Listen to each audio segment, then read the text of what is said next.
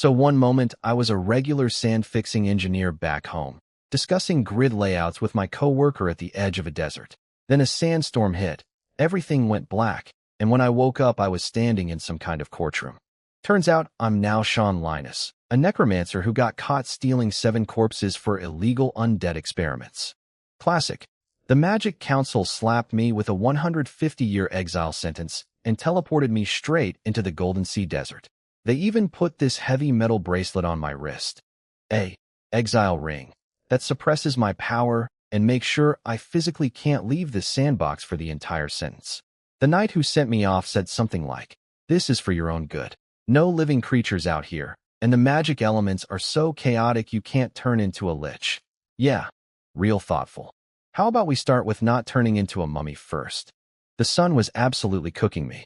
Necromancers apparently have terrible sun resistance, so I figured I had maybe 7 days before I became a dried corpse decoration out here.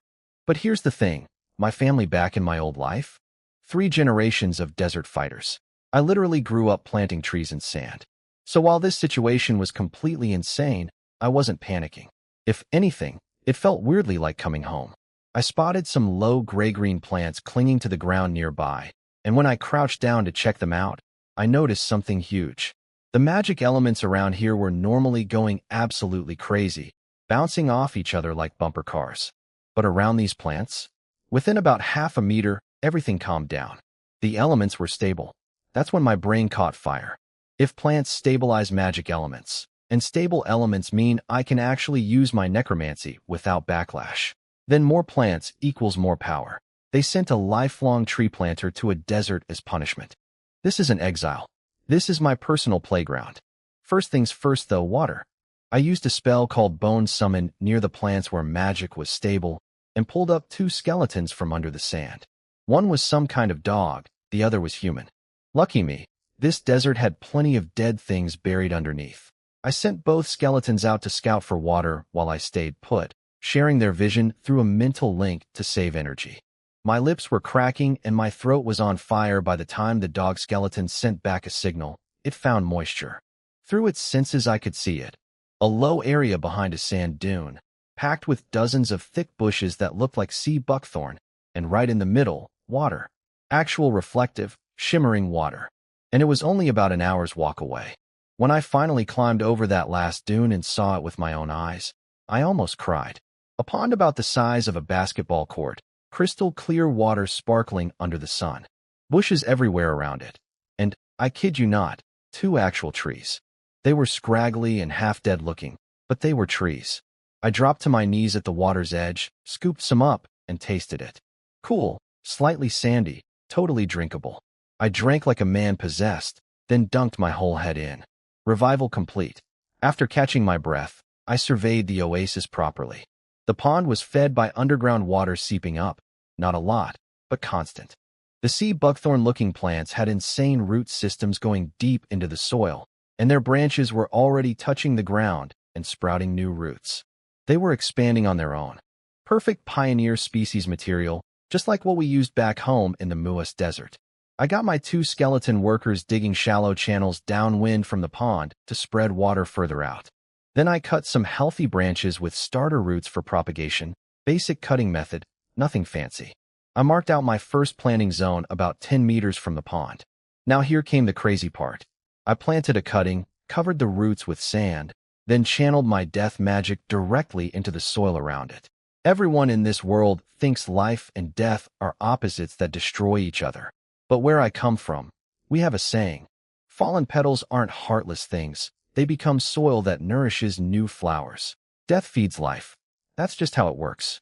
At first, nothing happened. I kept the magic flowing steady, adjusting the intensity, staying patient. Years of desert work taught me that much. Then I felt it. The tiny life force inside the cutting started fighting back against the death energy. And in that struggle, it started running faster. Right before my eyes, tiny white root tips pushed out from the cut end of that branch. It only lasted a few seconds before it stopped, but that was enough.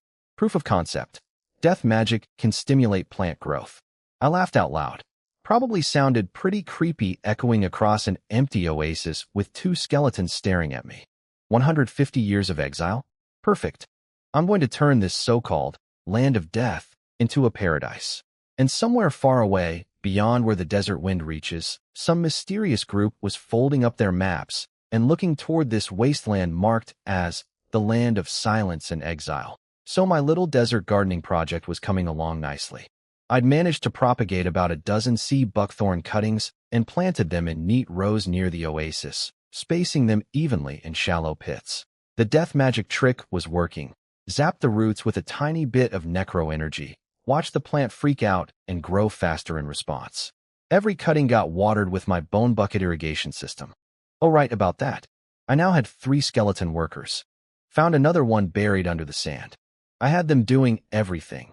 Digging holes, carrying water in buckets made from animal skulls, transplanting seedlings with their bony fingers. They were surprisingly precise for creatures with no muscles. Silent, efficient, never complained about the heat. Best co-workers I've ever had, honestly. I'd set up a whole workflow.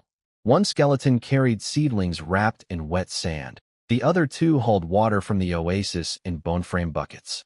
They'd march out to the planting line, dig a hole, drop in a seedling, cover it up, water it, then move to the next spot. Repeat, like a little undead assembly line. The seedlings were actually looking good too. Healthy green leaves, standing upright instead of crawling along the ground like the wild ones. Anyone who saw them would immediately know these were planted on purpose. I was pretty proud of myself. Then one day, while I was checking on things through my mental link with the skeletons, I sensed something unusual.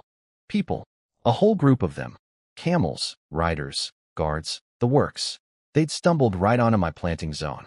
I watched through my skeleton's shared vision as the group stopped and started freaking out over my seedlings. There was this middle-aged guy with dark green hair who jumped off his camel and ran over to inspect one of the plants. A druid, apparently. He put his hands over the roots, did some kind of nature-sensing thing, and then recoiled like he'd touched a hot stove. Yeah, buddy, that's death magic you're feeling in there. Surprise. He started yelling about how this was impossible, how life and death are absolute opposites, how undead energy can't possibly help plants grow. Typical religious type. His whole worldview was crumbling in real time, and he did not like it. Then there was a woman they kept calling, Your Highness, red hair poking out from under a sand cloak. Apparently the 3rd Imperial Princess, Alicia von Augustus.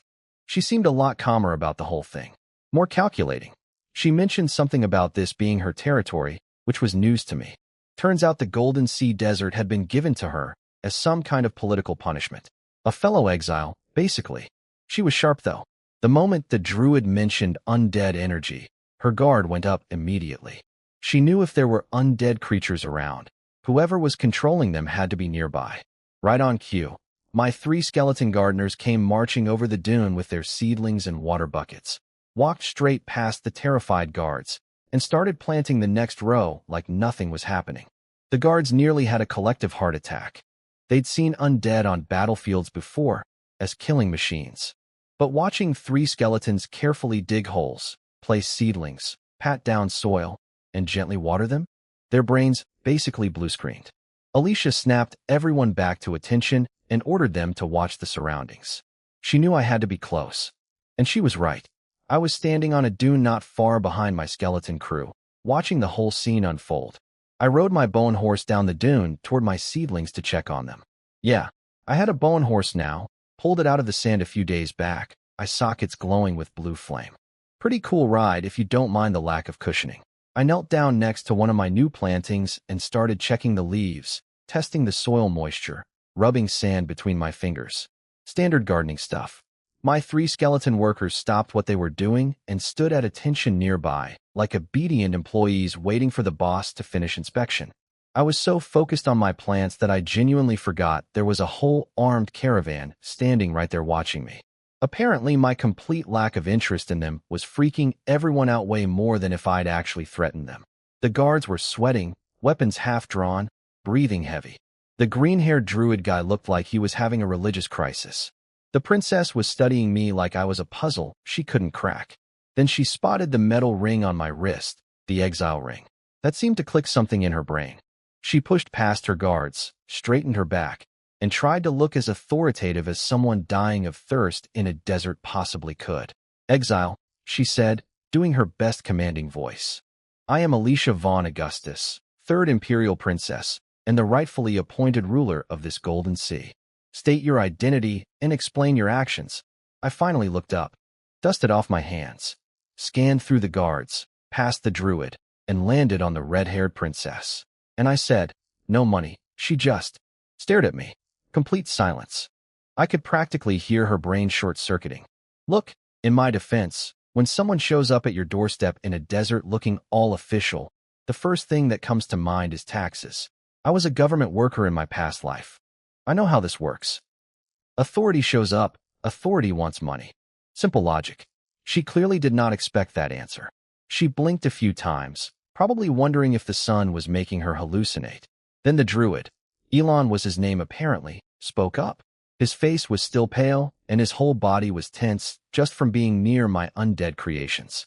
But his eyes were locked on my seedlings, and I could see the internal war happening in real time. He started talking about how undead power is supposed to bring rot and ending, how it's the iron law of nature, how he could feel the cold traces of my death magic in the roots of every single seedling. But, he said, and this word sounded like it physically hurt him to say, they are growing. Because of the death power. New life appeared in this place marked as dead land, because of you. Then he paused, took a deep breath, and called me brother. As in, a brother under the protection of the life goddess. A druid, called a necromancer. Brother, if the Life Church headquarters ever found out about this guy would be joining me in exile faster than you can say heresy. I stared at him for about half a second. He looked like a man whose entire belief system had just been put through a blender. Then I looked down at my perfectly healthy seedlings. Then back at him. You know what? I decided to just not think about it. In my past life working on desert restoration, I learned that sometimes the best partnerships are with people who think completely differently from you, but happen to want the same thing. This druid obviously hated everything about my methods on a fundamental, spiritual level, but he couldn't deny the results. I could work with that. I took another look at the whole group. Every single one of them had cracked lips, exhausted faces, and the desperate look of people who hadn't had enough water in way too long. Camels looked rough too, and I thought, more friends means more options. Desert restoration is a long-term project. I might need manpower or resources down the road. Making enemies out here where there's literally nothing would be stupid. So I raised my hand, pointed casually toward the oasis, and said, "There's a water pond over that way." Everyone's eyes snapped to me like I'd just announced I found gold. I added, "Want a drink?" I led them back to the oasis on my bone horse, the whole caravan following a few meters behind me like I was some kind of scary tour guide. The guards never took their hands off their weapons, and they kept glancing nervously at my 3 skeletons carrying tools at the back of the line. When we crested the last dune and the full oasis came into view, everyone just stopped. See, what they'd found earlier was just my newest planting zone, maybe a dozen seedlings. But that was just the edge of the operation. The real show was around the water pond. Hundreds of plants, not scattered randomly either. Organized rows of sea buckthorn bushes forming green belts across the sand.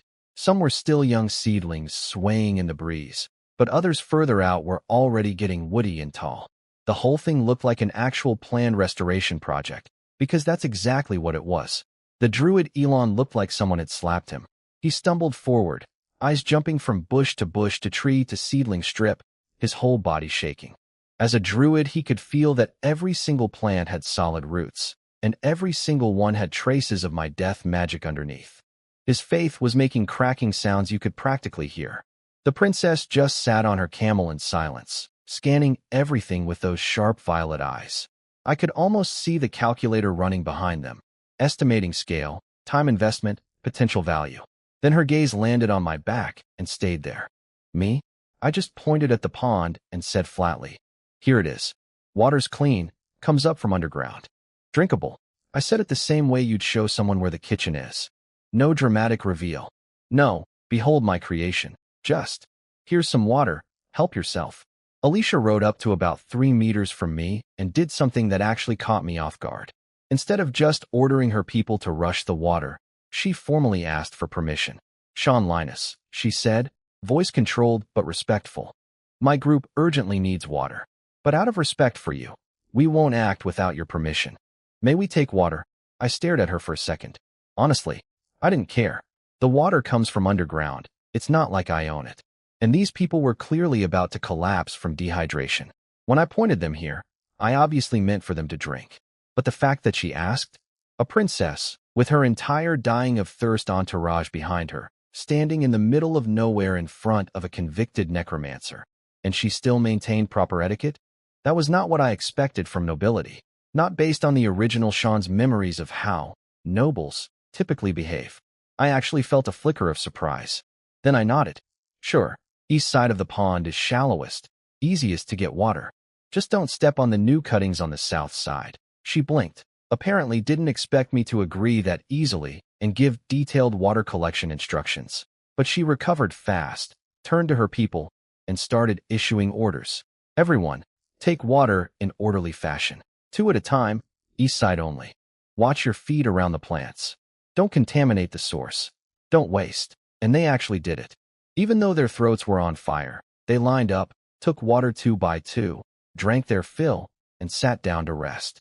No pushing, no chaos, no noise. I leaned against my bone horse and watched. Impressive. Keeping that level of discipline when your people are dying of thirst isn't something you achieve just by being born royal. This princess had real leadership skills. After everyone got their water, they settled under the few scraggly trees to rest. I gave their camels some sea buckthorn branches to chew on. Guards took shifts on watch. Elon sat near the princess, staring blankly at the greenery, probably still trying to piece his worldview back together. I went over to the pond edge with a long animal bone and started scratching calculations in the sand, planting distances, expansion rates, water distribution patterns. Just normal work stuff. Everything was quiet. Wind through leaves, skeletons scooping water into buckets, the gentle scratch of bone on sand. Almost peaceful. Then Alicia's voice cut through the silence, clear as a bell. Sean Linus, do you want to leave this place? My hand froze mid-calculation. The bone stylus hovered over the sand like her words had physically stopped it. Do you want to leave this place? I looked up at the princess sitting under the tree. Her expression was calm, but her eyes were dead serious. No blinking, no hesitation. I slowly raised my right wrist and let the exile ring catch the sunlight. Necromancers are basically walking disasters as far as the world is concerned. That sentence had 2 layers, and I wanted to see which one she'd catch. Layer 1. I'm a necromancer, society's boogeyman. You sure you want to associate with me? Layer 2. This ring was put on me by the Imperial Magic Council, which operates independently from the royal family. Even the emperor would have trouble overturning their verdict. You're just a princess. What exactly are you going to do? But she didn't even flinch. I can do it. And if you help me, it'll happen faster. Interesting. Where was this confidence coming from? We'd known each other for less than an hour. Total conversation? Maybe 10 sentences. I'd literally paraded undead servants in front of her face, and she was still recruiting me? I dug through the original Sean's memories for intel on the 3rd princess. Problem was, old Sean was a textbook shut-in necromancer who spent his whole life hiding in basements and poking at corpses. His political knowledge was basically zero. All I got was, the Augustus family has ruled for 600 years, the current emperor has 5 kids, and the 3rd princess wasn't exactly popular. Barely any mentions of her anywhere, which meant she'd lost whatever political game she was playing. And getting dumped in this wasteland as ruler was her consolation prize. No people, no resources, no nothing. Then it clicked. She wasn't offering me freedom out of kindness or trust. She needed leverage. Anything that could help her gain a foothold in this wasteland. And a necromancer who can grow trees in a dead desert? That's one heck of a bargaining chip. I walked up to about 2 meters from her and asked, Your Highness, do you believe that I, a necromancer, can turn this desert into a green land? Her answer came instantly. No pause. No thinking it over. I believe you. And she meant it. I could tell. She didn't understand necromancy or religious debates about life and death. But she understood results. And the results were right here.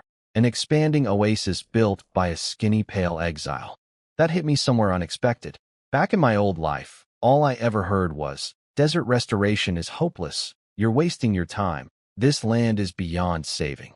Then when we actually succeeded, it became, you got lucky. And, well, with that much government funding, anyone could do it. Nobody ever just looked me in the eye and said, "I believe you can do this." I smiled.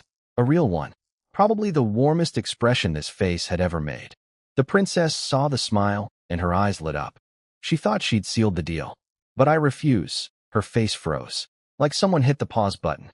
Behind her, Elon whipped his head around. The guards sensed something shift and reached for their weapons again. I turned back to the pond, picked up my bone stylus, and kept writing in the sand like nothing happened. "Your Highness, you see this?" I said without looking up. "This oasis currently has about 300 plants. Around 200 are fully established. About 80 are still under observation.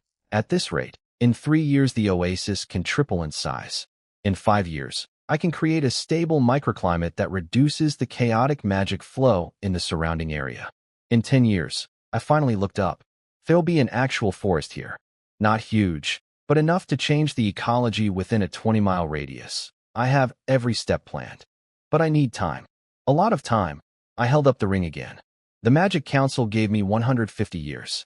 That's enough to turn this dead land into something they can't even imagine." "And leaving? To do what? Go back to human society and hide in basements again? Be everyone's favorite monster?" I looked her straight in the eyes. "Here, nobody cares that I'm a necromancer or what methods I use. They only care if the green keeps growing. This place is mine. I can plan it my way, plan at my own pace." Then I softened a little. "So thank you, Your Highness. Thank you for believing in me. But I'm staying." She went quiet for a long time. Then she exhaled, stood up, brushed the sand off her clothes, and walked toward me with that same confident stride.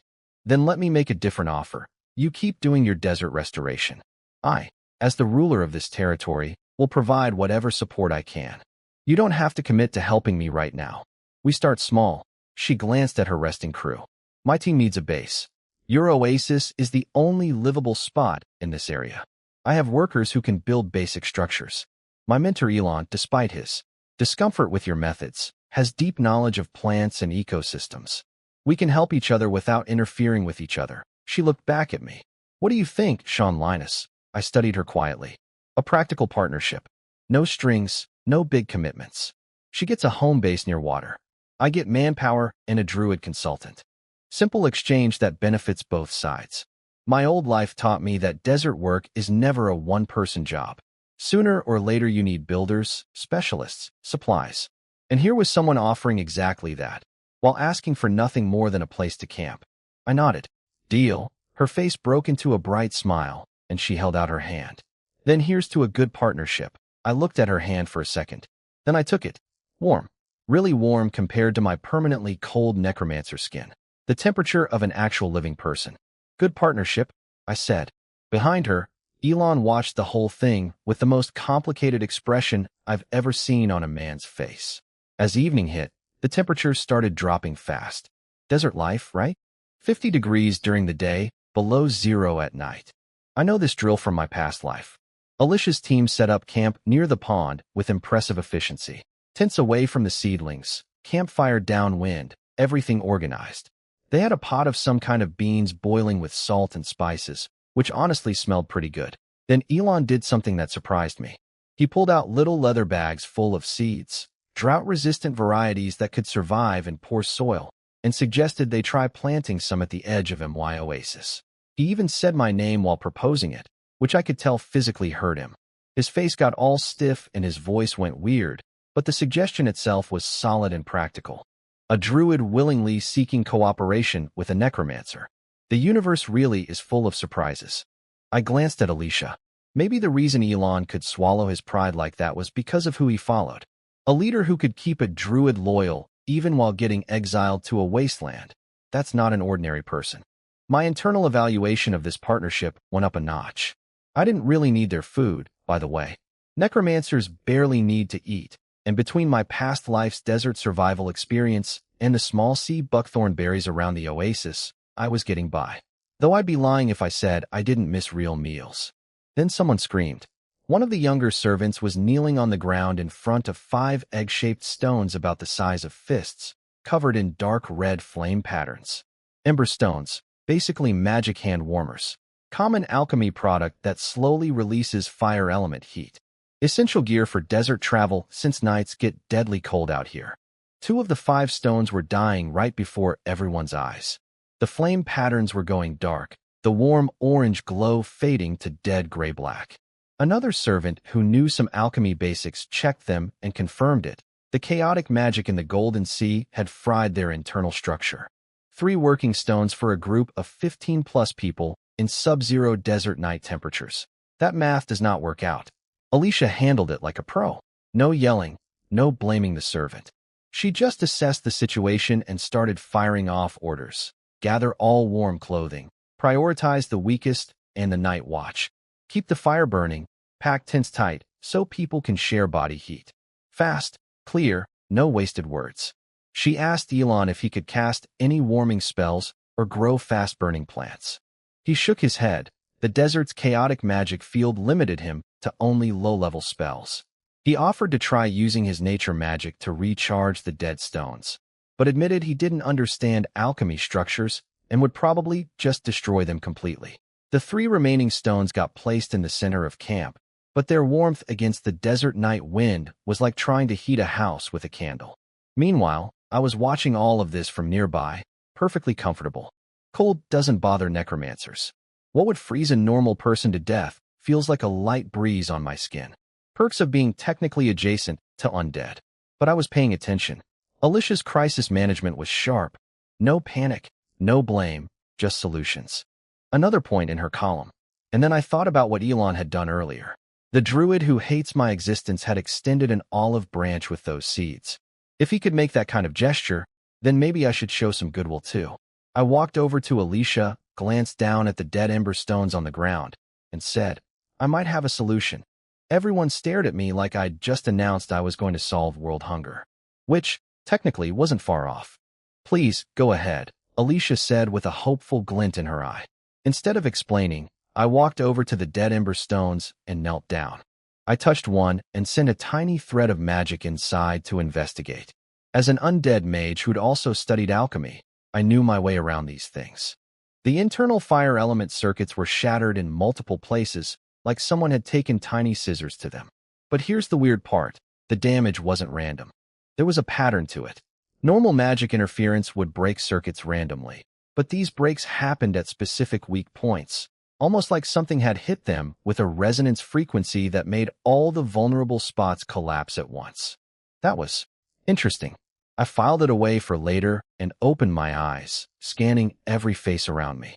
Can you fix them? Alicia asked, crouching beside me. Yes, I said. Relief washed over the camp like a warm wave. But I need 3 hours and a quiet environment. Can't do it right now. The relief died instantly. One young guard muttered under his breath. So basically he can't fix them. What's the point of saying all that? Alicia didn't scold him. She just kept her eyes locked on mine. I believe you have a solution, smart woman. She figured out that if I only wanted to say, can't help, I wouldn't have bothered walking over. Correct, I said, standing up and brushing sand off my hands. Then I raised my hand and flicked my fingers through the air. 3 spots on the sand around camp bulged upward, and 3 dog skeletons clawed their way out, assembling themselves in seconds. Undead, a guard screamed, yanking out his sword. Every weapon in camp came out. Elon's face twisted into his signature look of religious disgust. Stop, Alicia barked, freezing everyone mid-draw. I didn't even glance at the swords. I snapped my fingers. The 3 bone dogs took off running toward a sheltered sand slope and started digging like crazy. Sand flying everywhere, paws going full speed. Within minutes they'd carved out 3 pits about half a meter deep. What is the meaning of this? Elon croaked. You summoned undead creatures to dig holes. I turned and looked at everyone, then let my gaze settle on Alicia. I smiled. These are for you guys. Wrong thing to say apparently. The young guard from before completely lost it. He drew his sword and pointed it right at me, voice shaking with fury. Are you mocking us? Digging pits for us. Are you planning to bury us? The other guards looked about 2 seconds from jumping me. Even Alicia frowned. Yeah, okay. I could see how I dug you some graves was an easy misunderstanding when a necromancer says it. I didn't even look at the sword. Just bent down, grabbed a handful of sand, and went into teacher mode. The Golden Sea has extreme temperature swings. During the day, surface sand absorbs heat and reaches over 50 degrees. At night, the surface cools rapidly. I held up the sand. But Sand is an excellent insulator. 20 centimeters below the surface, the temperature drop slows dramatically. 30 centimeters down, a significant portion of the daytime heat is still there. I walked to one of the pits, crouched down, and stuck my hand in the bottom. Held it there for a few seconds. Then I pulled it out and held my palm up. Feel it. Alicia walked over without hesitation and touched my palm. Her eyes went wide. It's warm. The sand stored the daytime heat underground. If you just leave an ember stone on the surface, the heat disappears into the wind immediately. But bury it at the bottom of a pit, cover the top, and the sand layer becomes insulation. Heat accumulates in a sealed space. One pit with one stone can warm 5 or 6 people. 3 pits, 3 stones, enough for everyone. Plus the sand itself still has residual warmth. Double heat source. Way more efficient than just sitting around 3 stones in the open air. I grabbed a working ember stone, placed it at the bottom of the first pit, and covered it lightly with sand. Then stepped back and waited. At first, nothing. Then a brave servant crept over and held his hand above the pit opening. His head snapped up. It's warm. There's actually heat coming up. That broke the dam. Guards sheathed their swords and crowded around. Hands reached out over the pit from every direction, feeling the warmth rising from below. It actually works. It's so warm down there. This is genius. The whole mood in camp flipped in seconds. All that tension and hostility just evaporated like morning dew. Alicia stayed where she was, watching me with a small smile. Sean Linus, she said quietly, just loud enough for the two of us. You've surprised me again. I met her eyes. For a moment, we just looked at each other. Genuine mutual respect, no games. Then I picked up the broken ember stones, found a quiet corner away from everyone, sat down, and started studying the damaged magic circuits. Might as well use the quiet hours to figure out how to fix these things. In the distance, I caught Elon looking at me with a bitter little smile on his face. Taught a lesson by a necromancer. Again, the sandpit trick worked like a charm. Everyone was huddled around the warm pits, and the mood in camp had completely flipped from, that necromancer is going to kill us all, to, hey, maybe that necromancer guy isn't so bad. I could hear them talking from where I sat under the tree, working on the broken ember stones. First time in my life sitting in a hole dug by undead to stay warm, one older guard said, shaking his head like he couldn't believe his own words. A younger servant chimed in. When I was a kid, everyone said necromancers sleep in graveyards with corpses. This guy seems pretty normal, though. Just quiet. Normal? He didn't even look at us when he rode that bone horse today. I was terrified, but turns out he just genuinely didn't care about us. And that sandpit idea. I've traveled everywhere for years and never once thought about heat stored underground. This guy's brain works different. They were getting curious about me now instead of hostile. Which made sense. Most people in the Empire never see a real necromancer in their entire lives. The government keeps undead magic under extremely tight control. All these people knew about necromancers came from scary bedtime stories. And here I was, the tree-planting variety. Not exactly matching the psycho in a graveyard stereotype. Meanwhile, Elon was sitting at another pit having a much harder time processing everything. I noticed him try to cast a spell, some third-tier wind thing. Nothing happened. Not a single spark of magic gathered in his palm. He tried again with a second-tier spell. A feeble green glow flickered for a few seconds and died. Poor guy couldn't even manage second-tier magic reliably out here. The chaotic magic environment was crushing his abilities. And then there was me, wearing the exile ring that's supposed to suppress most of my power, in the same chaotic magic zone, casually maintaining multiple skeletons, a bone horse, and 3 skeleton dogs without breaking a sweat. I could practically see the math running through Elon's head. If I could do all this while handicapped, what could I do at full power? That thought was clearly not making him feel great. Alicia came over and brought him some bean soup, teasing him about his permanent frown. Then Elon said something I didn't expect. He straight up admitted he was lost. Everything that man has done today is blasphemy according to my faith, he told her quietly, staring into his soup. But my eyes tell me it's real. I don't know how to reconcile those two things. I need to think. Good on him, honestly. Most religious types I'd encountered in the original Sean's memories would have just doubled down on the dogma. This guy was at least trying to process new information, even if it was tearing him apart. Alicia patted his shoulder and told him to rest. Smart move. She knew some questions can only be answered by yourself. As for me, I was deep into the Emberstone repair work, and for good reason. Every time I traced the broken alchemy circuits with my death magic, fragments of the original Sean's knowledge started surfacing. Old memories about alchemy, magic theory, element manipulation, stuff that had been buried and fuzzy was getting clearer with every circuit I reconnected. Each repaired pathway made my control over death magic a tiny bit more precise, and the alchemy knowledge was going to be huge for my future plans.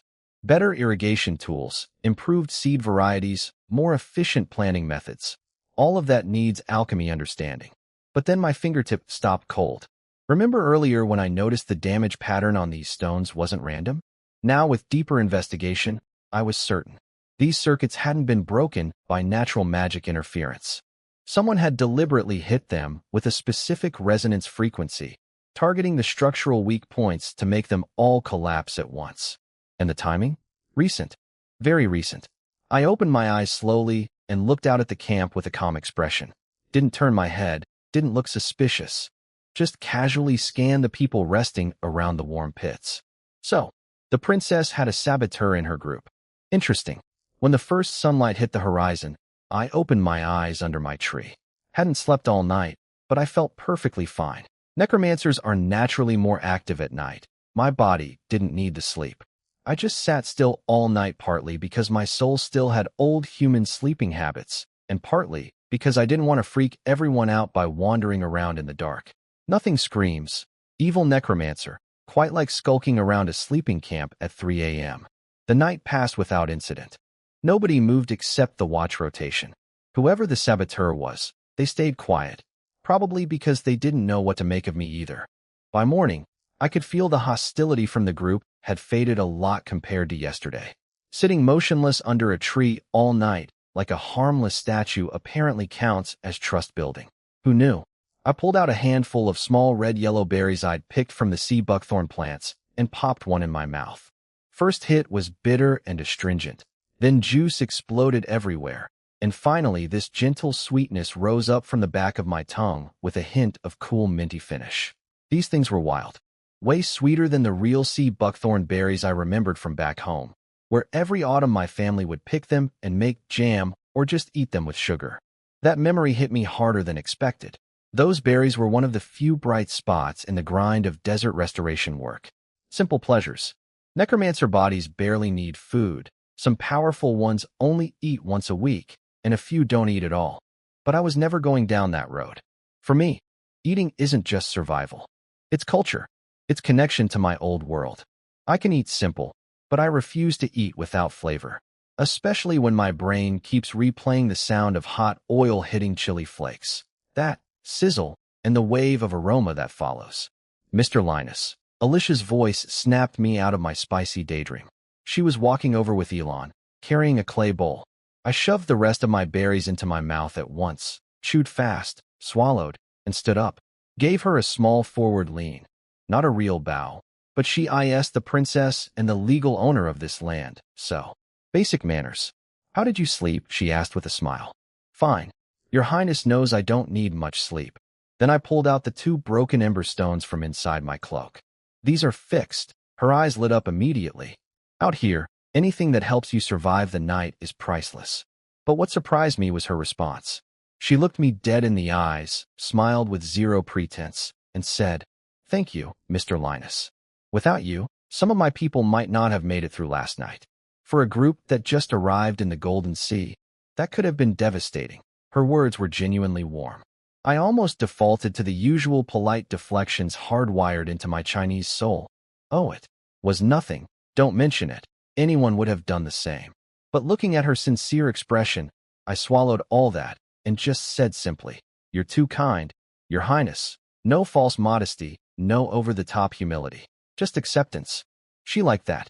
I could see it in her eyes. Then she handed me the clay bowl. Warm to the touch, with a light, pleasant smell. Bean soup. Mentor Elon prepared it specially for you. Elon stepped forward, still visibly uncomfortable being face-to-face with me, but his voice was steady enough. These are drought beans. The ones I mentioned before, extremely heat and drought resistant, short growth cycle, low soil requirements, high yield. I brought them as the future staple crop for the Golden Sea. I held the bowl and listened, not drinking yet. I could feel a request coming. The princess and I discussed it, Elon said, his tone shifting to something careful and probing. Your oasis is the only area where stable planting is currently possible. So, I'd like to borrow a piece of your land to test plant these beans. If we get a harvest, we'll share some with you. I looked at him, then at Alicia. Let that sink in for a second. This was the Golden Sea. Alicia was the legal ruler of this entire desert. I was a convicted criminal exiled here, and they were asking to borrow land from me. But I understood immediately. This wasn't just politeness. It was respect. They'd seen what I built here. Every plant was placed by my skeletons. Every drop of water was part of my plan. In their eyes, this oasis wasn't just part of the territory. It was Sean Linus's personal achievement. His property. And even a princess wouldn't just take that without asking. I looked at Alicia again. She was waiting quietly. No pressure, no rush. Same as always. Not bad at all, honestly. I lifted the bowl, blew on it, and took a big sip. Warm, smooth, with that clean bean aroma, like bean sprout soup, but richer. Good salt balance. The beans had a nice chew and went down easy. Solid breakfast. I set the bowl down. Borrowing land to plant beans, sure. But Elon visibly relaxed at, sure, and then tensed right back up at, but I turned and pointed at the surrounding sand. You can see the situation. Plantable area is tiny right now. If you want to grow enough to feed 15 people, you'll have to wait until I improve the soil quality. That could take 1 year, 2 years, maybe longer. I went quiet, expecting disappointment. Instead, Elon smiled. First genuine relaxed smile I'd seen on this man's face. The worry lines vanished completely, and his eyes got this confident spark. The timeline problem, he said, reaching for a bag on his belt, I can solve. It was a plain linen sack. Looked like something you'd buy at any random general store for 3 copper coins. But the moment he touched it, his whole demeanor transformed. That defeated, faith-shattered energy he'd been carrying since yesterday? Gone. Replaced by the calm confidence of a real druid who knows exactly what he's doing. I raised an eyebrow and stared at the bag. What exactly was so special about that? Elon was practically glowing with satisfaction. After getting hit with shock after shock from me since yesterday, the man finally had something up his sleeve, and he was going to savor this moment. He walked over to a sandy patch near the pond, about 10 meters from my sea buckthorn plants, and started digging a small hole with his hands. Then he pulled out a fancier bag, dark green with vine embroidery, and shook out a few deep brown seeds with a waxy sheen. Drought bean seeds, he explained, placing them in the hole and covering them up. Then he froze. His mouth opened, closed, opened again. He glanced at my nearby seedlings, then at me, then back at the ground. The man wanted to ask me something, but couldn't get the words out. It took me about 2 seconds to figure it out. He wanted me to water the seeds and use my death magic to stimulate growth. But asking a necromancer for help with growing things was apparently still a bridge his pride was struggling to cross. I could have messed with him. Instead, I kept my face serious and asked sincerely, "Need help?" His whole body twitched. Deep breath in, long breath out. "Yes, thank you." I called over a skeleton with a water bucket, took the ladle, carefully watered the soil over the seeds, then placed my hand on the ground and started sending death magic down. But seeds are completely different from cuttings. A cutting already has active life force you can provoke. A seed is asleep. Basically 0 life signs. If I hit it with the same intensity one used on the sea buckthorn, I'd kill it before it ever woke up.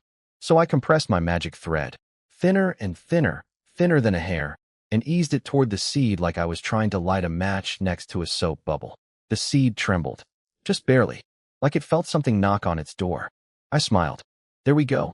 As I kept feeding that whisper-thin magic in, the embryo inside started waking up, vibrating faster, going through what should have been days of germination prep in just a few breaths. That's when I felt Elon's magic probing alongside mine. He had his own hand on the soil, eyes closed, watching everything through his nature senses. He wasn't interfering, just observing. When he saw how fine my magic control was, he sucked in a sharp breath. Then when he felt what was actually happening inside the seed, his eyes flew open and he whispered, "How is this possible?" He looked completely shattered. But not in a bad way this time. He'd finally understood something fundamental. I wasn't forcing the seed to grow with death magic. The seed was fighting back against the death energy, and that fight was what made it grow. It was struggling to survive, pouring everything it had into living. All I did was give it a reason to struggle. Tears ran down Elon's face. "Life," he murmured, voice trembling like a prayer. "How magnificent." After he calmed down, there was no more conflict in his eyes when he looked at me. No disgust, no resistance, just pure awe. In decades as a druid, he'd never seen anyone, not colleagues, not ancient texts, demonstrate this kind of understanding of life. And it came from a necromancer. Behind us, Alicia was watching everything with sharp eyes. She couldn't sense the magic directly, but she could read Elon's face like a book. And whatever she read there upgraded her evaluation of me significantly. I could practically feel her scheming intensify. Meanwhile, the seed was pushing upward. The sprout grew, absorbed water, swelled, broke free of the shell, and then right before it reached the surface, it stopped. What? Was my stimulation not enough? I frowned, considering whether to push more death magic in. "That's enough. Leave the rest to me," Elon's voice cut in. He reached into that bag, the plain linen one, the one that had given him all his confidence back. He pinched out a tiny amount of gray-brown. Something. I squinted hard at it. He sprinkled it on the soil above the seed and started chanting. Within seconds, I felt an enormous wave of life energy seep down from the surface. This wasn't Elon's personal magic. This was something ancient, raw, like standing in front of a primordial forest. Massive and deep. The life force wrapped around the seed, and everything exploded into motion. Roots shot downward hunting for water. The stalled sprout reactivated and pushed upward. And then, right before my eyes, the tiny green shoot broke through the sand. I was stunned, but only for a second, because what I sensed happening at the root level made my jaw drop even harder. I stared at the ground like I was trying to see through it. What the roots had become down there was something I absolutely could not believe. At the tips of the bean roots, I sensed tiny round bumps. Little grain-sized nodules, one after another. My heart nearly stopped. I knew what those were. Root nodule bacteria. Rhizobium. The single most important soil-improving organism in existence. Let me explain why I almost lost my mind. These bacteria form a partnership with legume plants. They invade the roots and create little nodules, and inside those nodules they convert nitrogen from the air into nutrients the plant can actually absorb. Nitrogen is basically plant food. It's what makes protein, chlorophyll, everything important. The reason deserts are so barren is because the sand has almost zero organic matter and zero nitrogen. Plants can barely survive, let alone thrive. But with rhizobium, it's like installing a free infinite food generator directly on the roots. The plant feeds itself and releases nitrogen-rich organic matter into the surrounding soil, which kickstarts the whole soil ecosystem. Other microbes move in, soil quality improves, more plants can grow. It's the foundation of ecological succession. I'd been planning to cultivate something like this naturally. Improve the soil around the pond first, expand the green area, find wild legumes, and slowly build up the bacterial population. That was a 3 to 5 year plan at minimum. And here it was, right in front of me, already happening. I snapped my head up and stared at Elon. He'd just finished checking the bean sprout, looked up casually, and our eyes met. The color drained from his face instantly, because apparently I was grinning at him like a ghoul. My mouth had split open at some inhuman angle, all teeth showing, eyes burning with intensity. I probably looked exactly like one of those graveyard-lurking undead monsters from the scary stories. Look, I couldn't help it. Necromancers have basically no facial expressions most of the time. Death magic erodes your emotions until your face is a permanent stone mask. So when IDO feels something intense enough to break through that, the resulting expression is not what normal humans would call reassuring. Elon's brain clearly short-circuited. He knew from experience that the only time necromancers make faces like that is when they've spotted a perfect test subject for their experiments. What are you doing? He tried to stand up and back away. Too slow. I grabbed his sleeve and pulled myself right up to his face, close enough that my breath hit his skin. This. What I asked this. What's in that bag? He froze. Looked down at the linen bag. Looked back at my face. Then let out a massive sigh of relief. Oh, he's not after me. He just wants to know about the bag. Of course. This lunatic only cares about plants. He gently pushed my hand off his sleeve, stood up, and looked down at me still sitting on the ground. And for the first time since we met, he had this absolutely smug grin on his face. The man was enjoying this. This, he said, holding up the bag like a trophy, is a living soil pouch. Nothing in the original Sean's memories about that. I frowned. Elon was more than happy to explain. His voice actually went up in pitch from excitement. After getting his worldview demolished by me for an entire day, he finally had something to show off, and he was going to milk every single second. Some druids, as they travel across the continent, encounter soils with extraordinarily powerful life force, soil nurtured by ancient forests, or places where powerful nature spirits once lived. We collect samples of that soil and store them in this pouch. He shook the bag at me. I was on my feet now, eyes glued to it. Then what? I asked. His expression shifted to something deeper, almost wistful. Then we wait. Usually about 5 years. Sometimes 10. Under a druid's care, the life force inside the pouch grows stronger and stronger until it becomes what we call life seeds. When we encounter barren land or a dying ancient tree, just a small sprinkle can massively boost the land's vitality. Then he sighed. But that's all it can do. The pouch has limited capacity and takes years to make. This entire bag can improve maybe 100 or 200 square meters of soil.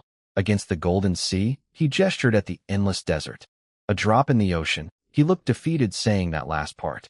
But in my brain was already running at 1,000 miles per hour. I didn't know the magical theory behind his druid artifact, but based on what I did know, that pouch was basically a miniature microbial cultivation chamber. The life-rich soil was just soil with incredibly active microorganism populations. In quantity, that's not a problem. Once you establish the right symbiotic relationships between bacteria and plants, the colonies reproduce on their own, exponentially, infinitely. And then a bigger realization hit me. Since arriving here, I'd been approaching everything purely through my past life's knowledge, just copy-pasting old desert restoration techniques. That was narrow-minded. If I could combine my experience with this world's technology, druid magic, alchemy, death force stimulation, the results could be exponentially better than anything I'd imagined. A completely insane plan started forming in my head.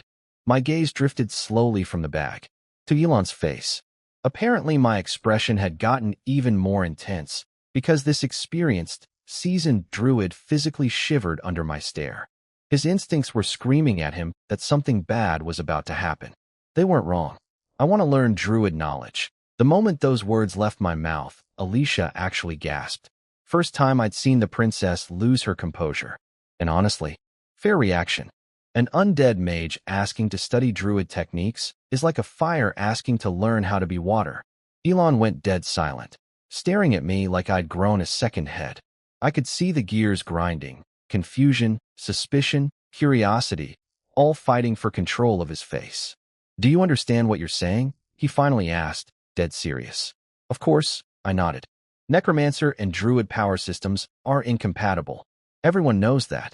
I'm not trying to learn your spells. His eyebrow twitched, getting warmer. What I want, I continued, pointing at his bag, is your techniques. How to communicate with plants. How to read their condition. How to diagnose problems. Then I pointed toward a cluster of my plantings in the distance. How to fix that? He followed my finger. Among my sea buckthorn bushes, there was a section that clearly wasn't doing well. Yellowing leaves, stunted branches, looking weak and tired compared to the healthy ones nearby. What happened to them? He asked, professional curiosity kicking in automatically. I shook my head with a rare look of frustration. The problem is me. You've seen how I stimulate growth. Death magic provokes the plant's survival instinct, making it grow fast. Works great on some plants, but others, I gestured at the sad patch. They grow fast at first, then age rapidly. I think the accelerated growth burns through their life force, and I have no way to replenish it. That's not in any necromancer's toolkit. The message was clear. When it comes to understanding living things, nobody beats druids. Learning from him was the fastest path to solving this problem. He stared at me for a long time. I stared right back. No flinching, no hidden agenda, just two guys having a silent standoff over plant science. Alicia's eyes bounced between us like she was watching a tennis match, but she stayed quiet. Smart. She knew this was Elon's call. Finally, Elon took a deep breath and closed his eyes. I could practically see the highlight reel playing behind his eyelids. Everything he'd witnessed since yesterday. The seedlings, the death magic stimulation, the beans sprouting, the root nodules. Things no druid text had ever described. A completely new perspective on life and death. Dangerous? Maybe. Revolutionary? Possibly. But either way, this was a once-in-a-lifetime chance to observe something unprecedented, right under his nose, in this wasteland where nobody was watching. He opened his eyes. Sean Linus. I'll teach you. My eyes lit up, and I was about to say something when he raised his hand. But there are conditions. He pulled out a third bag from his belt. This one was tiny, palm-sized, woven from gold thread with a green silk ribbon. He carefully extracted a single seed no bigger than a fingernail. This is an elven contract seed, he said, placing it on his open palm and holding it out to me. It creates an unbreakable binding contract. If you promise to only use the druid knowledge I teach you for planting trees, then place your hand on it. His eyes locked onto mine like lasers, watching for the tiniest flinch. But if you break the contract, it will punish you. Trust me, even becoming a lich won't save you from it. I didn't hesitate. Before he even finished the word, punish, my hand was already on the seed. I promise. Green light exploded from under my palm. Shimmering vines made of pure life energy erupted outward, wrapping around both our wrists in seconds. Then the light faded, leaving a deep green ring-shaped mark branded into both our skin. Contract sealed. Alicia stood there with her mouth open. Elon stared at the mark on his wrist, then at me, voice cracking slightly. You don't even want to think about it? Aren't you afraid I'm tricking you? I looked at him calmly. My mouth twitched, closest thing to a smile I usually manage. If it's for planting trees, there's nothing to hesitate about. Elon was completely speechless for a few seconds. Then he shook his head with a complicated little smile. You lunatics, but I could tell. The hostility was gone. What replaced it was something closer to understanding, maybe even a little respect. Alicia was watching me with an expression I couldn't quite read. Something was clearly stirring in her chest. The fact that I'd sign an unbreakable magical contract without a second's hesitation, just for the chance to grow better trees? That apparently hit her somewhere deep. Protect the princess, a guard shout ripped through the moment. Before I could even turn toward the sound, I heard the sharp clang of metal striking metal somewhere above us. Then I saw it. A pale figure wreathed in blue flame, standing motionless on the sand. Everything went sideways in about 3 seconds. One of my watering skeletons suddenly went rogue. It pulled out a sharpened bone spike and lunged at a young servant, slashing his arm open before anyone could react. The servant screamed and stumbled backward, blood soaking through his sleeve. The guards jumped into action fast, surrounded the skeleton in a combat formation, while others dragged the injured servant to safety. They cut it down pretty quickly since it moved stiff and clumsy, and smashed the skull to pieces for good measure. Then every sword in camp pointed at me. The necromancer finally showed his true colors. The lead guard shouted, face purple with rage. Your Highness, get away from this man immediately. Now here's the thing, I didn't do this. And I was standing there trying to figure out what the heck just happened. That skeleton was definitely mine. I could feel my own magic signature on it. But here's what made no sense. It had soul fire burning in its eye sockets. Those little blue flames represent a degree of autonomous consciousness. I never gave it that. I specifically set up all my gardening skeletons as basic automatons. Dig hole, plant seedling, carry water, repeat. Simple commands, no independent thought needed. Soul fire is something you only use in large-scale military operations, so undead officers can make tactical decisions on their own. It takes real effort to implant, and I would never waste it on a watering skeleton. My bone horse has it because mounts need enough intelligence to safely carry their rider. But a garden worker? No way. Could there be another necromancer nearby? I scanned the area, but no, the magic on that skeleton was purely mine. No outside interference. So how did it get soul fire? I had 0 answers, and the guards were closing in. Your Highness, this criminal has nothing to say for himself. He clearly admits guilt, the lead guard bellowed. Permission to execute this exile on the spot. The other guards echoed him, swords inching closer. Alicia didn't give the order. She was watching me with that calculating look of hers. I could tell she was thinking the same thing I was. This didn't add up. If I wanted to hurt them, I'd had 100 better opportunities since yesterday. I helped them survive the night, fixed their ember stones, and literally just signed an unbreakable magical contract with her druid mentor. Why would I send one pathetic skeleton to scratch a servant's arm? That's not an assassination attempt. That's just stupid. But she was also smart enough to know that defending me right now without evidence would make her look mind-controlled. The guards would trust her even less. She needed a way out of this, and Elon gave her one. Your Highness, the druid stepped forward calmly. The Church of Life has fought necromancers for years. Nobody knows how to handle them better than us. But killing him now would be premature. We need to understand his motives first, in case there are deeper schemes at play. He exchanged a quick look with Alicia. She got it immediately. Correct, she declared. Sean Linus is a powerful necromancer who certainly has contingency plans.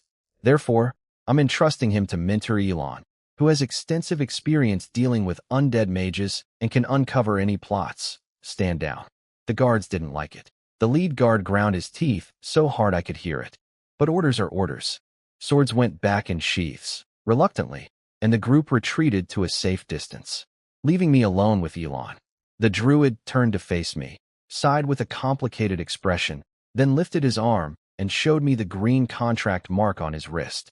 Sean Linus, he said slowly, please tell me you didn't just sign a contract and immediately break it. I looked at Elon's face and realized he wasn't actually accusing me. There was even a hint of humor in his eyes. The man already knew I didn't do it. Meeting you was an accident, I told him straight. And I have zero reason to attack your people. He nodded, accepting that immediately, then glanced at the smashed skeleton scattered across the sand. So what do you think happened? Is there another necromancer out here? I went quiet for a moment, then decided to be honest. That skeleton was mine. I summoned it. Elon's eyebrows shot up, but I cut him off before he could react. But my connection to it was severed before it attacked the servant. His expression went dark fast. I could see the pieces clicking together in his head. You saw it yourself, I continued. All my skeletons do is water plants and dig holes. Simple repeat commands. No mental energy needed. But that one had soul fire, meaning it had been given autonomous consciousness. That's not something that just happens on its own. Elon knew what soul fire meant from years of fighting necromancers. Then the real question hit him. Isn't soul fire something only necromancers can grant? Usually, yes, I said. But there are rare methods that can ignite it without a necromancer's involvement. I watched his face as the implication sank in. If someone besides a necromancer could do this, then anyone in the group could have triggered it.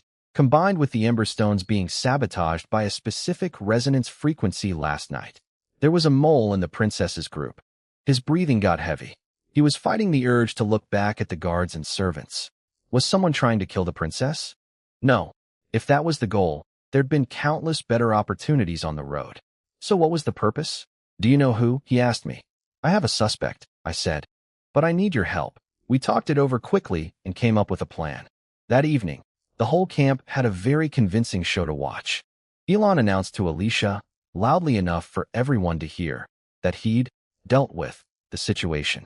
Sean Linus had agreed to leave the oasis permanently and would never appear before the princess again.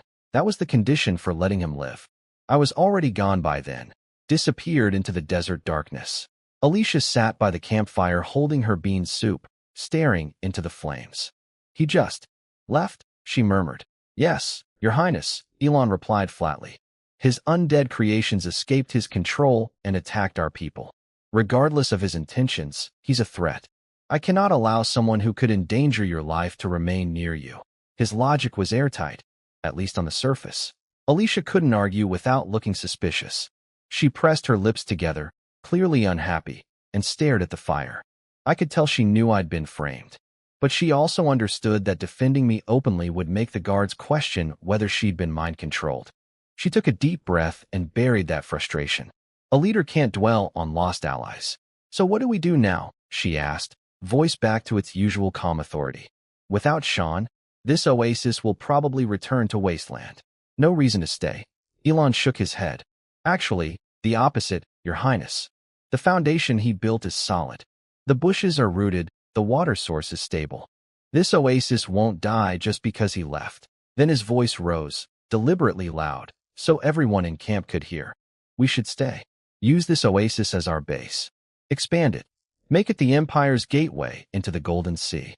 Your Highness, even in exile, if we transform this desert into green land, that achievement alone could earn your return to the Empire's center. You won't be a castaway anymore. You'll be the Lord of the Golden Sea. The guards' faces flushed with excitement. The servants perked up, hope sparking in their eyes. A future. A purpose. Only Alicia looked at Elon with a strange expression. Her gaze sharpened as she studied him for several long seconds, like she was trying to see right through him. Because she was smart enough to notice something. Elon, the man who'd been emotionally wrecked by my methods just yesterday, was now passionately advocating to stay at MY Oasis, continue MY work, and build on MY Foundation. The same druid who could barely look at my seedlings without having a faith crisis was suddenly the biggest champion of settling down in the exact spot where a necromancer had planted everything. Almost as if this was all part of a plan. Almost as if someone was still nearby. Finally, she looked away and let a slow, knowing smile spread across her face. Then let's follow Mentor's suggestion. We stay, establish a base, expand the oasis. Elon bowed. A wise decision, Your Highness. It was your good suggestion, she replied lightly, then turned to gaze out into the dark desert night. Yeah, she'd figured it out. So the plan worked perfectly. Elon's big dramatic announcement about banishing me was all theater. I never actually left. I just hid in the desert nearby while Elon set things up for our trap. He told the guards he'd placed warning barriers around the camp, then reduced the night watch to just one person. One guard, alone, in the dark. Bait. See, after examining those ember stones, I knew the sabotage was deliberate, specific resonance frequency, targeting structural weak points. That's not random magic interference. That's someone who knows what they're doing. And the skeleton getting soul fire without my involvement? Same deal. Someone in the princess's group was working against her. The prime suspect was obvious once I thought about it. The young servant named Cole, the one who'd been in charge of the ember stones when they conveniently broke, and the one who got attacked by the rogue skeleton. Two incidents, same guy at the center of both. Too much coincidence. So we set the stage. I left. Elon arranged for a single guard on night watch. And I buried two skeletons in the sand near the water pond and waited. Late that night, the guard Hans was sitting alone by the campfire, drinking hot tea and trying to stay awake. Then Cole showed up, arm in a sling, acting all innocent. Can't sleep. Thought I'd keep you company. They chatted for a while. Cole actually said some surprisingly reasonable things about necromancers. That not all of them are evil, that some do legitimate medical research for the Empire, that it's the person who's bad, not the profession. Hans was impressed by the kid's maturity. Then Cole handed Hans a fresh cup of the hot drink. Within minutes, Hans was slurring his words, eyelids drooping, and then, thump, face first into the sand, out cold. Drugged. Cole stood up, nudged Hans with his foot to make sure he was unconscious, and smirked. Then he pulled out a glass vial from inside his clothes with his injured hand, which apparently worked just fine. The vial contained some glowing dark green liquid that was obviously poison. He walked straight to the water pond, crouched down, and started to uncork the vial. Once I pour this in, he whispered to himself, grinning, the water source will be completely contaminated. That's when my two buried skeletons erupted from the sand on either side and locked his arms down. I stepped out of the darkness. I thought you'd hide longer, I said, looking at him with genuine disappointment. Didn't expect you to move this fast. Honestly, a little underwhelming. Then I plucked the poison vial from his fingers. His face went white. How are you here? Elon banished you. I saw. I was sure. I held up my thumb and finger with a tiny gap between them. You were more careful than I expected, but only by this much. Before he could respond, footsteps. Alicia and Elon came marching in with the guards. The kid recovered fast, though, I'll give him that. His expression instantly transformed from shock to outrage, and he started screaming at the princess. Your Highness. Thank goodness you're here. This necromancer never left. He came back to poison the water. I caught him. Arrest him. The guards drew swords and pointed them at me reflexively. But Alicia just raised her hand. Everyone hold, and watched me in silence. Elon calmly walked over to my side. I handed him the poison vial without a word of defense. He took it casually, like we'd rehearsed this 100 times. Cole's face went from fake outrage to genuine horror in about half a second as he realized what was happening. You're all working together, he screamed. I turned and looked at him. Working together is a stretch. More like our interests happen to line up. You poison this water, my trees die. Can't have that. Then I crouched down, put my face right in front of his, and stared into his eyes. So you'd better start talking while I'm still in a good mood. Who in the Imperial Center sent you? The moment I said, Imperial Center, his face changed completely. Elon's head snapped up. Alicia's eyes went wide. Then Cole stopped pretending. The scared teenager act melted away entirely. His eyes went cold and hard. His mouth twisted into a sharp, cruel smile. Well, he said, voice completely different now. Lower, colder. For a banished necromancer, you've got a sharp brain. The moment the act dropped, Cole turned into a completely different person. His face twisted into something vicious, his eyes burning with killing intent. Then he flexed his arms outward and shattered my two skeletons' grip like they were made of paper. One skeleton's entire arm ripped clean off and scattered across the sand. What the? How strong, I asked this kid. I stepped back on instinct, but he was already faster. A blade appeared in his hand from nowhere, and he lunged straight at me. I couldn't dodge. Everything happened too fast. I was staring at a knife coming for my face, and my body just wouldn't move in time. Then my collar yanked backward, and my whole body got dragged out of the way. Elon had grabbed me. Steady yourself, he said, hauling me upright. Thanks, I gasped, heart hammering. That was genuinely close.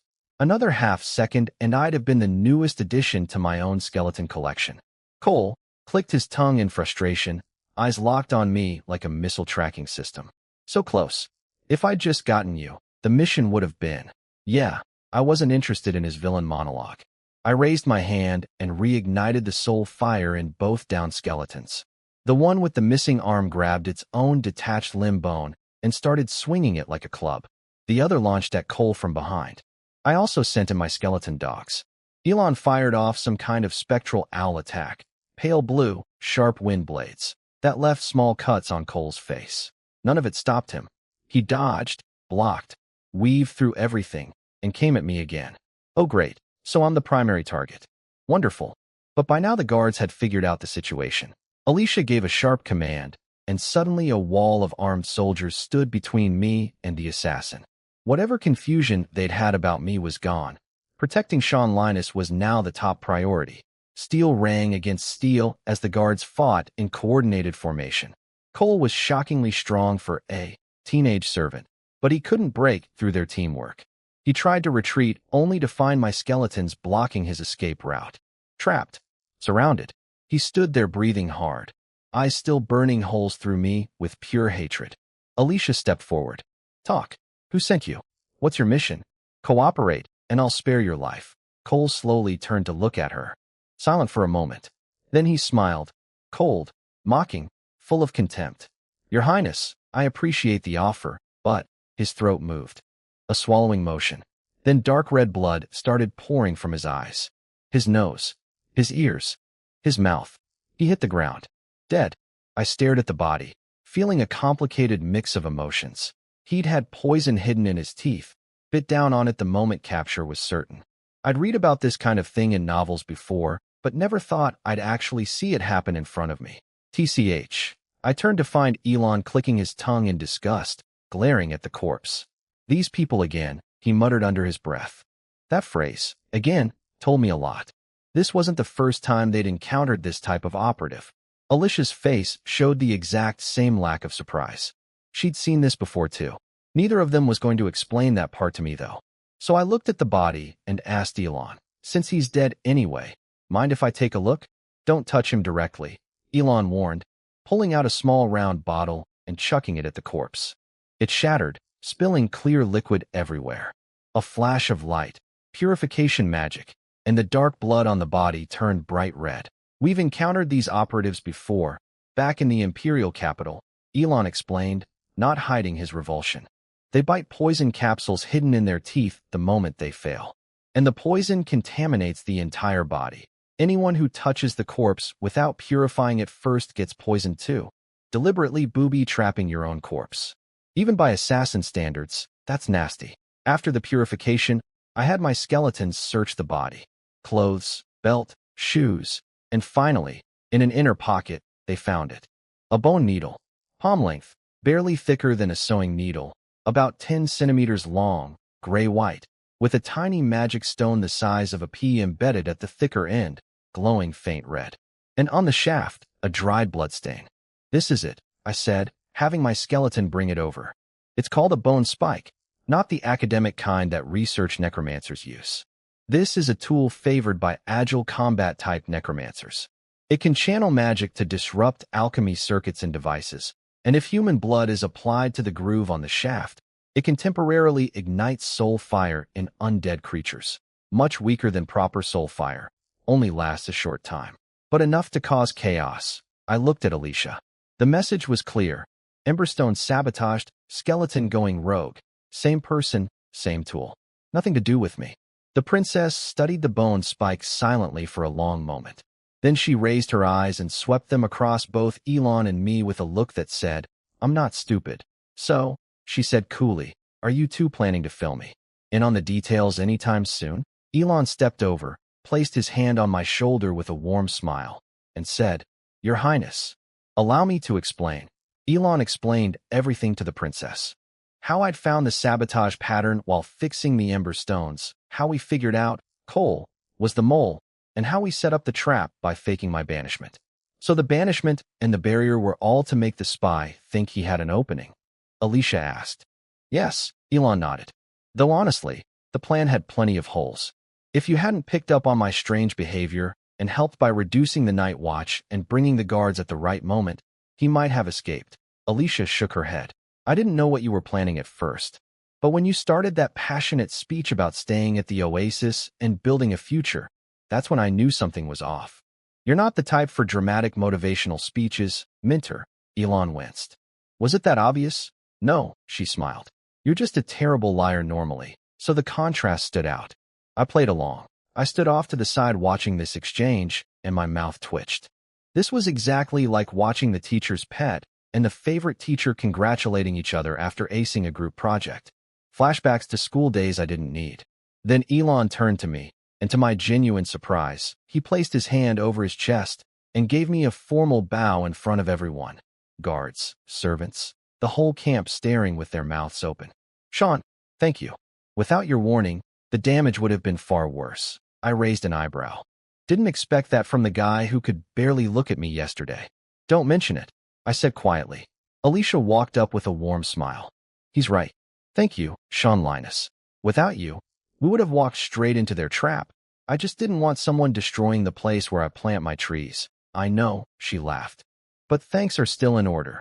Then her expression darkened as she looked at the body. This is my fault. Everyone who came here volunteered. I thought they were all people I could trust. I should have been more thorough before we left. Elon was about to comfort her when I cut in. Wait. I had my skeletons pull something off. Cole's neck. A silver-gray chain with a tiny dark green magic stone pendant, covered in fine patterns. Your Highness, ever seen this before? I asked. No.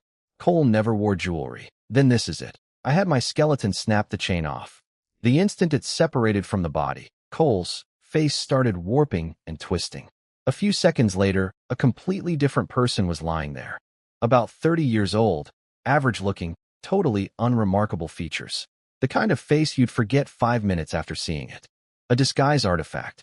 The real Cole had been swapped out before they even left the capital. And the real Cole was probably. The temperature in camp dropped 10 degrees that had nothing to do with the desert night. Guards looked at each other nervously. Servants instinctively stepped apart, eyeing one another with suspicion. Elon placed his hand on Alicia's shoulder. Don't worry. I'll handle the verification. She relaxed slightly, then turned to me. Mr. Linus, you said earlier he was sent from the Imperial Center. What's your basis for that? I held up one finger. First, timing. According to Elon, nothing happened during your journey here. The sabotage only started after you decided to stay at the oasis. That means the goal wasn't to hurt you on the road. The target was to make you leave this location. The Emberstone sabotage was supposed to force you to keep moving. She nodded slowly, processing. Second finger. The behavior pattern. Destroying only 2 Emberstones, not all 5. Sending one skeleton with a scratch wound, not a killing blow. Poisoning the water source. Dangerous, but not immediately lethal. Everything was designed to create pressure without actual casualties. That means whoever sent him doesn't want you dead. They just want you gone from here. Killing you would cause problems for them. That kind of careful, roundabout approach. Only someone high up in the Imperial Center would operate like that. I didn't know much about Imperial politics, but that logic seemed solid enough. And from the way Alicia was standing, perfectly still, red hair drifting in the wind, her whole presence sharpening like a drawn sword, it clearly meant something much deeper to her. Elon stepped forward gently. Your Highness, without solid evidence, speculation could be, I know, Minter. She exhaled slowly, reining herself in. No evidence means no conclusions. Let's focus on the present. Then, Minter, she said, a confident smile returning. What do we do next? We've disrupted their plan. They won't sit idle. Elon stroked his chin thoughtfully. In situations like this, there are really only two options. Either hide and go silent. Or, he glanced at me, then back at her. Make it loud. So loud the entire empire hears about it. The princess's eyes lit up like someone had set them on fire. You're absolutely right. Loud. The louder the better. I stood there watching these two scheme with matching grins, and thought to myself, I really just wanted to plant trees. How did I end up in imperial political warfare? As dawn broke, I had my skeletons carry the body out to a sand slope away from camp. Elon followed me, looking conflicted. When I was still deciding whether to move it further, he spoke up. Let's cremate him here. Then came the awkward part. He looked at the body, mouth twitching, clearly fighting with himself before finally getting the words out. I know this corpse could be a useful casting medium for you.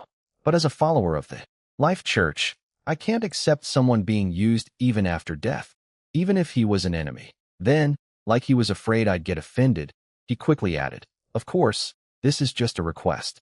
You can say no. The Golden Sea is tough, and having one more summoning medium means one more resource for you. I almost laughed. This guy had a princess backing him up, and he was still tiptoeing around my feelings like he was worried about hurting my professional pride. I waved him off. Don't need it. I don't like using fresh corpses unless I have to. There's plenty of ancient bones buried under this sand. That's how I've been summoning everything despite the exile ring. One body more or less makes no difference. The relief on his face was instant.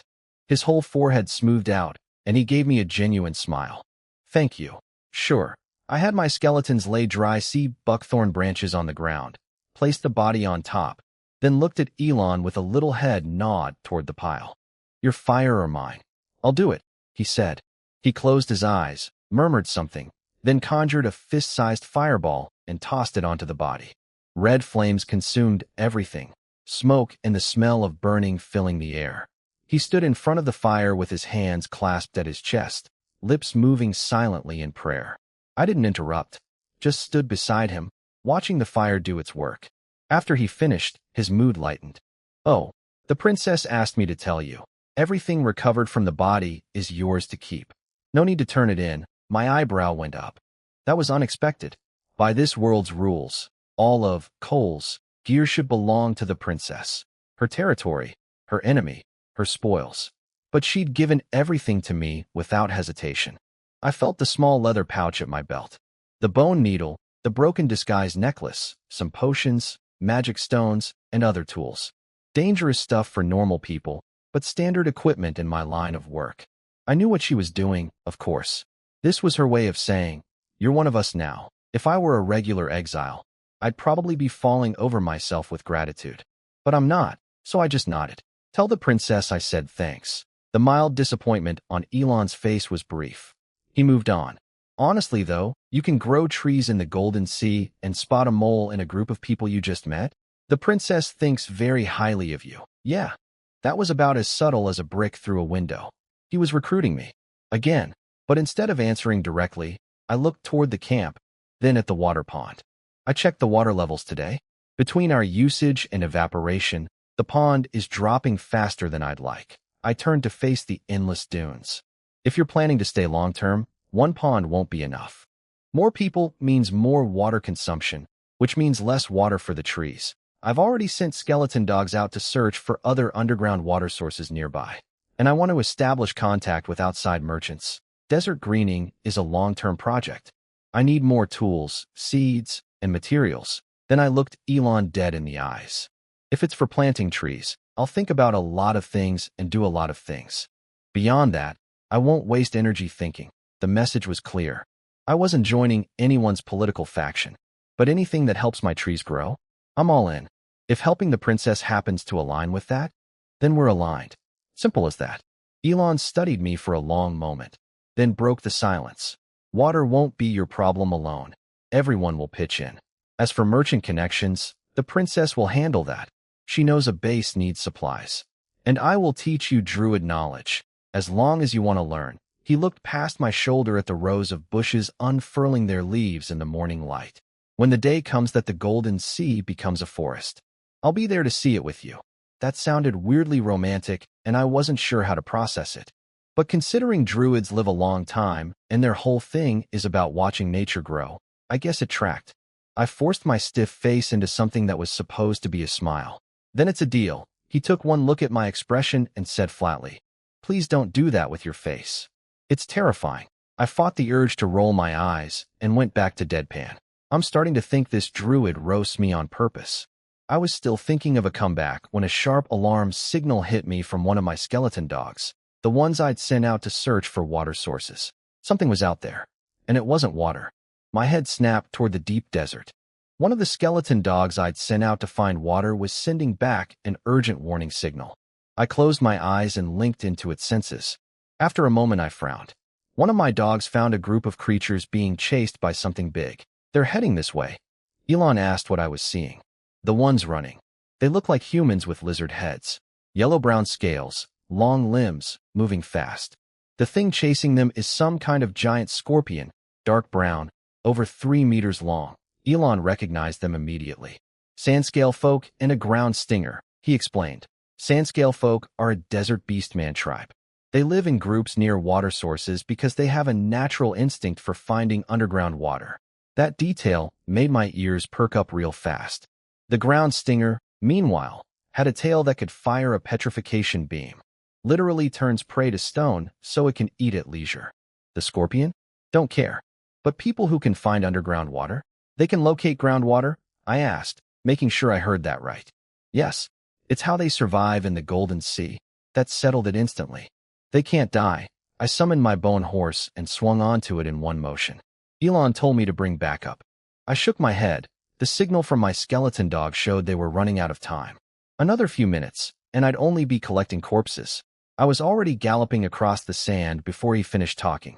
Behind me, I vaguely heard Elon say something about me being impatient, then the sounds of him getting a camel ready to follow. About 5 kilometers out, through my dog's shared vision, I could see the situation clearly. 7 sandscale folks sprinting through the dunes in absolute desperation. Their scales were dull, their bodies swaying, completely exhausted.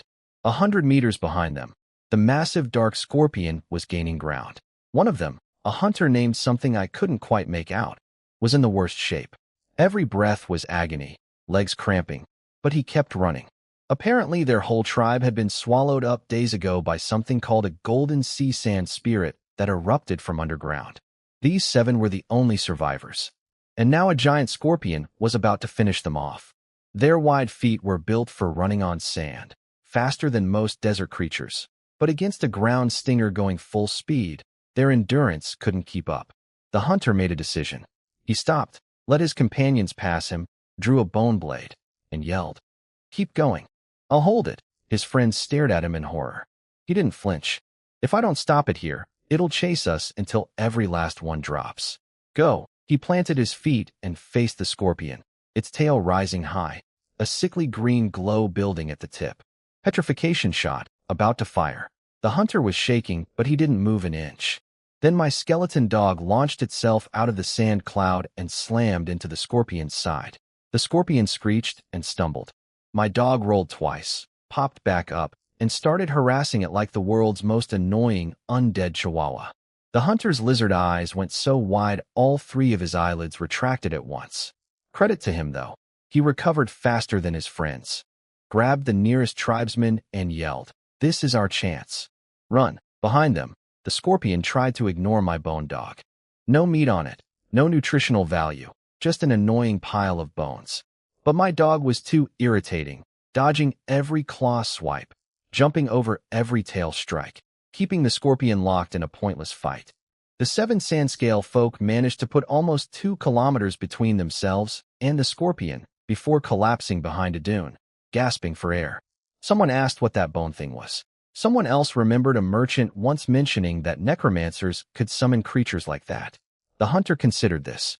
Everything he'd heard about necromancers was bad. Creepy loners who hang out with corpses and supposedly eat people. But they probably don't eat lizard people, right? And that skeleton dog did just save their lives. So the necromancer must be a good guy. Solid logic. Everyone agreed. Then the ground shook again. The scorpion burst out of the sand right in front of them. Tail up, green light charging. Nowhere to run this time. The hunter's mind went blank. But just as the shot was about to fire, 2 humanoid skeletons erupted from the sand on either side of the scorpion and grabbed its tail, locking it in place. And on the ridge above them, there I was. I looked down from the ridge and counted. 7 figures. All alive. Good. That relief lasted about half a second before the ground stinger ripped apart my 2 humanoid skeletons like they were made of dry pasta. Without weapons or armor, those basic bone constructs were basically paper dolls against this thing. I flicked my hand and 3 more skeleton dogs erupted from the sand around the scorpion, one latching onto the base of its tail, one jamming into a gap in its armor plating, one clamping down on a front leg. Enough to slow it down, but definitely not enough to stop it. Hey, over here. Move. I shouted at the Sandscale folk standing there frozen. They heard me, but nobody moved. They were staring at me. The guy on the bone horse, surrounded by undead, and clearly having an internal debate about whether running toward the necromancer was better than running from the giant scorpion. The hunter at the front glanced back at the scorpion, then at me, and made the call. Go. He started running my direction. The others followed, but they were running on pure willpower at this point. Their bodies were done. Every step looked like it might be the last. I looked past them anxiously. One of my 3 dogs was already half destroyed. I cut its magic feed and summoned 3 replacements. Buying time, but the clock was ticking. That's when Elon came riding over the ridge on his camel, green hair whipping everywhere. Any losses? All 7 are still up. I kept my eyes on the scorpion. If we run, will it chase? Elon squinted at it. Ground stingers have basically no natural predators in the Golden Sea. Armored shell, petrification beam. But they're actually cowardly. If they think the enemy is too strong, they'll back off. I gave him a look. Are we strong enough to scare it? No, he said honestly. We were both quiet for a moment. Fall back, I decided. The Sandscale folk were almost to us. Back to the pond. More people there. Might make it think twice. Elon nodded, sent his spectral owl diving at the distant scorpion to buy time, then shouted something in a desert tribal language at the Sandscale folk. Follow us. There's water. Safety. The hunter barked at his people to speed up. Then the ground shook. Boom. A second scorpion exploded out of the sand. This one was nearly twice the size of the first. Elon's voice dropped. Ground stingers are supposed to be solitary, unless it's breeding season. Only during breeding season do they move in pairs. And during breeding season, they're far more aggressive. Great. Just great. Behind us, the first scorpion had already crushed every one of my remaining skeleton dogs and was crawling our way on those thick legs. We were about to get pinched from both sides. I ran the math fast. I can hold the closer one for about a minute. Is that enough? Enough to get past the first attack range, Elon said, already sending another owl phantom toward the far scorpion. I've signaled the princess. She should be on her way. We just need to link up. I steadied myself, raised my index finger, and aimed at the nearer scorpion. Death magic pooled at my fingertip, dense, dark green. Elon shouted instructions to the Sandscale folk. The hunter's face was grim, but controlled. He barked an order, and his people picked up the pace despite having nothing left in the tank. Ready? Elon asked. I nodded and fired. The dark green beam hit the scorpion dead center. It stuttered mid-charge. The green glow on its tail dimmed. Its eyes started darting around in confusion, and it made these panicked clicking sounds, like it had suddenly aged decades in a single heartbeat. Run! I kicked my bone horse into a sprint. Elon's camel followed. The hunter and his 6 tribespeople stumbled after us. We made it about 50 meters before a screech from behind made my stomach drop. The second scorpion had reached its confused partner, realized something was wrong, and let out a piercing shriek before charging at us even faster than before. Protective instinct plus breeding aggression, worst combination possible. I twisted in the saddle and fired another decay beam at its front leg joints. The hit connected and it slowed down, but the effort made my temples throb and my vision blur. 2 consecutive casts with the exile ring suppressing me was pushing it. I sucked in the scorching desert air and forced myself to focus. A few agonizing minutes later, I saw figures on the ridge ahead. Alicia, red hair streaming behind her, standing at the front of a line of sword-wielding guards in tight formation. "Prepare to engage," her voice rang out across the sand. My heart started to unclench. We were going to make it. Then the sand right beside me erupted. I didn't even see it coming. One of the scorpions had burrowed underground and surfaced right next to me. 3 meters of armored nightmare, tail arched high, the tip blazing with solid green light. The petrification beam fired straight at my face. The petrification beam came at me like a solid pillar of green light.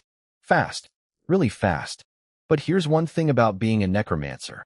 When death is staring you in the face, the body doesn't panic. No racing thoughts, no freezing up. Just cold, clean logic. My bone horse read my intent and lunged sideways in one massive leap. The beam missed me by inches and hit the sand where I'd just been standing. That patch of ground instantly turned to gray-brown rock. The scorpion screeched in frustration and raised its tail again, but this time it aimed at the sand-scale hunter behind me, the guy who'd been willing to sacrifice himself for his tribe. He was completely spent, legs like concrete, couldn't dodge if his life depended on it. Which it did. The beam caught him in the shoulder. His body locked up instantly. Gray stones started spreading from the impact point, crawling across his scales like frost on a window. His 3 eyelids snapped open, pupils going unfocused. He collapsed. I summoned 4 humanoid skeletons with bone blades, lit their soul fire, and ordered them to hold the scorpion. Then I ran to the hunter.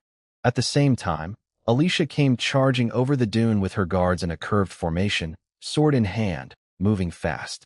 She was at the front, not behind her men. This princess fights her own battles. Elon was right behind them, casting some kind of buff spell. Green light washed over the whole group, and suddenly everyone was moving noticeably faster.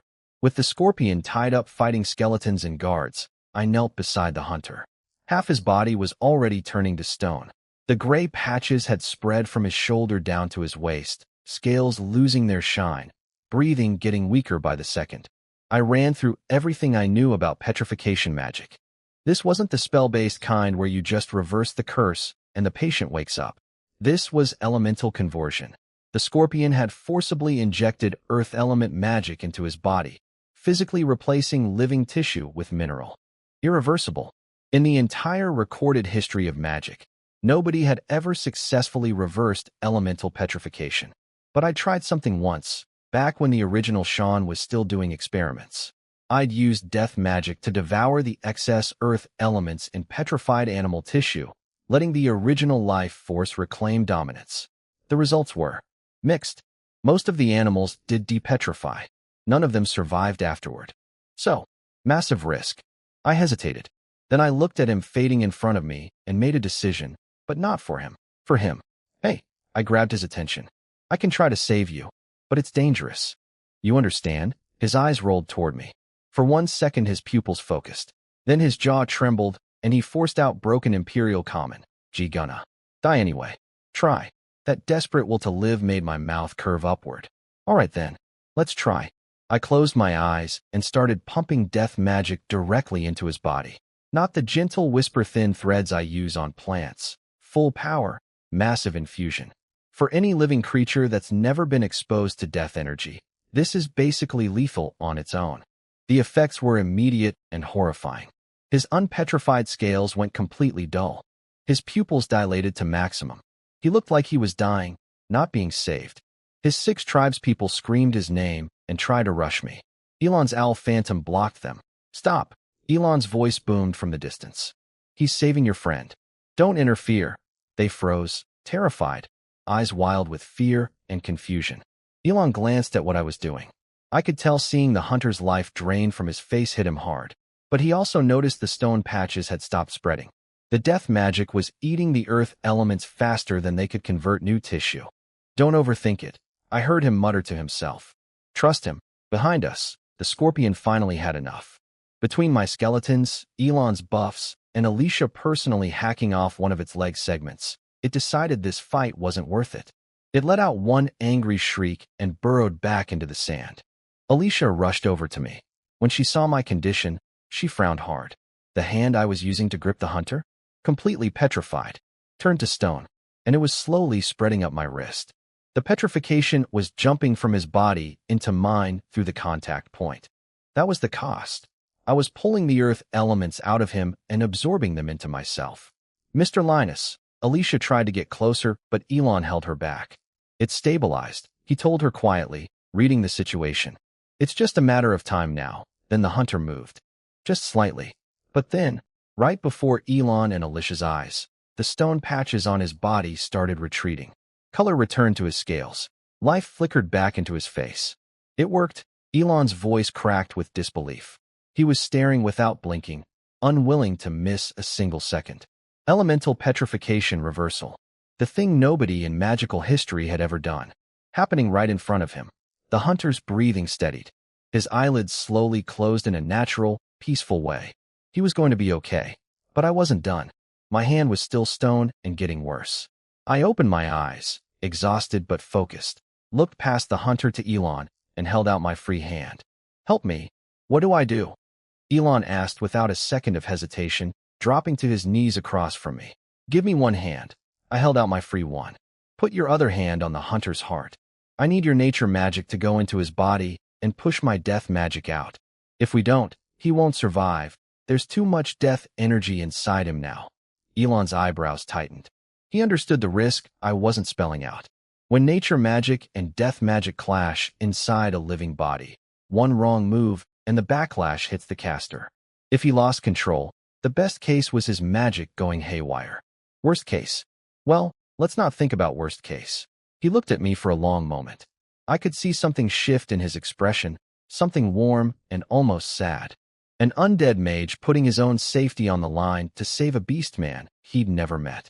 That apparently meant something to him. He grabbed my hand and placed his other palm over the hunter's heart, closed his eyes. Through our connection, I could feel his nature magic enter the space where my death energy was flooding everything. And I could feel him immediately hit a wall. My death magic was massive in there, like an ocean. His nature power couldn't push forward even an inch.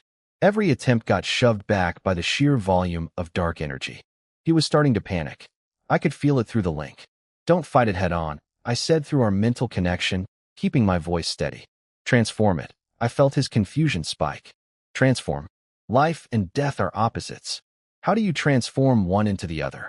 Think about what I showed you with the drought beans, I continued. Death isn't just an ending. It's also a beginning. Life pushes through death. That's a law of this world too. His entire body shuddered. Something cracked open inside his mind. I could feel it through the connection like a dam breaking. When he faced my death magic again, he didn't try to overpower it. Instead, he compressed his own energy into something tiny and dense, a seed. And he let the death magic surround it. Wrap it. And from inside that darkness, he sprouted. Roots pushing down, shoots pushing up. Growing through the death, not against it. His body erupted in brilliant green light, like the first leaf of spring. Then wind started blowing from nowhere. Not the usual scorching desert wind. This was cool, damp, carrying a scent like fresh rain on grass. It swept across the sand, through my hair, over Alicia's stunned face. The death magic in the ground started rising up in dark wisps. But the instant each one broke the surface, it turned from black to emerald green. Every converted strand flowed to Elon, down through his hand, and into the hunter's body. The hunter's body began to change. His dull yellow-brown scales flushed gold. Intricate patterns appeared across their surface, ancient-looking symbols I'd never seen before. His skinny frame started expanding. Shoulders broadened, arms thickened, his entire body growing in real time. And my petrified hand, the stone started retreating, patches crumbling away like old paint. Within a few breaths, completely gone. Then something launched me backward. I flew through the air and landed on my back in the sand several meters away. I sat up and stared. The hunter was lying there surrounded by fading golden light, and Elon was kneeling with a new kind of energy radiating from his entire being. He advanced, I said out loud, genuinely surprised. I didn't know how other classes' advancement worked exactly, but that signature, the magic surge, the atmospheric shift, the visible transformation, was unmistakable. And judging by the intensity, this wasn't a small step up either. The light faded. The wind settled. Elon opened his eyes slowly. Deep in those dark green pupils, I caught a flash of gold.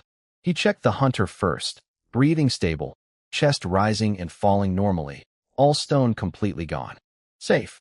Then he stood up, walked past Alicia who was rushing toward him with concern written all over her face, came straight to me, and bowed. Deep. In front of every single guard and servant watching. Sean Linus. Thank you. Simple words. But the weight behind them was real. Everyone around us looked like their brains had just crashed. The princess's own mentor, bowing to a necromancer. I sat there on the ground looking up at him. Yeah, great. Can you help me up first? He cracked a smile and hauled me to my feet. Alicia was immediately at Elon's side, eyes wide. Mentor you. Advanced? Elon nodded. I've touched the threshold of Grandmaster rank. But it's more than that. He paused, searching for words. Druid training has always been about life. Understanding life's essence, becoming one with nature. But Sean showed me another path. Death isn't emptiness. It's not life's opposite. Just like fallen leaves decompose into soil and nourish new growth, life and death are one thing. Alicia understood what that meant. Her mentor had stepped onto a path no druid had ever walked. A completely unique road. The implications were staggering. She turned to stare at me with eyes that were practically on fire with intensity. I glanced at her, then looked past her shoulder. Maybe check on the lizard guy first. Looks like he's waking up. Everyone's head snapped toward the hunter at the same time. The hunter, cross as it turned out, sat up looking completely dazed. Last thing he remembered was me grabbing his hand. Then he looked down at himself, and his eyes went wide. Every finger was thicker than before. His whole body felt heavier. His scales had turned golden with strange, ancient patterns on them. And when his cousin Karu tried to help him up by the arm, Crossas accidentally flattened him into the sand just by shifting his weight. My back. I think it's broken, Karu wheezed from underneath. Crossas stared at his own hands in confusion, opening and closing his fists. There was serious power in there now. Did I get bigger? His voice was deeper too. The guy was having a full identity crisis right there on the sand. Elon walked over, spoke to him in the sand scale language, and asked to examine him. Crossas glanced around, spotted the princess, the guards, me, then cautiously agreed. After a quick check, Elon's eyebrows shot up. If I had to describe it, your body right now is like it's been soaking in a fountain of life. Strength, endurance, recovery, all far beyond what you were before. It's similar to what beast folk call ancestral reversion, but your case also has nature magic and death magic fused inside you. Crossas blinked. None of those words meant anything to him. Elon smiled reassuringly. Don't worry, the two forces have balanced out inside you. You should be fine. Crossas processed this for exactly 2 seconds, pointed at me, and asked, so I got stronger? Because that guy saved me. Yes, that was all he needed to hear. He puffed up his chest and started marching straight toward me, blowing right past Alicia, who'd been in the middle of formally introducing herself as the third imperial princess and ruler of the Golden Sea. The look on her face was priceless. She'd done her whole diplomatic routine, introduced Elon as her druid mentor, explained how they'd spotted the Sandscale folk and organized the rescue, and then pointed to me as my partner, Sean Linus, the one who saved your life. Crossas heard, saved your life, and that was the only part that mattered. Princess? Territory? Titles? He had no idea what any of that meant. His tribe lived by water sources, moved constantly, and operated on a first-come, first-served basis. The concept of nobility was about as relevant to him as tax policy is to a fish. He walked up to me, stood at full height, which was now considerably taller than before, unhooked his water pouch from his belt, and slowly knelt down, raising the water pouch above his head with both hands. I am Crossas Sand Dust, hunter of the Golden Sea Pulse tribe. His imperial command was rough and halting, but the gratitude behind it was unmistakable. On behalf of myself and my people, thank you for saving my life. Behind him, all 6 of his tribe's people exchanged glances, then knelt and raised their own water pouches overhead. Elon quietly explained this was the highest honor in sand-scale culture. Offering water, the source of life itself, symbolized entrusting your very existence to someone. I stood there feeling deeply uncomfortable. Stand up. Talk standing. But Crossaz didn't move. He looked up at me with fierce eyes. Our tribe was destroyed by a sand spirit. Only 7 of us escaped.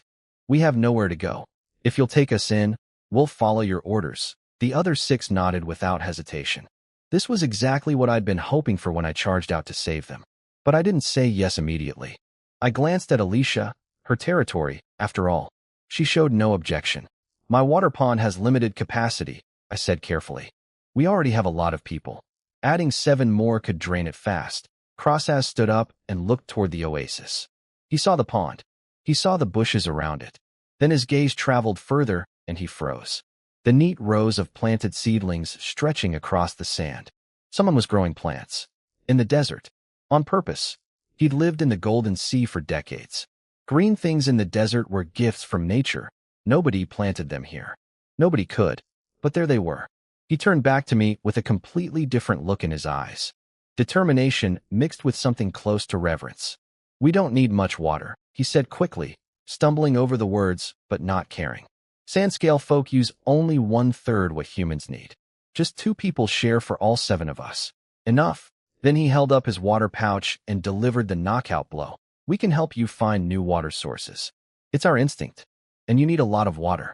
For the trees. That last sentence hit me right in the weak spot. That was literally why I'd risked my life to save them. I held out my hand. There's open space by the pond. You can settle there for now. Crossaz looked at my hand, grinned, and grabbed it. Deal. Alicia called out to regroup, and everyone started heading back toward the oasis. The Sandscale folks stood up, hugging each other with the joy of people who'd been given a second life. I turned and looked at the water pond in the distance. The water source problem was about to be solved with 7 natural-born water finders on the team. But that was just one piece. To really expand this oasis, I needed tools, seeds, and materials, things this barren desert couldn't provide. I needed merchants, or at least someone who could buy supplies for me. So I'd sent out a few skeleton dogs to patrol the area around the oasis, partly for security, partly hoping to spot any travelers or merchants passing through. I needed supplies badly. Tools, seeds, materials. The oasis was growing, but I couldn't scale up with just bones and willpower forever. One of my dogs sent back a signal. It had spotted something, a merchant caravan. 8 camels loaded with goods, moving through the valley between dunes. Through the shared vision, I could make out the details. The caravan was led by someone walking on foot at the front, not even riding. A small figure, couldn't be more than 13 or 14, wrapped in a sandy-colored desert robe. Behind this kid was a tall woman in a maid outfit of all things. In the middle of a desert. Black hair, pale skin, carrying herself like a bodyguard despite the uniform.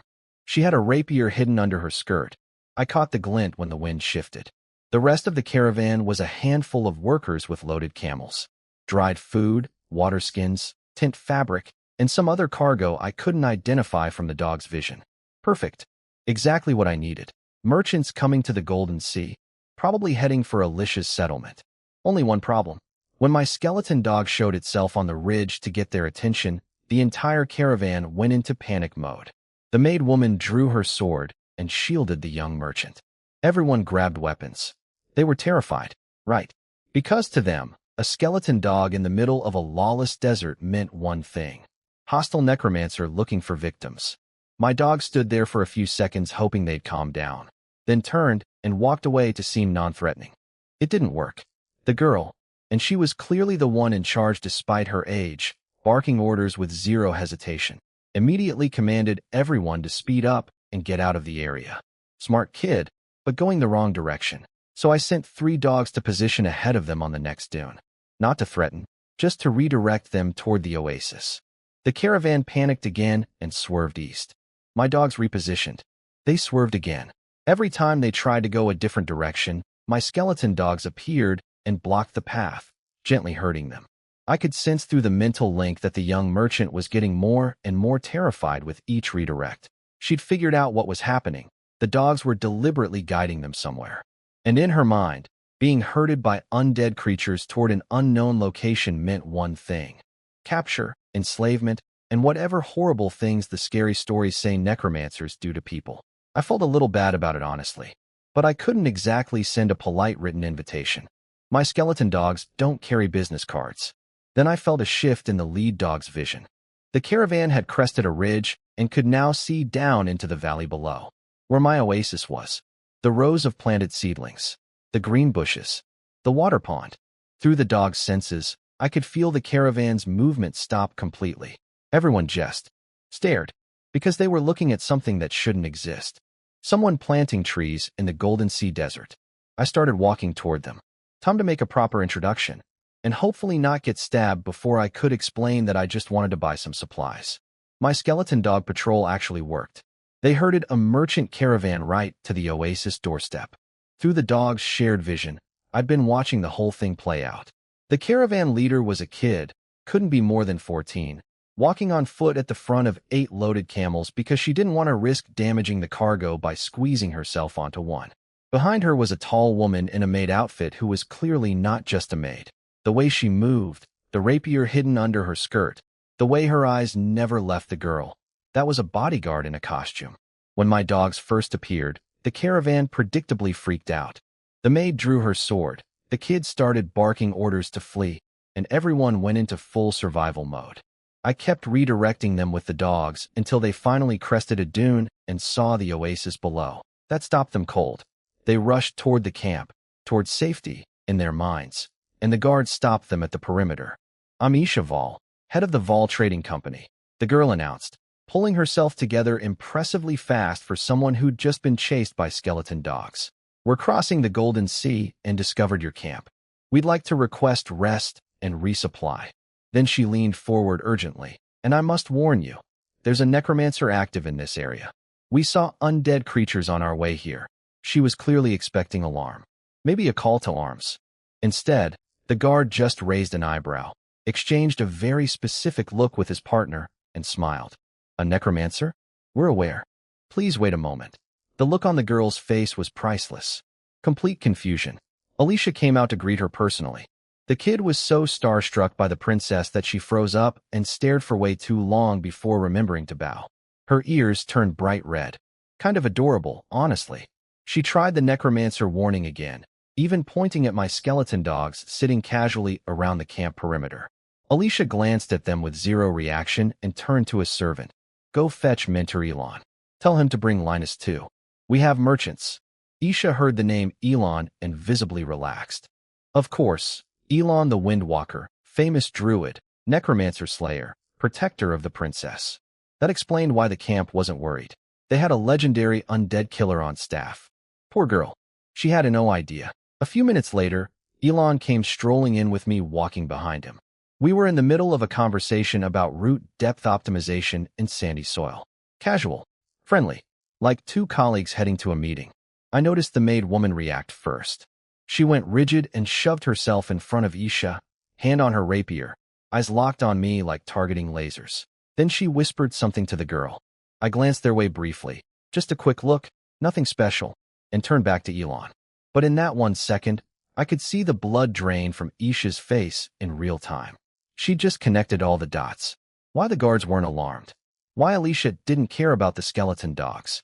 Why the famous necromancer-killing druid was chatting and laughing with the pale, skinny guy like they were old friends. Why servants were smiling and waving at me. Because the necromancer wasn't lurking outside the camp. The necromancer was standing in the middle of it. And she just walked right involuntarily. Her legs were visibly shaking. I almost felt bad. Almost. Alicia introduced everyone with that little smirk of hers. "This is my mentor, Druid Elon Windwalker. And behind him is my partner, Sean Linus. I believe you've already crossed paths on the way here." The girl, Isha Vol, apparently the head of the Vol Trading Company at 14 years old, went stiff as a board. She managed to bow. "Pleased to meet Windwalker, sir. Pleased to meet Mr. Linus." The second my name left her mouth, I felt her whole body temperature drop about 10 degrees. Her bodyguard maid was staring at me like she was calculating exactly how many seconds it would take to put that rapier through my throat. Look, I get it. I'm a necromancer standing in the middle of a camp surrounded by skeleton dogs, and she just spent the last hour being herded here by my undead pets. Not exactly a warm first impression. Elon picked up on her terror and smoothly redirected the conversation to business. What goods did they carry? Could he see them? Isha leaped at the chance to stop looking at me. She practically ran to the camels, and I noticed her shoulders relax slightly when I didn't follow immediately. The cargo was solid stuff: preserved food, clean water skins, quality tent fabric, tools. Everything neatly packaged with clever inspection flaps on each bundle so buyers could check quality without unpacking everything. Elon was genuinely impressed by the design, and Isha confirmed she'd come up with it herself. Smart kid. Running a whole trading company at 14, designing efficient packaging, crossing the deadliest desert in the empire on foot to save cargo space. Either she was a genius or life had forced her to become one. Probably both. I hung back and watched them inspect the camels one by one. No rush. Let the girl calm down. Then they reached the last camel, and Isha froze. This one's cargo was wrapped differently, light green cloth with embroidered leaf patterns. She was staring at it with a conflicted expression, clearly debating something. That's when my curiosity got the better of me, and I walked over. What's in this one? She went rigid. Her maid's jaw clenched so hard I could hear it. Isha turned around slowly, face arranged into something that was trying to be a smile, but looked more like she was about to cry. These are Vol Trading Company's specialty products, desert-adapted drought-resistant plants, and matching drip irrigation equipment. She held her breath, clearly expecting me to get angry or attack, or I don't know what she thought necromancers do when they hear the word plants. Instead, my eyes lit up and every cell in my body went on high alert. What kind of plants? What species? How drought-resistant are they? What's the growth cycle? What about the irrigation tools? What material? Can you control the water seepage rate? I stepped forward. She flinched. I didn't notice. How much water per day? What soil depth do the roots reach? Are they compatible with sandy substrate? Do they? Isha's mouth hung open. Not a single word came out. Her eyes drifted sideways to Elon with a look that screamed, "Isn't this your job? Why is the necromancer more excited about plants than the druid?"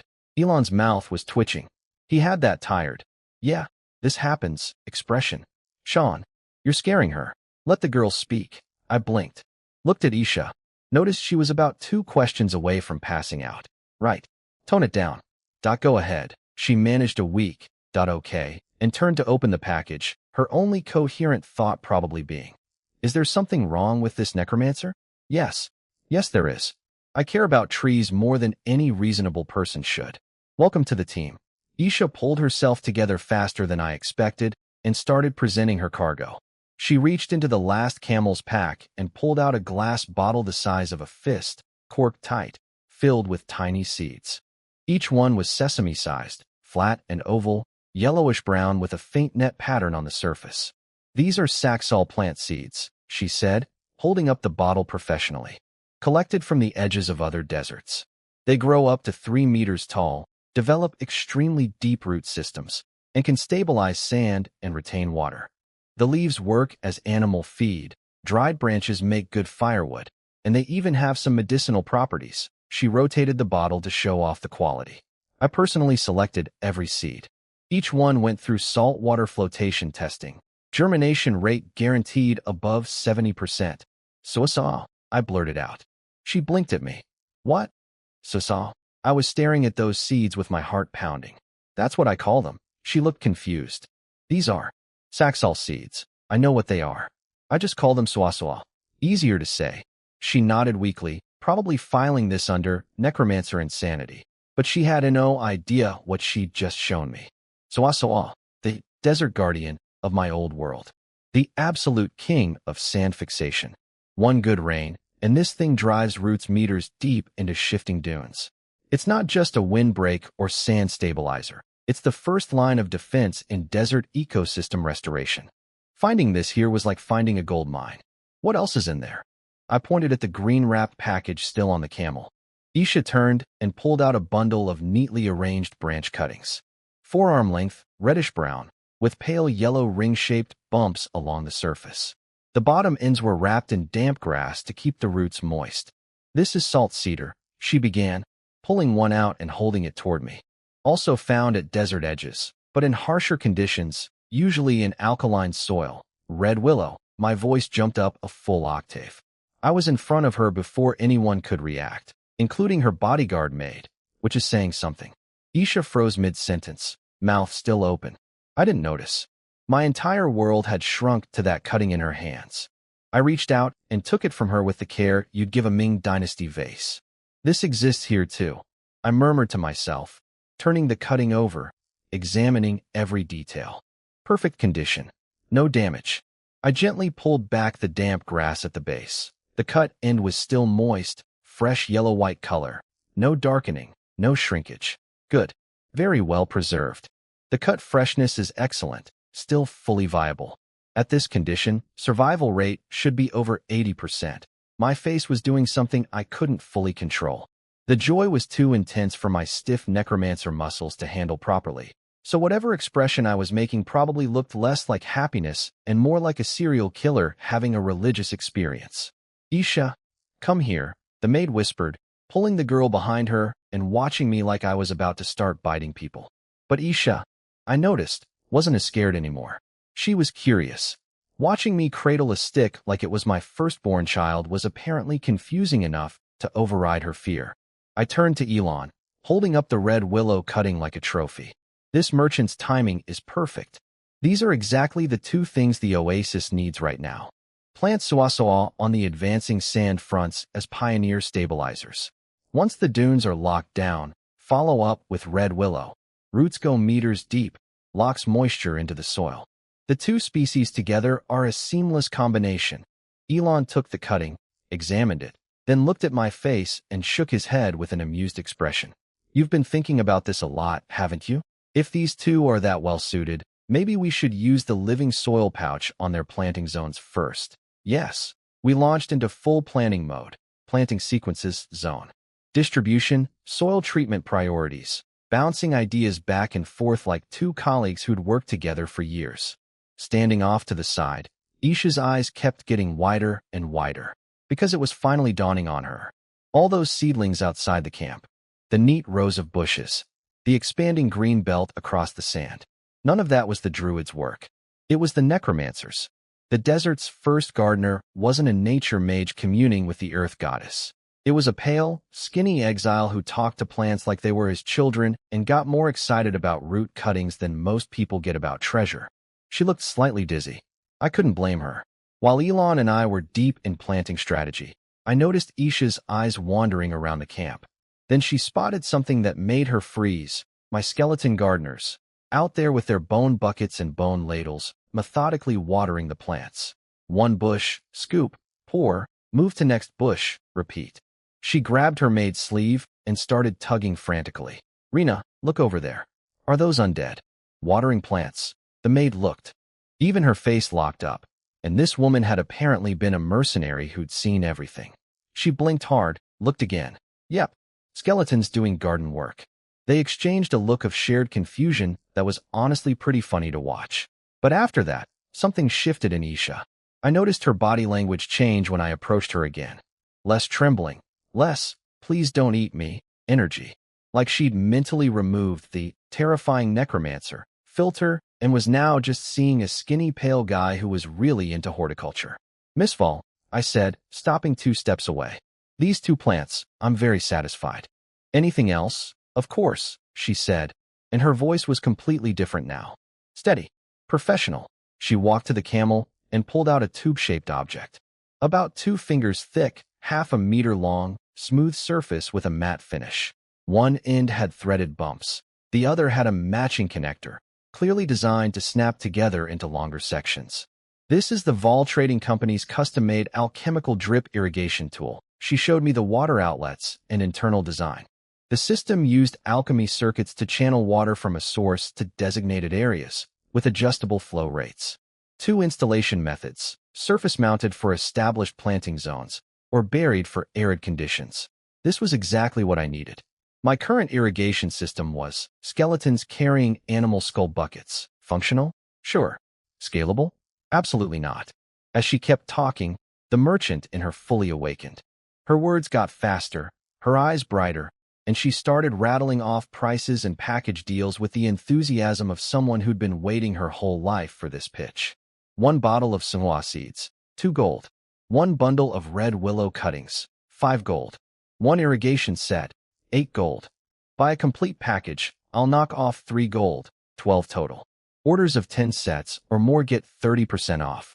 And any products your oasis produces in the future, whether raw plants or derivatives, the Vol Trading Company will purchase at 5% above market price.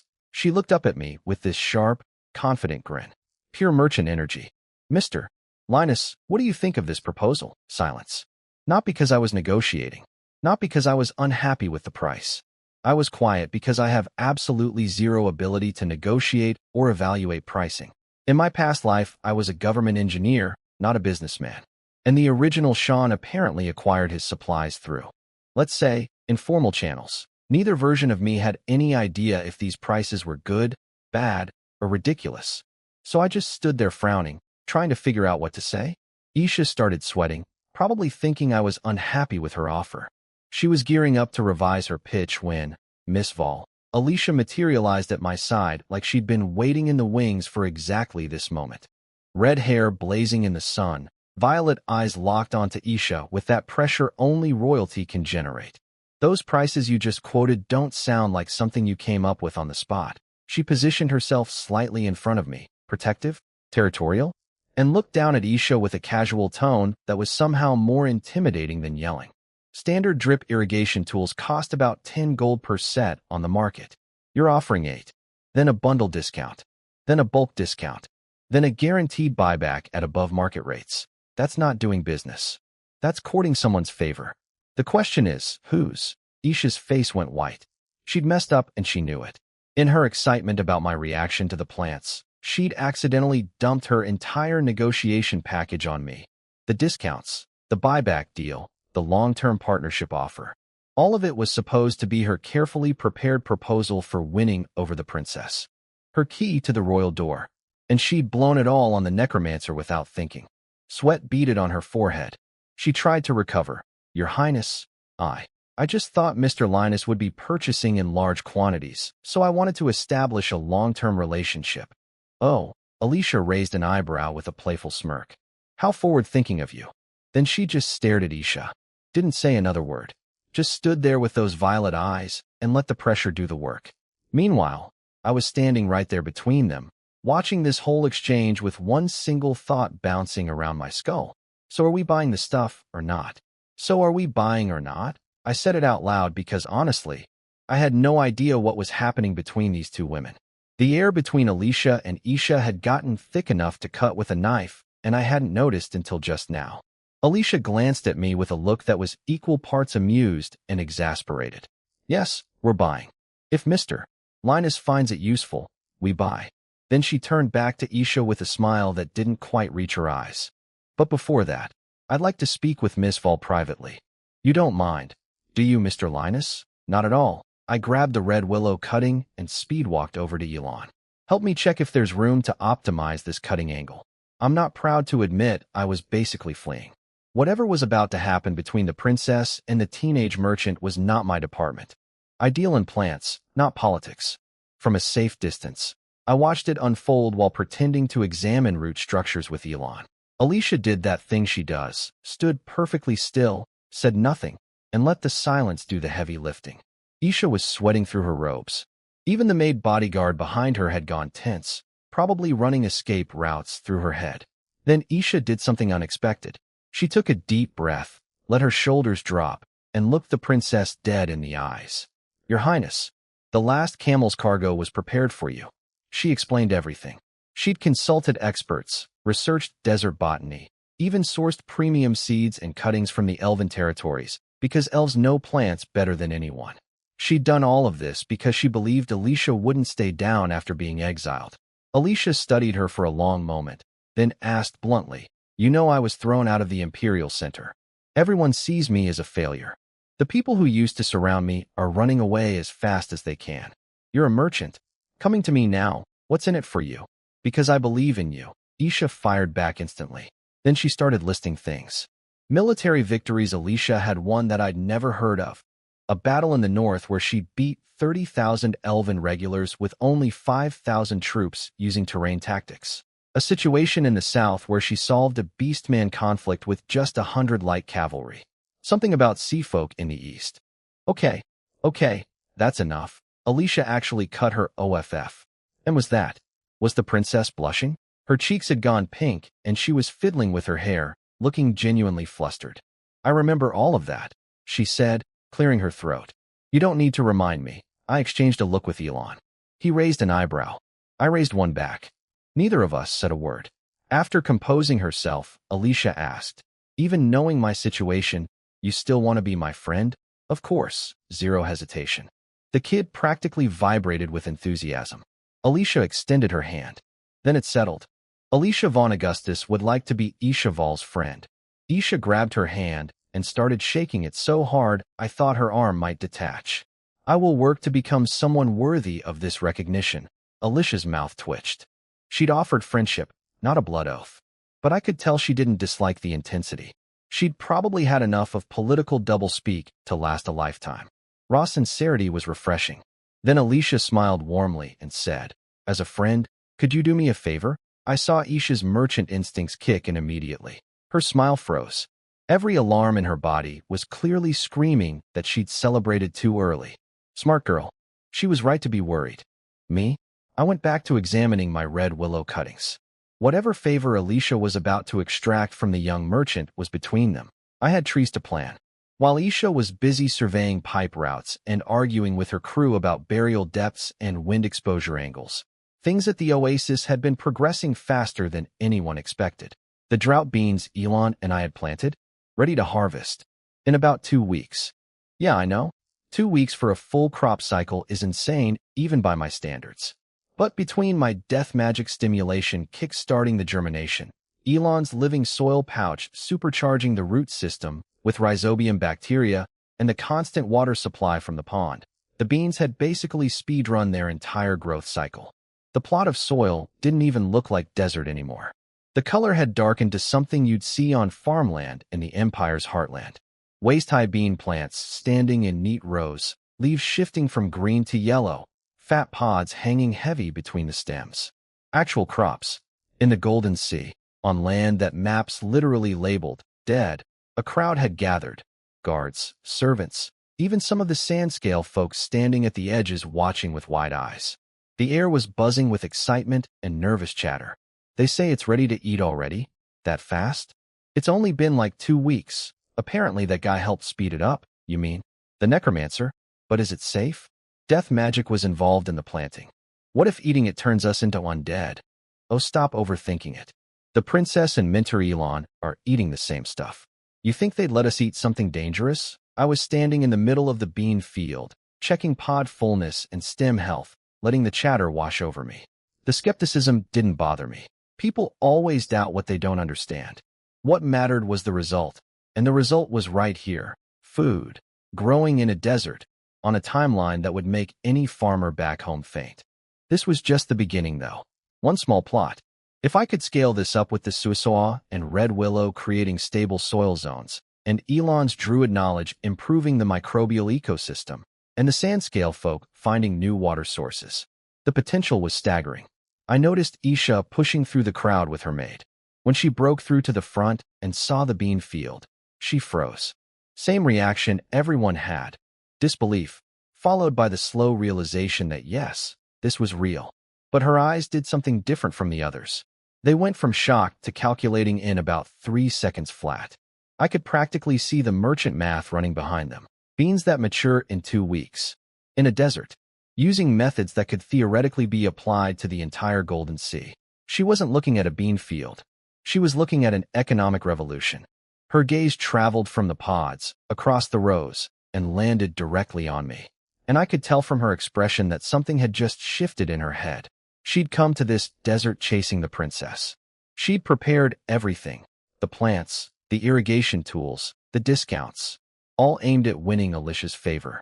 The princess was supposed to be the prize. But now she was staring at me like she'd just realized she'd been looking at the wrong chess piece the entire time. I went back to checking my beans. Let the merchants and the politicians figure out who's valuable to whom. I had crops to harvest and a desert to green. I crouched in the middle of the bean field, staring at the pods. Something wasn't adding up. This is abnormal, Elon said beside me, pushing leaves aside to reveal fat, heavy pods underneath. Drought beans normally take 60 to 80 days to mature. Even with the living soil pouch, I figured 45 days would be the absolute limit. He turned to me, eyebrow raised. It's been less than half a month. I didn't respond right away. Instead, I placed my hand on the soil and sent death magic down to scan the root system. What I found was impressive. The roots had grown a third deeper than normal bean plants, with dense side roots branching everywhere and healthy rhizobium nodules thriving at the tips. Life force levels are far beyond normal range, I said simply. Elon agreed, then stood up and scanned the rest of the field. I've checked most of the plants. All the same, healthy growth, minimal residual death magic in the roots. They're safe to pick and cook right now. He paused. I waited. After 2 weeks together, I'd learned this guy loved his dramatic pauses. When he didn't continue, I sighed. Only what? His mouth curved into that smug, glad you asked, grin. If we want to use some as seed stock for the next planting, we need to wait 2 or 3 more days for the seeds to fully dry inside the pods. Fair point. There's a difference between physiological maturity and full maturity. Edible now, but needs a bit more time for viable seeds. Then we harvest the eating portion now and leave the seed stock alone, I said, doing a quick mental estimate of the yield. This batch should feed your people for a while. Combined with the dried food from Isha's caravan, there shouldn't be any food pressure for the near future. We headed back to the campfire where Alicia was already sitting, watching us with barely contained impatience. Well, can we eat them? Her voice was almost eager, completely unlike her usual composed princess act. But honestly, I couldn't blame her. They'd been rationing food since arriving in the desert. Water was solved, but meals had been tight. Even a princess who'd endured military campaigns was feeling the strain.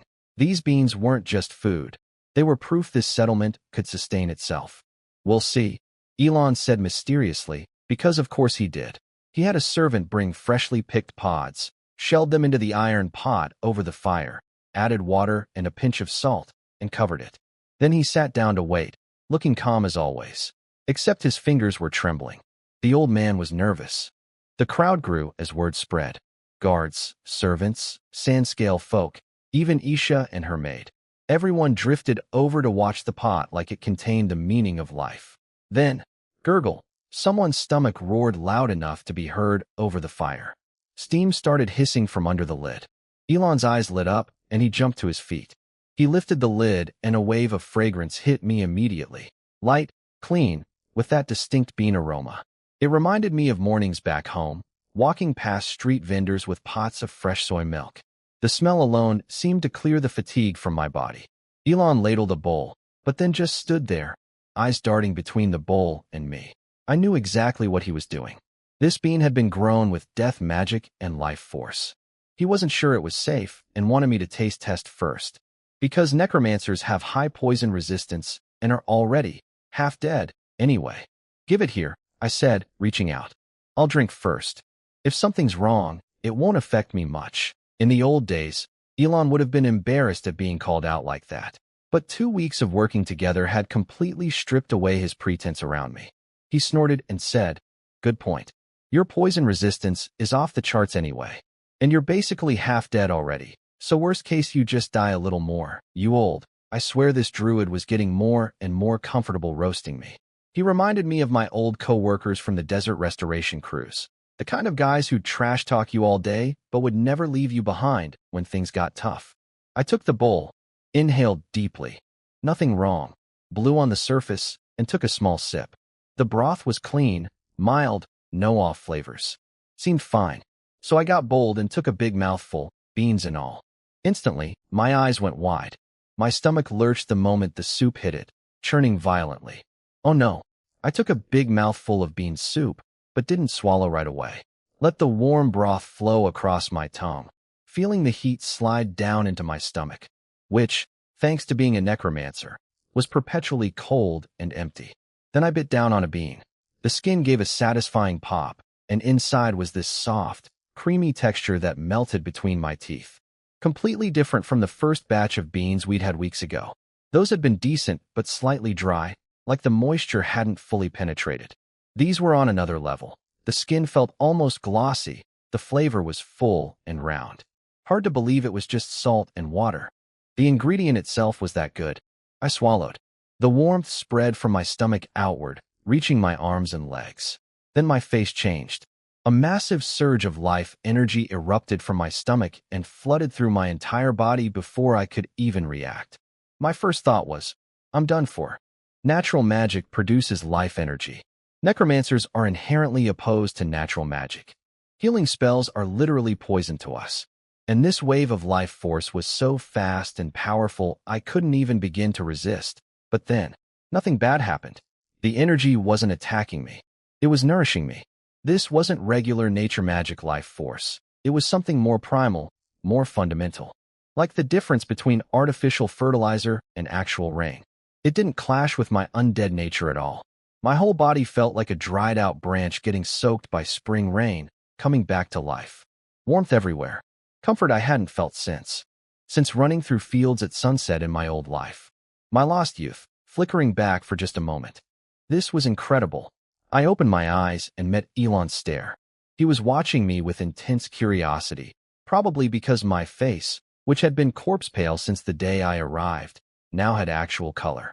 A healthy flush spreading across my cheeks. I apparently looked like a normal human being for the first time since becoming Sean Linus. I smiled, and this time it actually looked warm instead of terrifying, and raised the bowl. It's safe. You can eat it. Then I added, the result will surprise you. Elon hesitated, clearly torn between caution and curiosity. Then he ladled himself a bowl and drank. He froze. I watched his eyes go distant as the energy worked through him. His magic circuits were being smoothed out, old injuries getting healed. The man looked like someone had just told him the meaning of life. He whispered, staring at his bowl. How is this possible? Alicia couldn't take it anymore. Minter, what is the result? Elon just silently filled another bowl and handed it to her. Your Highness, you should taste it yourself. She blew on it once, took a sip, and her eyes flew open. Then they slowly closed. Her whole face softened into an expression Elon said he'd never seen on her before, like a little girl tasting her favorite dessert for the first time. When she opened her eyes, they were glistening. I've never eaten anything this good in my entire life. And the energy inside. My body feels like it's been cleansed. Like everything just refreshed. She looked at both of us. So does this mean we succeeded? Absolutely, Elon said solemnly. The first drought bean trial is a success. A massive success. Alicia shot to her feet, red hair flying in the wind. She turned to face the crowd of guards and servants, held up her bowl, and called out, the first bean harvest is a success. Anyone who wants to try, come get a bowl. She expected a rush. What she got was awkward silence. Everyone shuffled their feet and looked at each other. They were still worried about eating food grown with death magic. Even with the princess and the druid both demonstrating it was safe, the stigma ran too deep. Alicia's face flickered with disappointment, but she didn't push. This was the reality of this world. People feared what they didn't understand. Then a clear young voice rang out from the crowd. Your Highness, I'd like to try. Everyone turned. It was Isha. The 14-year-old merchant stepped forward from the crowd, chin up, eyes bright and determined. I watched the whole thing unfold from the sidelines while nursing my second bowl of soup. After Alicia made her announcement, the crowd just stood there. Nobody moved. A few people actually stepped backward. The fear of necromancer-grown food was still too strong. Even after watching the princess, Elon, and me all drink it without dropping dead. Then Isha stepped forward. Your Highness, I'd like to try. What followed was the most impressive piece of social engineering I'd seen since arriving in this world. First, her maid Rena rushed out and grabbed Isha's arm with this wildly exaggerated panic. Miss, are you crazy? Those beans were grown by a necromancer. What if something happens to you? The crowd tensed up even more. Alicia paused, watching the two of them with this knowing look. She'd figured out this was a performance before I did. Isha gently pushed the maid's hand away and turned to face everyone. You're right, Rena. There is risk. But the princess already drank it. She did it for us. She could have made us go first. She's royalty. She has that right. But she chose to take the risk herself. So what are we afraid of? Every guard and servant in camp suddenly found the ground very interesting. Shame works fast. But Isha wasn't done. This isn't just soup. This is the first crop ever grown in the Golden Sea. In all of history, has anyone ever eaten food produced in this desert? Silence. Because the answer was obvious. Never. But now it's happened. Under Her Highness's leadership, every one of us is witnessing a miracle. Think about it. In 10, 20 years, when the Golden Sea is green farmland and you bring your children here, they'll ask, what were you doing when the first harvest came in? She paused, scanning faces that were now looking up instead of down. Are you going to say, oh, I stood on the sidelines watching other people become heroes?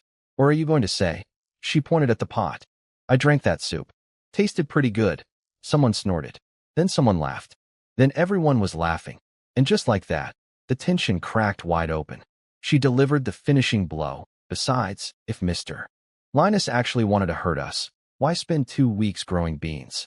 He could just summon a few skeletons and bury us all in our sleep. Way less effort. The whole camp erupted in laughter. She wasn't wrong. It was probably the most compelling argument anyone could make for my harmlessness. Alicia personally brought a bowl to Isha. The girl drank without hesitation, eyes going wide as the warmth hit her. Then she leaned toward Alicia and said, loudly enough for everyone to hear while pretending to whisper, Your Highness, this taste reminds me of my mother.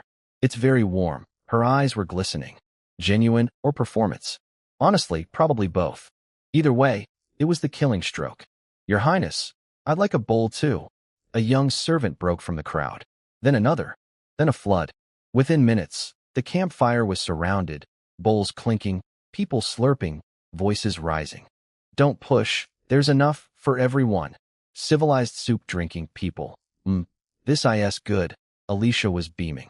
She thanked Isha quietly, and the girl bowed with that merchant smile. As Your Highness's friend, it's only natural. I could see the calculation behind Alicia's eyes. She was realizing Isha's value went far beyond selling supplies. Reading a crowd, dissolving fear, elevating herself in the process. All within minutes? That kind of talent was rare even in the imperial court. These two were going to be dangerous together. But while everyone was busy celebrating around the fire, I'd already drifted to the edge of camp, staring out into the desert. One of the skeleton dogs I'd sent with the Sandscale folk to search for water had transmitted something back through our mental link. Something not good. Late at night, I rode out to where Crossaz and 2 of his tribesmen were standing on a sheltered dune, about 15 kilometers from the oasis. This was what my skeleton dog had flagged earlier, and now I could see why. Below the dune, the sand wasn't behaving like normal sand. Instead of drifting with the wind, it was rotating. A massive spiral pattern, slowly spinning around some invisible center point, pulling everything on the surface toward it. Like a whirlpool, but made of sand. As I watched, a healthy half-meter-tall shrub at the edge got caught. Within 7 or 8 breaths, the sand swallowed it completely. Gone. Like it was never there. My stomach dropped. If this thing reached the oasis, everything I'd built would be pulled underground. How's it looking? I asked Crossass. He stood at attention. The quicksand covers an area roughly the size of the water pond. Based on our observation, it's heading toward the oasis. I estimate 3 days before it arrives. 3 days. I activated my death magic vision, eyes glowing faint blue, and scanned the quicksand for a few minutes. Then I turned to Elon, who'd ridden out on his camel beside me.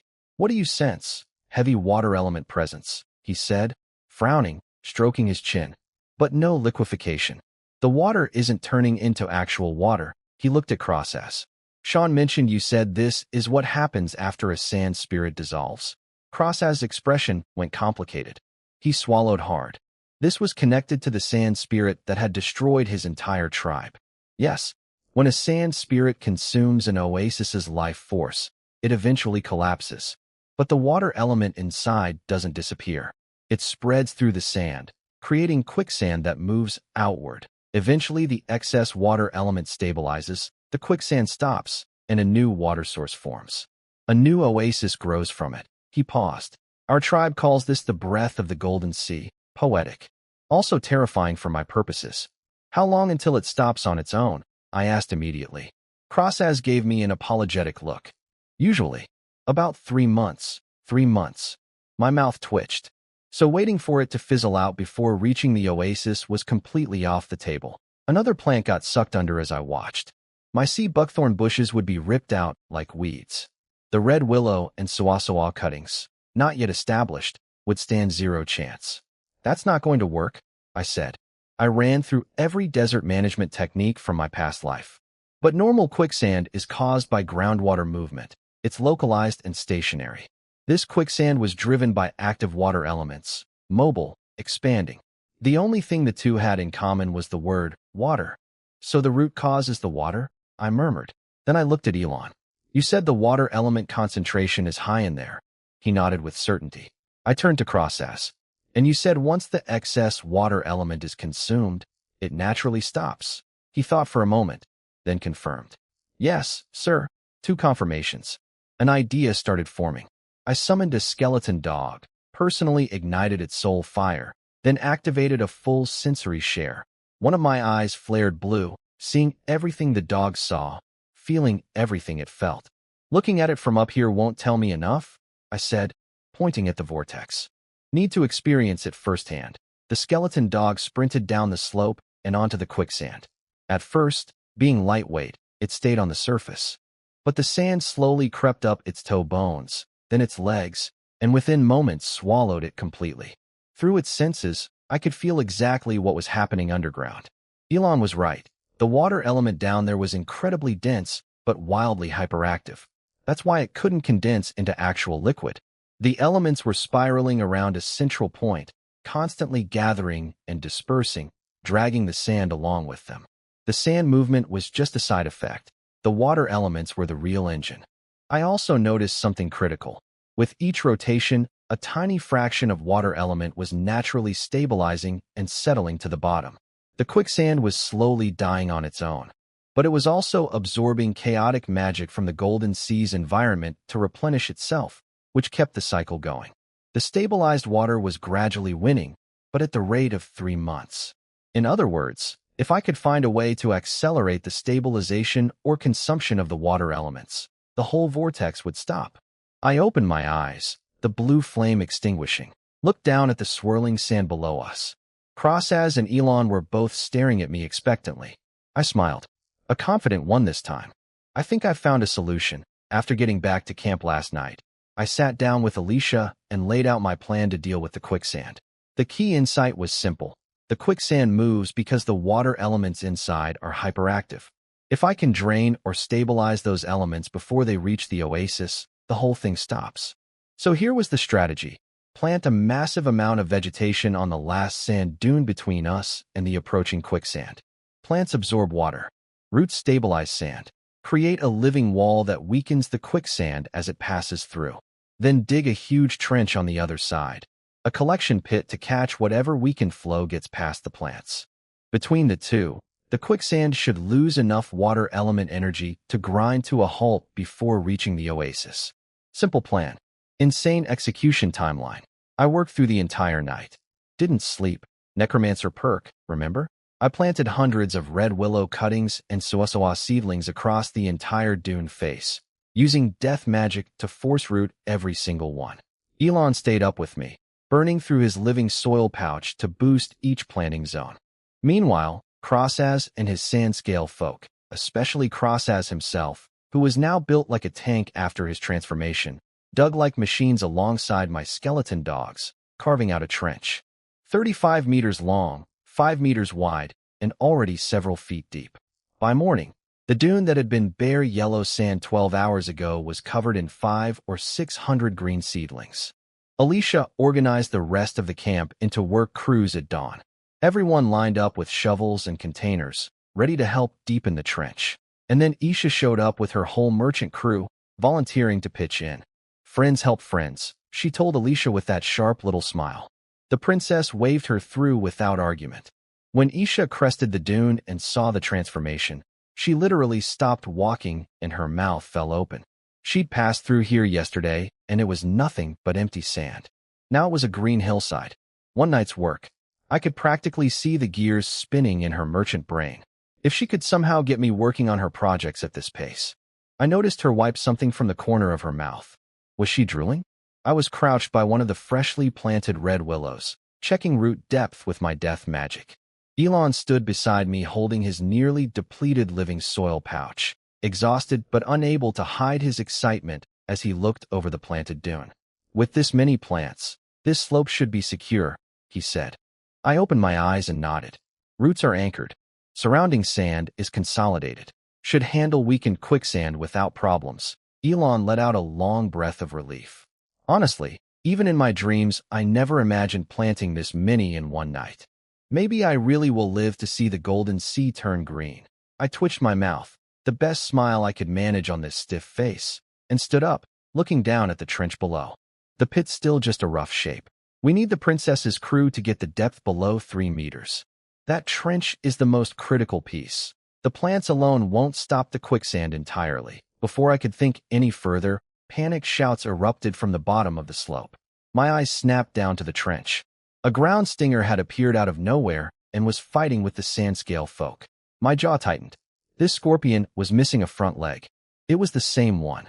The one Alicia had chopped a limb off during our last fight. A single thought surfaced in my mind. This thing had come back for revenge. Crossaz had been digging for hours straight without breaking a sweat. The guy was a machine now. His transformation had made him several times stronger and more durable than his tribespeople. His cousin Karu tried to get him to rest, took one look at Crossaz's body that was now twice his size, and gave up. The trench was still less than half a meter deep, way short of the 3 meters I needed. Crossaz was pushing himself hard because he understood. If this pit wasn't deep enough when the quicksand arrived, the oasis was done for. Then the ground started shaking. Crossaz felt it through his wide feet first. Within seconds, he was screaming at his tribespeople. Run? Ground stinger. Too late. The sand exploded and the scorpion burst out right next to Karu and the others, tail already glowing green, aimed directly at the group. Everyone froze. The terror of petrification locked their bodies in place. But Crossaz moved. He threw himself between the beam and his people, shoving them clear with his massive frame. I braced for the worst from up on the dune. Another petrification case to reverse, if he was even lucky enough to survive it. Then something incredible happened. The green beam hit Crossaz's crossed arms, and the stone patches flickered across his scales for a split second before vanishing completely. His golden scales lit up, those ancient patterns glowing, and the petrification just dissolved. He was immune now. The ancestral reversion plus the fusion of death and nature magic in his body had apparently made him resistant to elemental conversion. The scorpion was confused. It clicked its pincers nervously, clearly not understanding why its best weapon had failed. Crossaz looked at his own arms in shock, then glanced back at his equally stunned cousin, and then a grin spread across his lizard face. If your main attack doesn't work on me anymore. Clang. He slammed his shovel onto the scorpion's shell. Didn't penetrate the armor. A shovel's not exactly a weapon, but it definitely got the thing's attention. It swung its massive pincers at him. He dodged and yelled for Karu to get everyone out. I sent my skeleton dogs from the trench to back him up. With multiple threats coming at it from different angles, the scorpion decided this wasn't worth the trouble. It knocked Crossaz back, created distance, and burrowed underground, disappearing in a cloud of dust. Crossaz didn't relax until he couldn't feel any vibrations in the sand. Then he called up, Mr. Linus. It's gone. I stared at the spot where it had vanished and didn't respond immediately. Something was wrong about this whole situation. That scorpion was missing a front leg, same one Alicia had cut off. It had come back, days later, to an area now crawling with humans. That's not normal scorpion behavior. Come up here, I called down. Everyone grouped together. Isha had arrived at the dune during all this and was standing near me, face still tense. What was that thing? Ground stinger, I said. Desert arthropod. Tail fires petrification beams. She flinched visibly, looked back at her merchant crew, all pale-faced, and I could see the calculation happening. She'd come to help dig, not fight monsters. Losing her life here would be a poor business decision. I didn't pressure her. Instead, I turned to Elon. What do you think? Very strange, he muttered, stroking his chin, eyes fixed on where the scorpion had disappeared. Ground stingers are cowardly by nature. They avoid large groups of humans. Coming here makes no sense for them. It's been days since we fought it off. From a human perspective, it looks like revenge, but scorpions shouldn't think that way. He raised his hand and 3 spectral owls materialized, then flew off in the direction the scorpion had gone. Scouting. I have a theory, he said, watching them disappear over the dunes. But I'm not sure yet. Let's wait for the results. He paused, expression grim. Hopefully there won't be any surprises. But with our luck, there were definitely going to be surprises. The scorpion came back twice more after that first attack, each time disrupting the trench digging and forcing everyone to scatter. We couldn't keep working like this. Elon's owl scouts found the answer. The scorpion's nest was about 15 kilometers away in a rocky sand mound.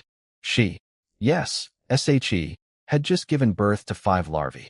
Normally ground stingers only produce 1 or 2 eggs per cycle. 5 hungry babies meant she needed a massive amount of food, which explained why she was taking the insane risk of attacking a human camp. This wasn't revenge. This was a desperate mother. But understanding her motivation didn't solve my problem. The quicksand was approaching, the trench wasn't ready, and every time we started digging she'd show up and shut everything down. A death spiral where we lost more than she did every round. So I adjusted the plan. Instead of finishing the big trench first, I prioritized setting up my amplification devices, bone pillars. Each one was 5 meters long, the bottom 3 meters studded with half-meter bone spikes, the top 2 meters smooth. Crossaz and his people dug 3-meter-deep holes, and we planted the pillars in a line between the trench and the approaching quicksand. These pillars acted as magical relay points. When I fired a spell near them, they could bend and redirect the trajectory, dramatically improving my accuracy against fast-moving targets. The next day, right on schedule, the vibrations started again. She's here, Crossaz growled.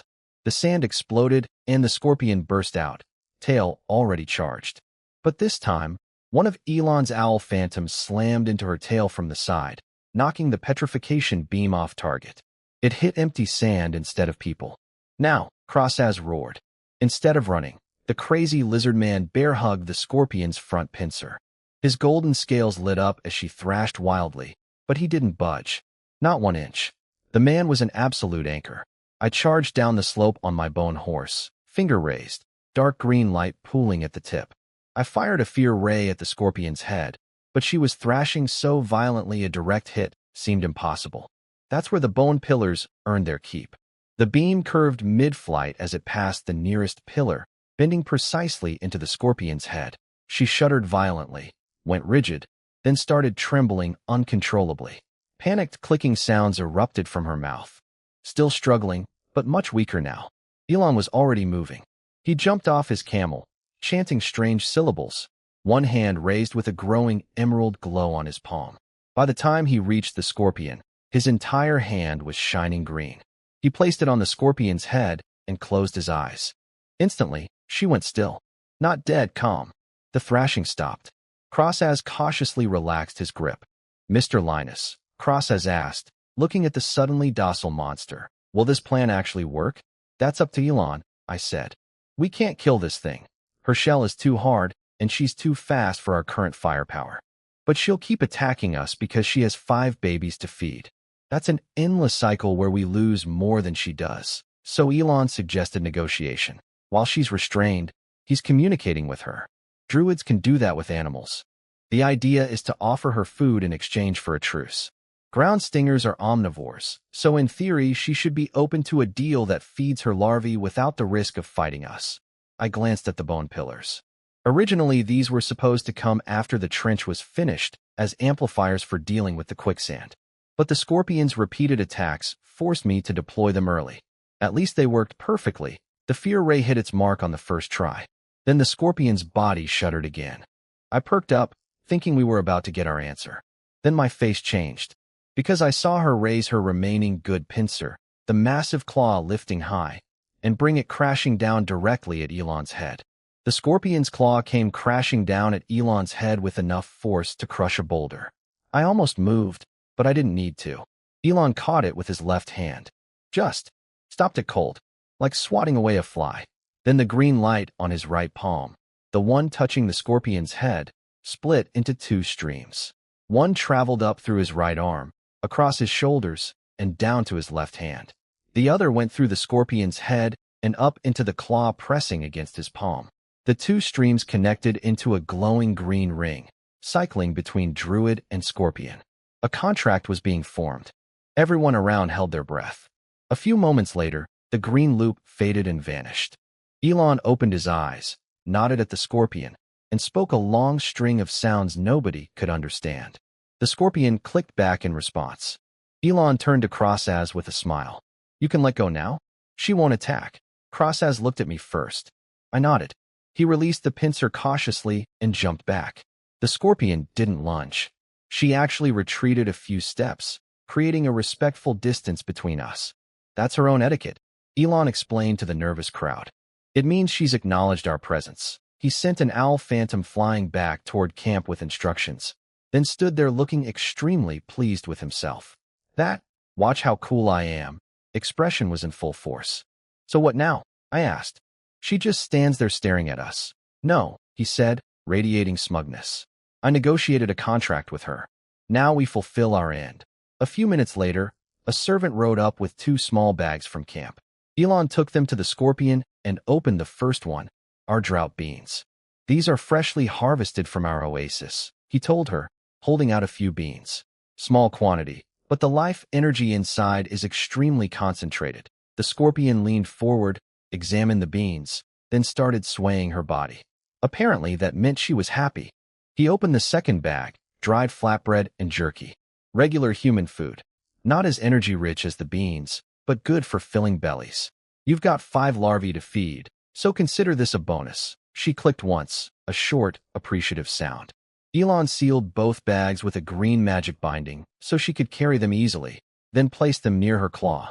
She picked them up with surprising delicacy for something that could crush stone. After a final exchange of incomprehensible sounds, the scorpion dipped her body forward, almost like a bow, then burrowed backward into the sand and disappeared. "Done," Elon exhaled, turning to me with that grin he couldn't suppress. I looked at him skeptically. "That's it? You can guarantee she won't come back?" "Of course not. The contract isn't about banishing her. It's an exchange. Food for cooperation. I told her we'd keep providing meals if she stops harassing us and helps us monitor the quicksand's movement. She knows this desert better than any of us. Having her as a scout is actually useful." That was genuinely good news. But I looked at those tiny bags she'd carried away and frowned. Isn't that amount way too small? That's barely one person's meal. Desert creatures absorb life energy at a rate that's incomparably higher than ours, Elon answered without missing a beat. "That small amount will sustain her whole family for about 2 weeks. "Fair enough." I looked over at Crossaz and his tribespeople celebrating. Problem solved. Then something else occurred to me. If you can communicate with scorpions now, why didn't you just talk to her last time? Before the whole fight? Elon went quiet. A complicated look crossed his face. "Because back then, I couldn't. My old animal communication only worked with gentle, obedient creatures, livestock, hunting dogs, birds. Something aggressive like a ground stinger? Theoretically impossible for me to connect with." He looked at me. "But after advancing because of you, everything changed. Not just my path, my abilities expanded." Then he smiled warmly, like a mentor encouraging a student. "So really, today's success goes back to you. Without the beans you grew, even if I could talk to her, I'd have had nothing to offer." I fought the urge to roll my eyes. This old man delivered lines like that without even blinking. Absolutely shameless. To escape the moment, I turned toward the half-finished trench. Scorpion problem solved. Time to focus on what mattered. All right, enough talk. The quicksand isn't going to wait. Back to work. I stood on the last sand dune in front of the oasis, looking out into the desert. Elon was telling me the red willow and saxaul plants had grown stronger, enough to hold the sand on this hill, but not enough to stop the flowing sand. I thanked him for his soil bags. Without them, the plants wouldn't have grown so fast. I explained that the plants were just meant to hold the dunes in place. To stop the flowing sand, I was counting on what lay ahead.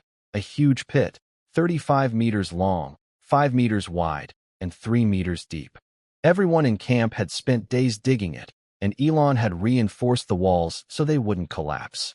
Xaz and his Sandscale people were climbing out of the pit, exhausted from all the nonstop work. Beyond the pit stood 7 bone pillars, spaced about 3 meters apart. I had originally planned for 10, but we ran out of time. Then Elon received a message from Sarah, the land scorpion he'd given a name to. She reported that the flowing sand was moving faster than expected because of magic surges from the Golden Sea. It was almost here. I had to change my plan. I told Elon I would personally stand in for the 3 missing bone pillars.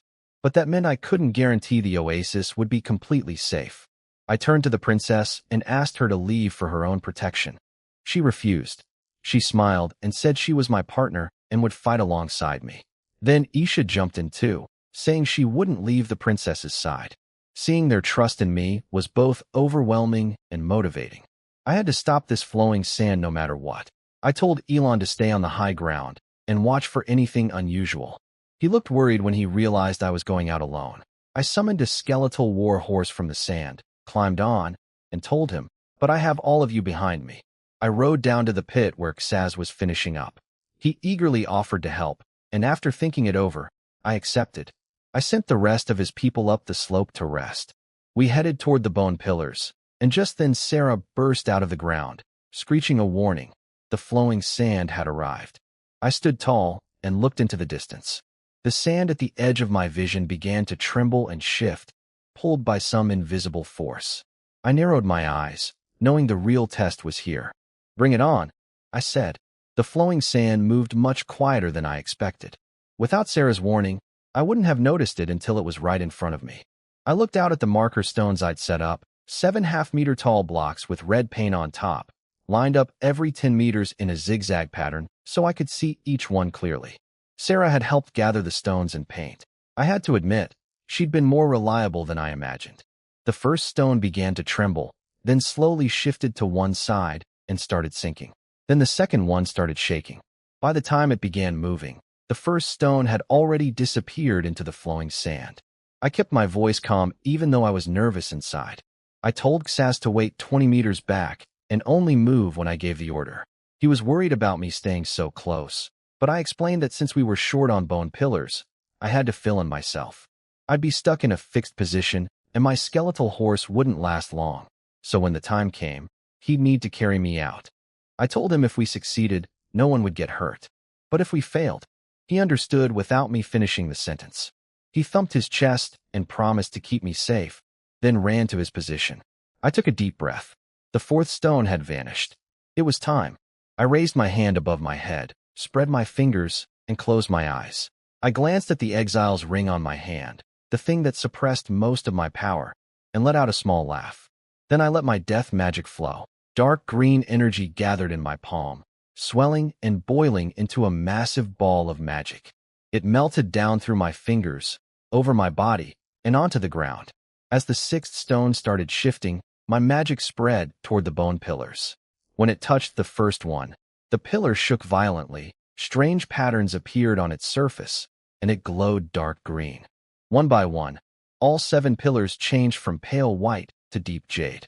The sand beneath me transformed into a dark green, thick substance. I lowered my arm and pointed forward. The green substance obeyed, moving toward the flowing sand. When they met, there was no violent crash, more like oil meeting water. They mixed together but stayed distinct. The flowing sand kept pushing forward toward the oasis. It reached me, and my skeletal horse started sinking. But I wasn't panicking. The bone pillars were doing their job. Their buried bone spikes worked like plant roots, disrupting all magical elements except death magic in the area around them. This was my first move against the flowing sand, magic disruption. I called for Xaz. He'd been watching anxiously and reached me in an instant. He lifted me onto his shoulders, replacing the sinking horse, and stood firm in the sand. Meanwhile, I clenched my outstretched fist. The green substance stopped floating on the surface and began soaking deep into the sand, blending completely with it. The swirling sand slowed down a little. I told Xaz to hold on just a bit longer. The dark green sand had risen past his knees, but he didn't flinch. When it nearly reached his thighs, I gave the order to retreat. Golden light flashed across his scales. He slammed the ground, freed his legs from the sand, steadied me on his shoulder, and sprinted up the slope. The moment we left, the The bone pillars unleashed a powerful wave of energy, and the flowing sands spinning gradually slowed. Xaz glanced back and asked if we'd won. I kept my expression flat and said, "No, this is just the beginning." Sure enough, the sand started moving again, but this time it wasn't spinning. It was pushing straight toward the oasis. Xaz ran through the flowing sand with me on his shoulders. The sand had turned into something like a muddy swamp, and even with his enhanced body, he was burning through his strength fast. I told him to go faster. He didn't answer, just clenched his teeth and picked up the pace. The flowing sand chased us, but Xaz managed to break free and carry me up the slope to safety. "We're here, sir," he gasped, his scales trembling as he set me down. Elon came over right away and asked if the sand would slow down. I told Xaz to rest first, then explained that missing 3 bone pillars had weakened the effect, but the goal was mostly achieved. Elon looked at the big pit below and asked if that alone would stop the flowing sand. I shook my head and pointed to the red willows and saxall behind him. They were the real key. The pit was just a buffer to buy me time. Before I could finish, the princess interrupted, clearly nervous watching the dark green sand push into the pit. She asked if the plan was still on track. I bowed slightly and reassured her. I explained that flowing sand moves because it's overloaded with water element. My bone pillars and the necromancy spell, desolation, had created a dead zone to neutralize that water. Isha gave me a strange look and pointed out that land destroyed by necromancers supposedly stays barren for decades. Surely this was more than just neutralizing. Elon stepped in to explain that my exile's ring suppressed my power, so I couldn't unleash the spell's full strength. And with the flowing sand full of active water element and the golden sea rich in earth element, my small amount of desolation could only manage to disperse and neutralize, nothing more. The princess then asked the real question. If the plan was working, why was the sand still moving? I was honest.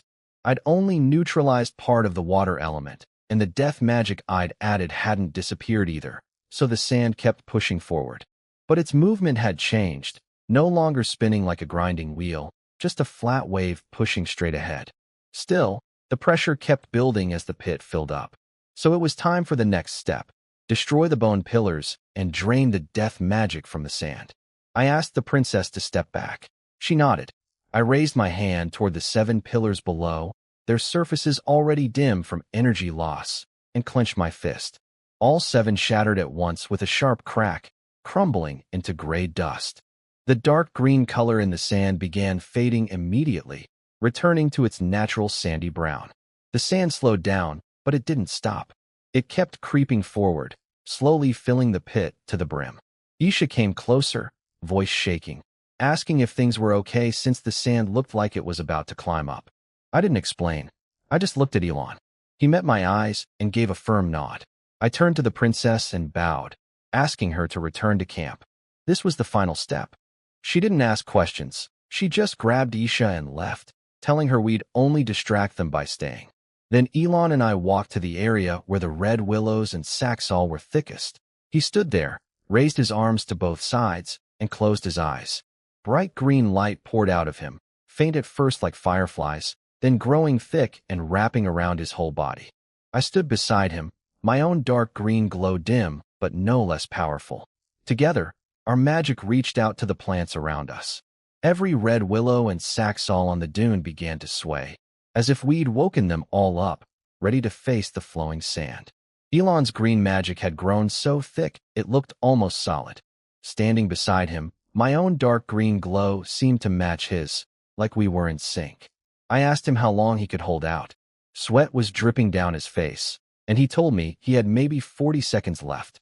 He could only convert about 30% of the magic I gave him into natural magic. That was enough. I told him to start. The plants around us began to tremble. Underground, where we couldn't see, their roots were growing fast, pushing deeper into the sand thanks to Elon's nature magic. Then Elon hit his limit. His light suddenly shrank. He stumbled, and his face went pale. He looked down the slope. The flowing sand had already spilled past the pit and was creeping upward. He asked me what to do next. I told him we'd done everything we could. Now we just had to wait. The roots were in the ground. The rest was up to the plants. Life always finds a way, I said. Elon didn't seem comfortable with that answer. I called for Xaz to carry Elon, and we headed back to camp. Shortly after we left, the sand quietly climbed the slope and reached the first red willow. It came in waves, gentle but relentless, pushing the plant backward little by little. Elon watched from Xaz's shoulder, worried, saying the plants were too weak and their roots weren't deep enough. I told him to relax and trust the plants. "You're a druid," I said, "and you trust them less than I do? That won't do." I tried to sound calm, but honestly, I was tense too. I just didn't want to show it. Xaz got us back to camp quickly. The princess and Isha were waiting. Elon sent out his owl scout to check on the situation, then shared what he saw. The pit had caught about 30% of the sand, and the rest was still pushing forward but at half the speed. Isha asked excitedly if we'd won. Elon said not yet. Most of the sand was being blocked by the plant barrier, but a small stream had squeezed past the edge where there weren't enough roots. If it got over the slope and reached the oasis water, it would grow strong again. Everyone's faces dropped, but I reacted fast and asked where. Elon pointed toward the eastern end, a gap about 5 meters wide that led straight to a low area near the pond. I was quiet for 2 seconds, then made a decision that surprised everyone. "Call Sarah." Elon blinked, then understood. I wanted Sarah to use her petrification beam on the sand, lock the water element in place, and force the flow back toward the plant barrier. It was a desperate move, but worth trying. Elon whistled sharply. Sarah burst out of the ground moments later. He gave her instructions, pointing toward the gap on the eastern slope. She charged up the dune, raised her tail stinger, and fired a green beam right at the escaping sand. In just a few breaths, the sand froze into gray-white rock, locked solid into the hillside. "It worked. It's petrified. It stopped," Elon shouted, eyes wide with joy. He told us the sand hadn't crossed the slope. Everything was blocked. The plant barrier had been pushed back by about a third, but it was holding. I let out a long breath. My shoulders dropped, and I couldn't help but smile. The princess stepped forward. "So we succeeded?" Elon nodded firmly. "We did, Your Highness. The oasis is saved." The whole camp erupted in cheers.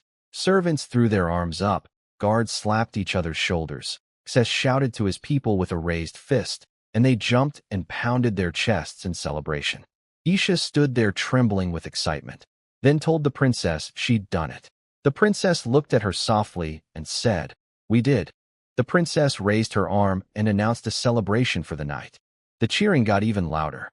I turned to watch the crowd, about to say something, when I felt a faint trembling beneath my feet.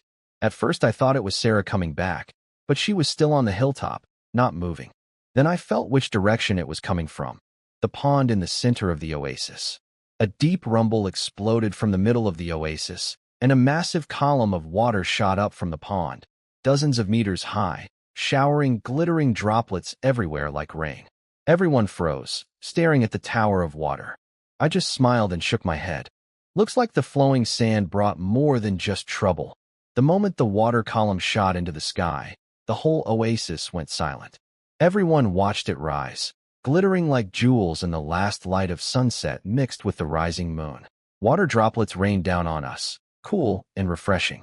Then the cheering started, people calling it a miracle, a gift from the gods. Isha held out her hands to catch the drops, wondering if there was a hot spring underground. But I wasn't celebrating. I watched the water column and noticed it wasn't stopping. The ground was getting soaked fast, puddles forming in every low spot. I shouted to Elon and pointed at the growing water. He understood immediately and called out to the princess. She read the danger on his face in an instant and gave the order, "Move everything. Dry food, cloth, ash stones. All supplies had to be carried out of the water's reach." Now, her people reacted fast. The celebration turned into an organized scramble. Isha and her crew rushed to their goods, pulling out the wet bottom padding and loading everything onto camels. Luckily, the waterproof cargo bags held up, and only the very bottom layer got damp. Once the last supplies were moved to safety, everyone caught their breath and stared at the flooded campsite. Isha broke the silence, asking if we'd actually won or not. Elon came over to Xaz and asked about what the Sandscale people's legends said, that when flowing sand stops, it creates a new water seed and eventually a new oasis. Xaz confirmed that's what his tribe passed down. I understood what Elon was getting at, but I had questions. I'd neutralized the active water element with death magic. How could it still be gathering? Unless. Then it hit me. The stable water element? I asked. Elon smiled bitterly and nodded. The water element that had already settled should have been used up as the sand moved. But since we stopped the sand, all that stable energy needed somewhere to go. The pond was the obvious outlet. The real worry was that our small pond might turn into a lake. Then Xes shouted. The water was shrinking. We looked up and saw the column dropping fast, from dozens of meters to 10, then a few, then just a gentle flow before it stopped completely. Everyone breathed a sigh of relief. At least we wouldn't have to relocate. I walked over to the pond. Under the moonlight, I could see it had roughly doubled in size. Some of the sea buckthorn plants along the edge were partially underwater but looked undamaged. The bean field, which used to be a good distance from the water, was now just a few steps away. Isha came up beside me and carefully asked if the result was okay. I told her it was fine, not a bad thing, just unexpected. I walked closer and looked into the water. It was strangely clear, crystal clear. I could see every pebble and bone fragment on the bottom. After being blasted by that water column, I would have expected it to be muddy, but it was cleaner than before. The princess asked the important question, "Can we drink it?" Nobody answered. Then I noticed everyone staring at me. Even Xaz, even the camels in the distance. I sighed. Fine, I'll do it. I knelt down, scooped up water in my hands, and took a careful sip. A wave of cool sweetness slid down my throat. Smooth, no grit, no bitterness. Just pure, clean water. It's good, I said, then took another sip. Really good. Elon came over, tried it himself, and his expression froze. He said he'd only tasted water like this once. In the Elven lands, from deep forest springs that had been naturally filtered through centuries of tree roots. The princess looked surprised at such high praise from her teacher. Her maid Reina quickly produced a ceramic bowl, and the princess took a drink. She paused, amazed by the coolness that seemed to wash away the desert heat entirely. It's good, she agreed. Really good. Isha grabbed the bowl next and drank eagerly, then immediately declared this water would sell for a fortune in the imperial capital. The princess just smiled at her. I stood quietly, looking at the expanded pond. Despite everything, this was a good outcome. But before anyone could say more, Xes called out from near the bean field. Sir, something's happening over by the beans. When Xes shouted, we all looked at the bean field. Even from a distance, something was off. It looked much greener than this morning. I walked over first, with Elon, the princess, and Isha right behind me. When we reached the field, everyone stopped breathing for a second. This morning, the bean plants had been about knee-high, around 50 centimeters. Now they'd shot up to 60 centimeters, with the tallest ones reaching my waist. The leaves were thicker and darker, glowing faintly blue under the moonlight. But the real surprise was the bean pods. We'd planned to pick them today after dealing with the flowing sand. Now they were so full they looked ready to burst. Some of the yellowing pods had a shimmering water-like glow on their surface, almost like they'd been coated in thin silver.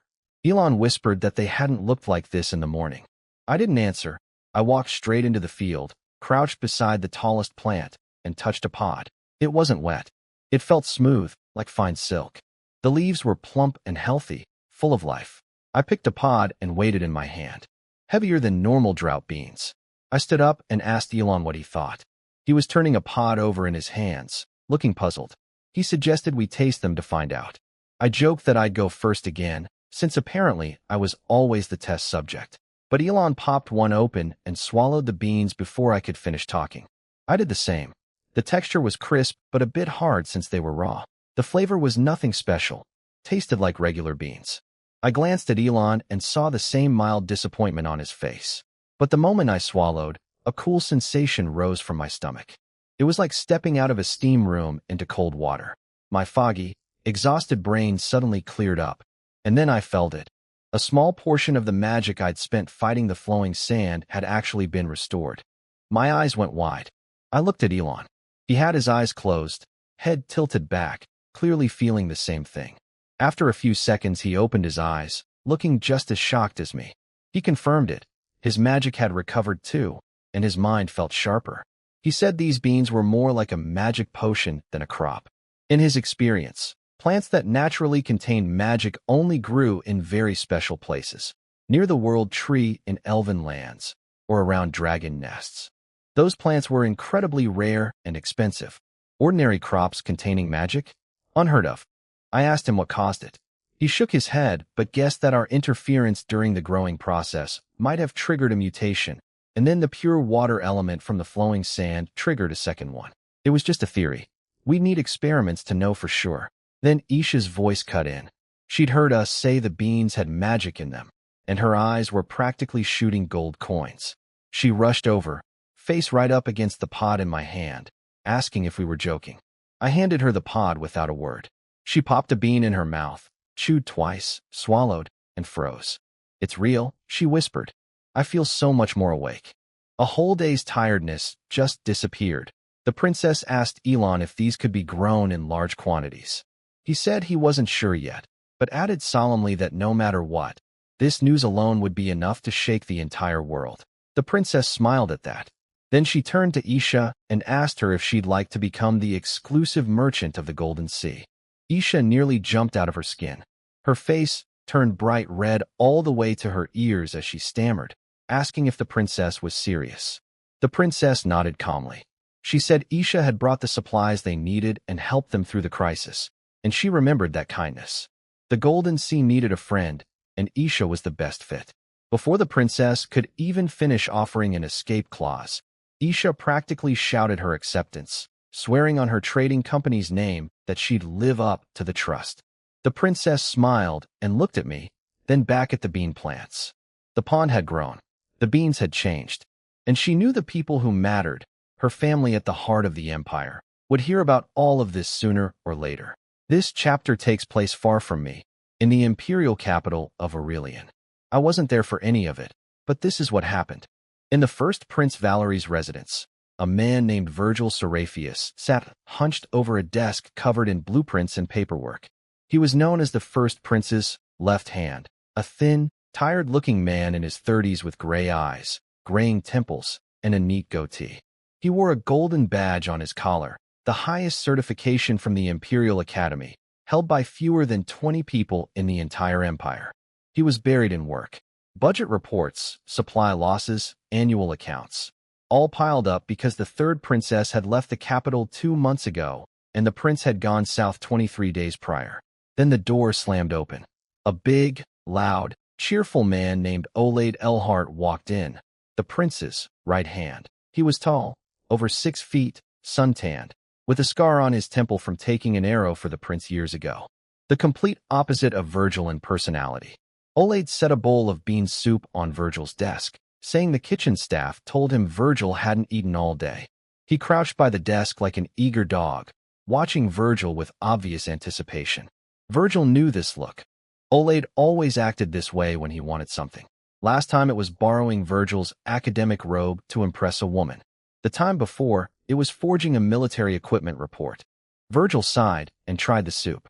It was good, warm, savory, with plump beans that were soft inside but had a satisfying chew. High-quality beans, he noted. Then the moment he swallowed, he froze. A cool sensation rose from his stomach and spread through his whole body. The aches in his neck and shoulders from days of desk work faded. His mind sharpened. He looked at Olaid, who was grinning like he'd won a prize. Virgil realized this wasn't about asking a favor. This was about the beans themselves. "Where did these come from?" Virgil asked quietly. Olaid finally broke into a wide smile. "The Golden Sea." The room went silent. Virgil's expression hardened.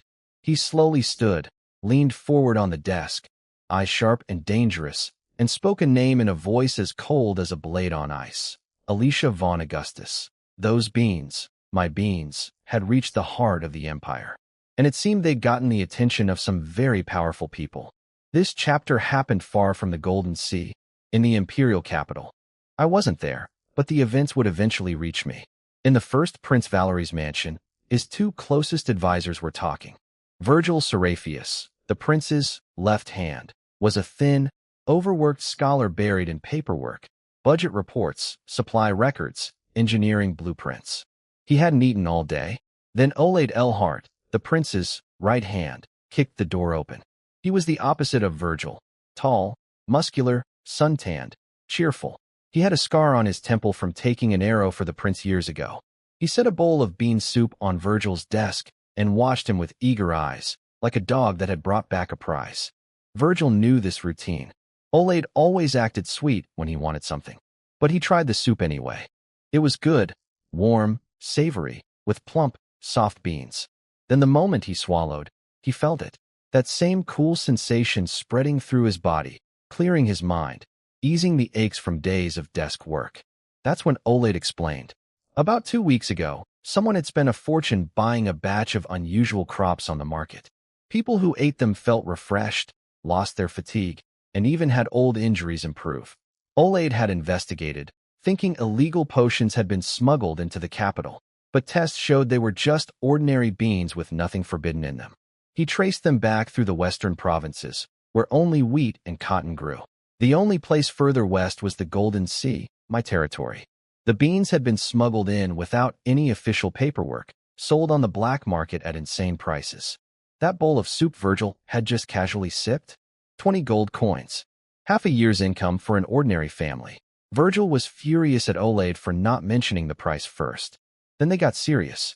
Virgil pulled out a thick file on the third princess, Alicia von Augustus. He told Olayde that most people thought the fight for the throne was only between the first and second princes. But the third princess was dangerous too. She had incredible charisma, sharp political instincts, and had once united a divided group into a loyal fighting force almost overnight. The only reason she wasn't a bigger threat was that she'd been exiled after trusting the wrong person. Now she was making the Golden Sea bloom. And Virgil knew she wouldn't sit still. He said they couldn't let her grow unchecked. They needed to send someone who could influence Elon the Druid, spy on the Golden Sea's real situation, and be someone the princess couldn't easily deal with. Olayde scratched his head, saying that was a tall order. Elon was a key figure in the Church of Life, and the senior members would celebrate his success rather than rein him in. Virgil smiled, a smile that made even Olayde uneasy. They wouldn't send an old church elder. They'd send one specific person. Olayde's face changed. A flash of fear crossed his eyes before he said the name. Thurn Lancaster? The half-beast? Virgil confirmed it and told Olayde to deliver the message personally. Olayde agreed, but paused at the door. You're not sending me just because you're mad about the 20 gold soup, are you? Virgil, already back to his paperwork, answered flatly. Guess. Olayde burst out laughing and left. So the beans I'd grown had reached the imperial capital, caught the attention of the first prince's inner circle, and now they were sending someone to the Golden Sea. Someone even Olayde feared. I crouched in front of a red willow about 700 meters north of the oasis, staring at it in silence. Elon was squatting beside me, frowning deeply. The willow was half buried in sand, its branches dried out, its leaves turning yellow. Just one night of wind had done this. Elon dug around the roots and found them already turning black. He said we could dig it out and replant, but we couldn't do that every single day. He asked if I had any ideas. I stood up and looked around at the scattered plants in this test area I'd recently set up. I wanted to see if we could grow these pioneer trees farther from the oasis, but without the soil bags, it was nearly impossible. We'd used most of them on the sand slope to fight the flowing sand, and the rest went to the bean field. The plants on the slope were thriving, but out here it was hopeless. Without the soil bags, my death magic kept killing the roots no matter how carefully I controlled it. The surface water evaporated too fast. Nothing could survive. I looked at my 2 teams of skeletons carrying water buckets to the seedlings and waved them to stop. Watering was pointless right now, just wasting resources. I told Elon I'd been studying his soil bags, trying to figure out how to make more, but the process was too complex. I couldn't copy them anytime soon. He sighed and said that was expected. Soil bags were rare items that only a few druids could make, and the Golden Sea was practically a forbidden zone for druids. But I wasn't ready to give up. I thought about aerial seeding, scattering drought-resistant seeds from the air and hoping some would survive. It was a common method where I came from, but I had no aircraft, no drones. The best I could manage as a necromancer would be summoning gargoyles or bone dragons. And aerial seeding required proper seed treatment, moisture techniques, and precise timing. I couldn't handle all that alone, so I shelved the idea. What I could do right now was deal with the wind and sand. The Golden Sea had extreme temperature swings between day and night, which created fierce nighttime winds. That's what buried these trees. I told Elon we should stop trying to expand the green area for now and focus on sand control instead, starting with straw checkerboards. He looked confused, so I knelt down and drew a grid pattern on the ground. I explained, you take straw and push it into the sand in a checkerboard pattern, leaving about 10 to 15 centimeters sticking up above the surface. This creates little barriers that block the wind from moving the sand around. The sand inside each square settles and stabilizes. Then you plant inside the squares, and the survival rate goes way up. The straw also helps hold in moisture. Elon's eyes lit up as he understood. He asked if this meant we could prepare the ground now for future planting, even if we couldn't plant trees yet. I told him yes. I'd already asked Isha to buy straw and tools for making the checkerboards on her last visit. She should bring them next time she came. And with the pond nearly doubled in size, the oasis could support more people and more planting area. But we also needed to think about soil fertility. Water and plants alone wouldn't be enough. I'd asked Isha to find desert-suitable legumes and other helpful plants too. I mentioned that it would be great if we could find some commercially valuable tree species, but there was no rush. We needed to build the foundation first. Elon shook his head at how calm I was. I told him patience was part of it, and besides, necromancers live a very long time. Maybe one day I'll bury you in the ground for fertilizer, I joked. Elon was about to fire back when he noticed my expression suddenly change. I turned to look toward the east side of the oasis. On the distant horizon, a massive cloud of dust was rising in an unnatural way, like something powerful had thrown it up. At the top of the dust cloud, I could see pale figures flying through the air, my skeletons. Someone was attacking my undead. This happened on the eastern edge of my territory, and I wasn't there to see it, but I'd piece it together soon enough. A local guide named Lancher had been hired 3 days earlier at a desert way station. A mysterious figure in a gray-green hooded cloak had walked up to him, tossed him a gold coin, and asked in a raspy voice if he could lead them to the new oasis near Little Emerald Pond. Lancher was surprised anyone even knew about it. The place wasn't on any maps yet. But a gold coin was a gold coin, so he took the job. Over 3 days of travel, Lancher grew more and more uneasy. The client walked the entire way on foot, refusing a camel. Under the cloak, he could make out the bottom of a sword sheath, a massive one, with the handle sticking up past the person's shoulder. The sword was taller than its owner, who stood just over 5'7". With every step came the faint clink of hidden armor.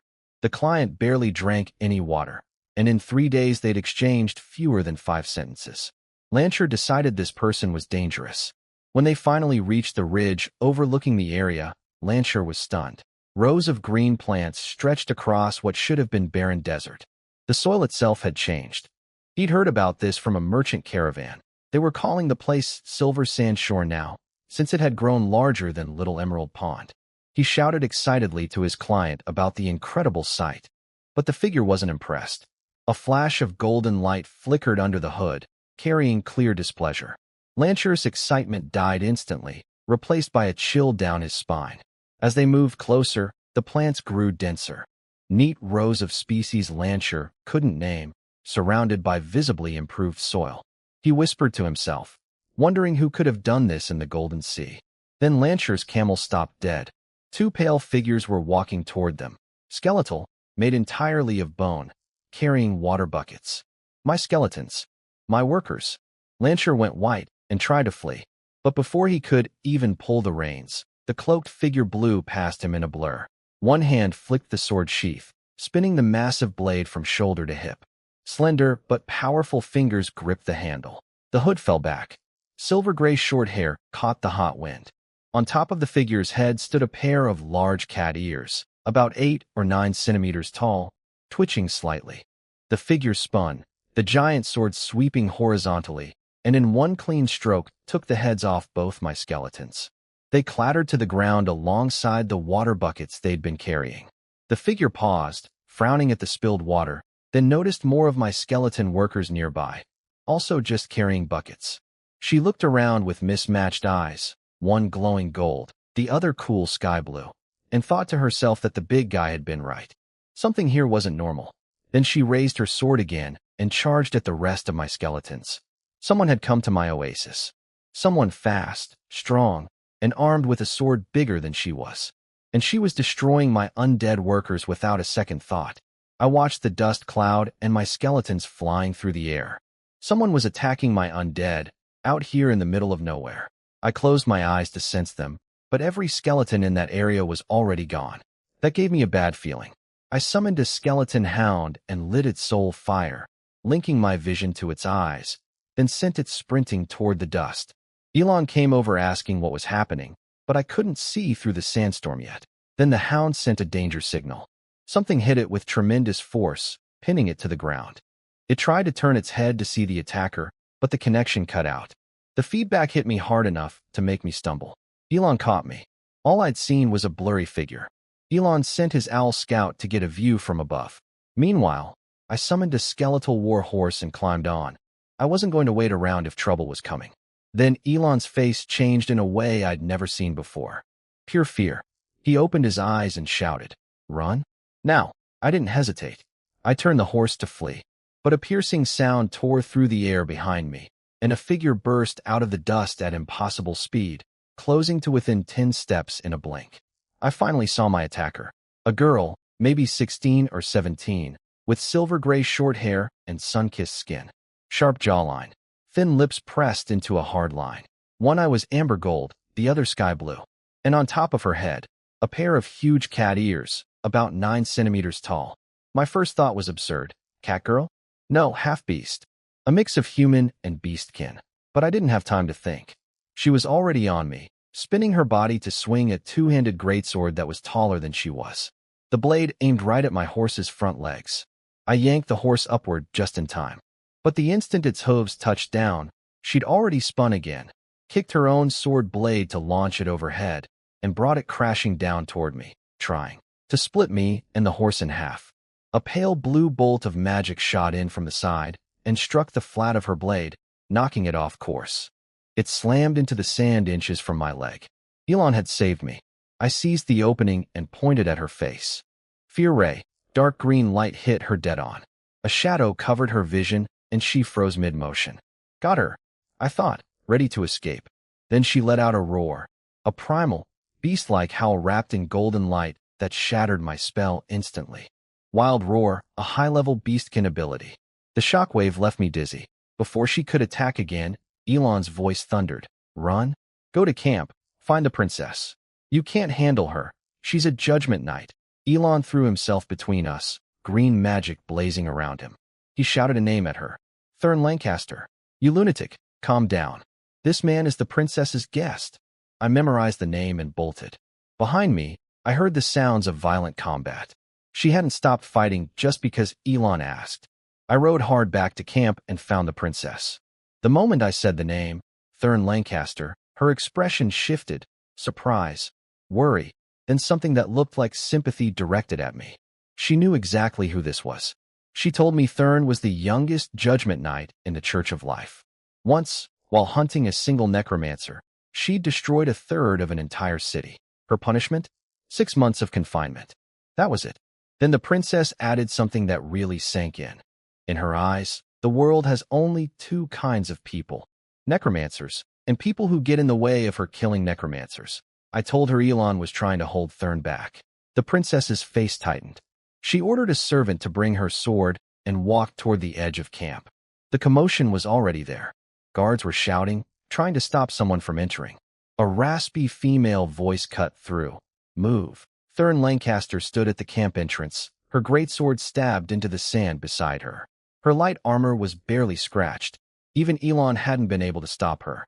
She looked at the princess without any greeting or bow. "Just, Your Highness." The princess tried to be friendly, suggesting they sit and catch up. Thurn ignored it and said flatly, "I know the necromancer is inside. Hand him over."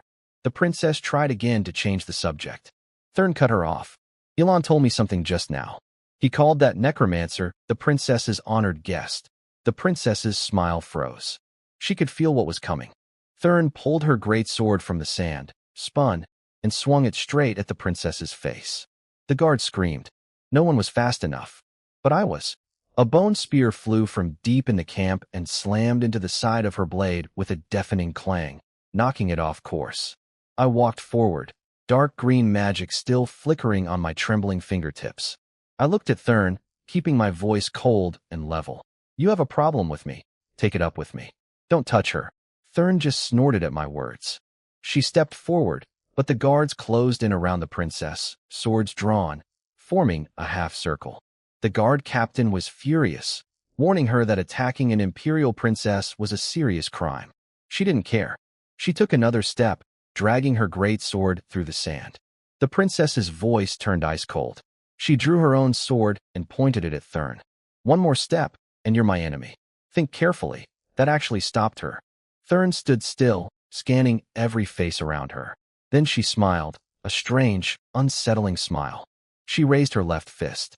A silver-white rune on the back of her hand began to glow, vines and flames woven together, edged in golden light. Sacred-looking. The princess recognized it immediately. She's summoning her spirit beast, she shouted. Stop her. Too late. A blinding pillar of light crashed down from the sky, swallowing Thurn whole. A deep, powerful roar echoed from inside. Everyone braced themselves for something massive. Then a tiny roar squeaked out, and a little white tiger cub bounced out of the light. Everyone froze. The thing was 1/2 meter long. Round head with a short golden horn on top. Small white wings folded against its sides, fluffy as cotton. Stubby legs leaving little paw prints in the sand. Its tail swishing back and forth. The princess blinked. She knew Thurn's spirit beast was supposed to be a 7 or 8 meter long giant white tiger that had helped demolish a city. This looked like a pet toy. Thurn was just as stunned. She stared down at the cub rubbing against her leg, tail wagging like grass in the wind. The connection was the same. She could feel it was still her spirit beast, White Fang, but its body was barely 1/10 of its normal size, its power almost non-existent. She must have realized the Golden Sea was causing this, but she pushed the thought aside. Fighting the urge to pet it, she pointed at me and ordered, White Fang, attack that necromancer. The cub tilted its head, processed the command, then scampered toward me on its stubby legs. The princess let it pass. She knew the smarter move was to take down Thurn while the spirit beast was distracted. She ordered everyone to restrain Thurn at full force. The guards rushed in. Thurn pulled up her sword and deflected them without counterattacking, dodging while keeping her eyes locked on White Fang. I watched the little tiger charging at me. It looked ridiculous, but I could sense enormous energy packed inside that fluffy body. For me specifically, it was like a walking bomb. I fired a fear ray at its face. The green light hit it square on the head, and it just shook it off like water. I summoned 2 skeleton hounds. They lunged at White Fang, and the instant they touched it, they crumbled to dust. The cub kicked off the sand and leaped straight at my face. No room to dodge. I threw my hands up and caught it. There it was, dangling in my grip, front paws on my hands, pink belly fully exposed, hind legs kicking uselessly in the air. We stared at each other, both confused. Then it started squirming, but I held tight. It let out a frustrated little howl and bared a few baby fangs at me, tongue sticking out halfway, looking absolutely ridiculous. I glanced over at the princess's side. Thurn was still tangled up with the guards. Safe for now, I thought. Then my hands were suddenly empty. White Fang vanished, and Thurn appeared right in front of me. She'd swapped places with her spirit beast. She was already swinging the greatsword down at my head, grinning with savage satisfaction. Die. I had no time to think. Pure instinct made me throw my arms up to block. The blade slammed into the exile's ring on my wrist. The impact rattled my skull. Then a cold, mechanical voice spoke in my ear. Detected. Prisoner Sean Linus attempting to damage restraint device. Violation of exile management regulations. Commencing punishment. White lightning erupted from the metal ring, swallowing both me and Thurn in blinding electricity. I opened my eyes feeling sore all over, like I'd done a full-body workout after years of sitting still.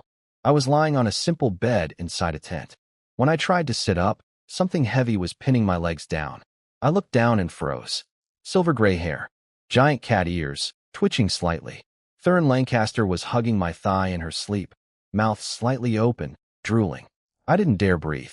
I looked around desperately for someone to explain this, but found no one. Then Elon walked in, saw me awake, and told me I'd been unconscious for a full day and night. I couldn't believe it. Thurn's attack felt like it had just happened. I looked pointedly at the girl sleeping on my leg. Elon's face twisted into a mix of embarrassment and barely contained laughter as he explained. When Thurn's sword hit my exile's ring, it triggered some kind of defense mechanism that electrocuted us both. They tried to separate us, but every time we got more than 3 meters apart, the ring would shock us again. So they had no choice but to keep us together to stop us from being electrocuted to death. Elon was clearly trying not to laugh. I was not amused. He said he'd go get the princess and some bean soup, and started to leave. I grabbed his sleeve in panic, whispering that he couldn't just leave me alone with this person. He told me not to worry. He'd placed a restriction spell on her while she was unconscious. She should behave when she woke up. Should. Then he left. I watched Thurn's breathing change. Her eyelids fluttered. Her ears twitched. She slowly woke up, yawned, showing sharp fangs, stretched like a cat, arching her back, then rubbed her face with both hands. She turned, and our eyes met. "Good morning," I said. Her mismatched pupils shrank into thin vertical slits. She looked around, then back at me with anger and contempt. She glanced at the green glowing band on her wrist, Elon's restriction spell, and scoffed. "Elon's handiwork. Cute." She stood over me and said coldly that even with the restriction, she knew at least 3 ways to kill me. Which did I prefer? "Elon, you useless old man. You call this a restriction?" I stayed silent, which seemed to make her angrier. She stepped forward, pulled back her fist, and punched straight at my face. I couldn't move, my whole body was too weak. But the instant before her fist connected, a flash of electricity crackled through the tent. The exile's ring triggered again. My body seized up and slammed back onto the bed. Thurn went flying into the tent pole, every hair on her body standing straight up, her tail puffed out like a dandelion. She pressed against the pole, trembling, and glared at me. "What did you do to me?" "Not me," I said weakly, holding up my arm to show the ring. "It's this thing." She stared at it, stunned. Then her expression shifted to genuine surprise. "An exile's ring? What did you do to get the council to put that on you?" Then her eyes widened further. "Wait, you're wearing an exile's ring. Exiled to the Golden Sea, and you can still cast spells and summon undead?" I had no intention of explaining anything to someone who wanted to kill me. The silence was broken when the tent flap opened again. Elon came in with bean soup, the princess behind him, and behind her a young person I didn't recognize. Elon saw me flat on my back and Thurn on the floor and burst out laughing. "Did you hit him?" Thurn said nothing, her face dark. Elon crouched beside me and fed me the soup while cheerfully explaining that during our day of unconsciousness, they'd tested the ring's limits. Too close, too far. It would shock us either way. We'd been zapped at least 10 times. Then he said something unexpected. Thurn showing up wasn't entirely bad news. She actually solved a problem for us. Other people might be pure trouble, but this girl was different. She carried valuable things. And since we had her here, those things should be handed over.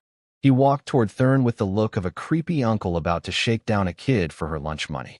And Thurn, sitting helplessly on the ground, looked for the first time like nothing more than a scared little girl.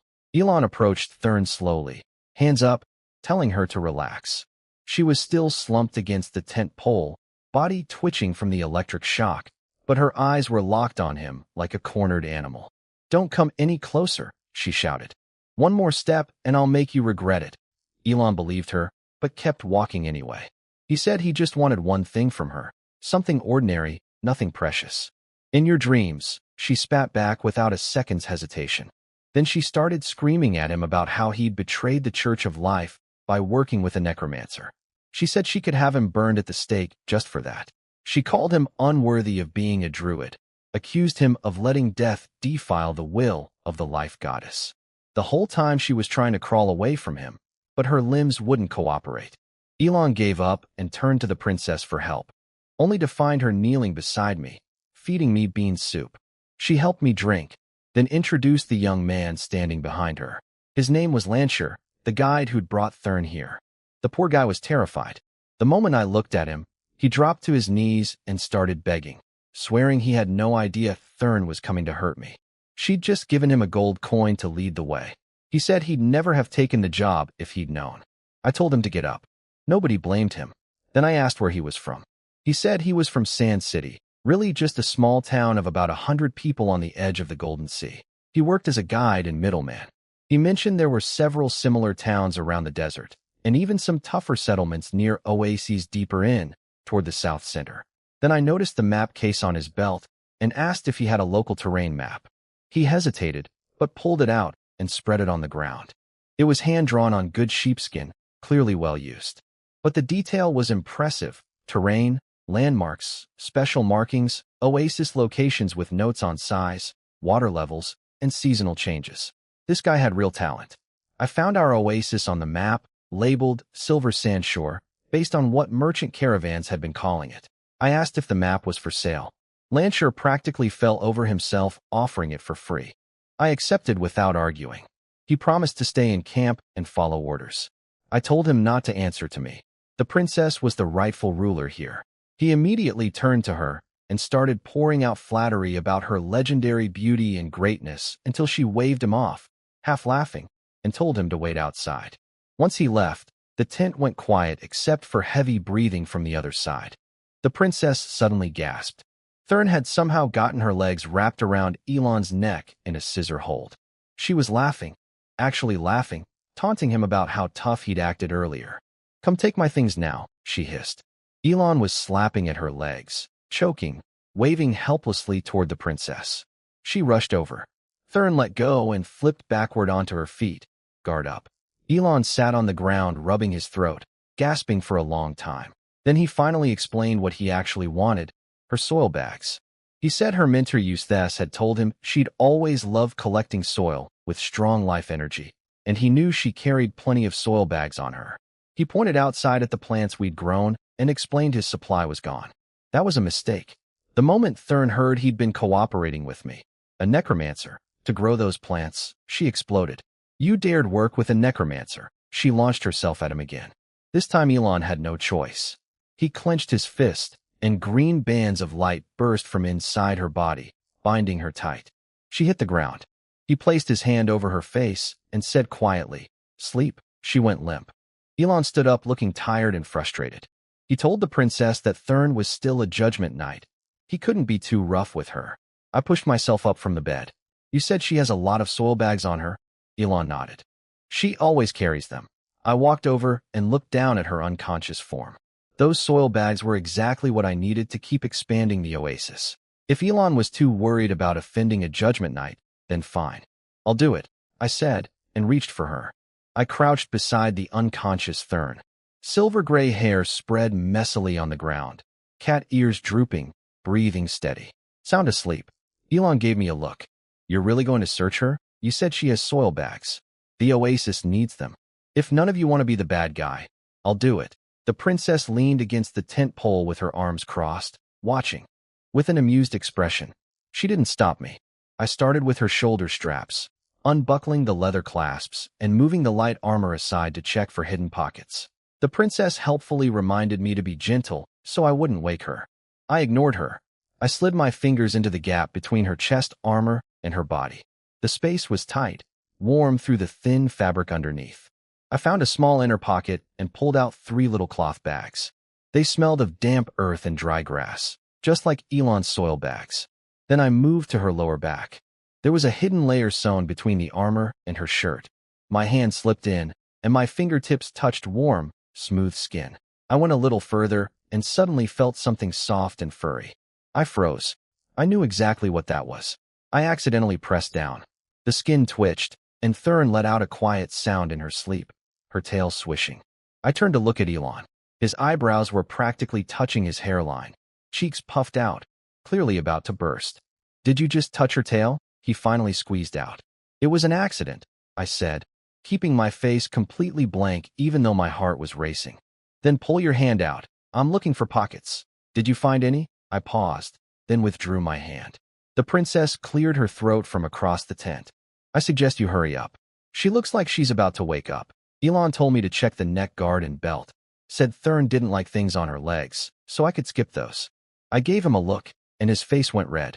He started shouting that he didn't have any weird habits, like me. "What weird habits?" I asked. "You were feeling up her tail pretty enthusiastically for someone claiming it was an accident." "It was an accident. Enough," the princess cut in. "Finish the job before she wakes up." I found some dry rations and a palm-sized mental resistance charm in her neck guard. Then I moved to the belt, wide, dark brown leather with a metal buckle.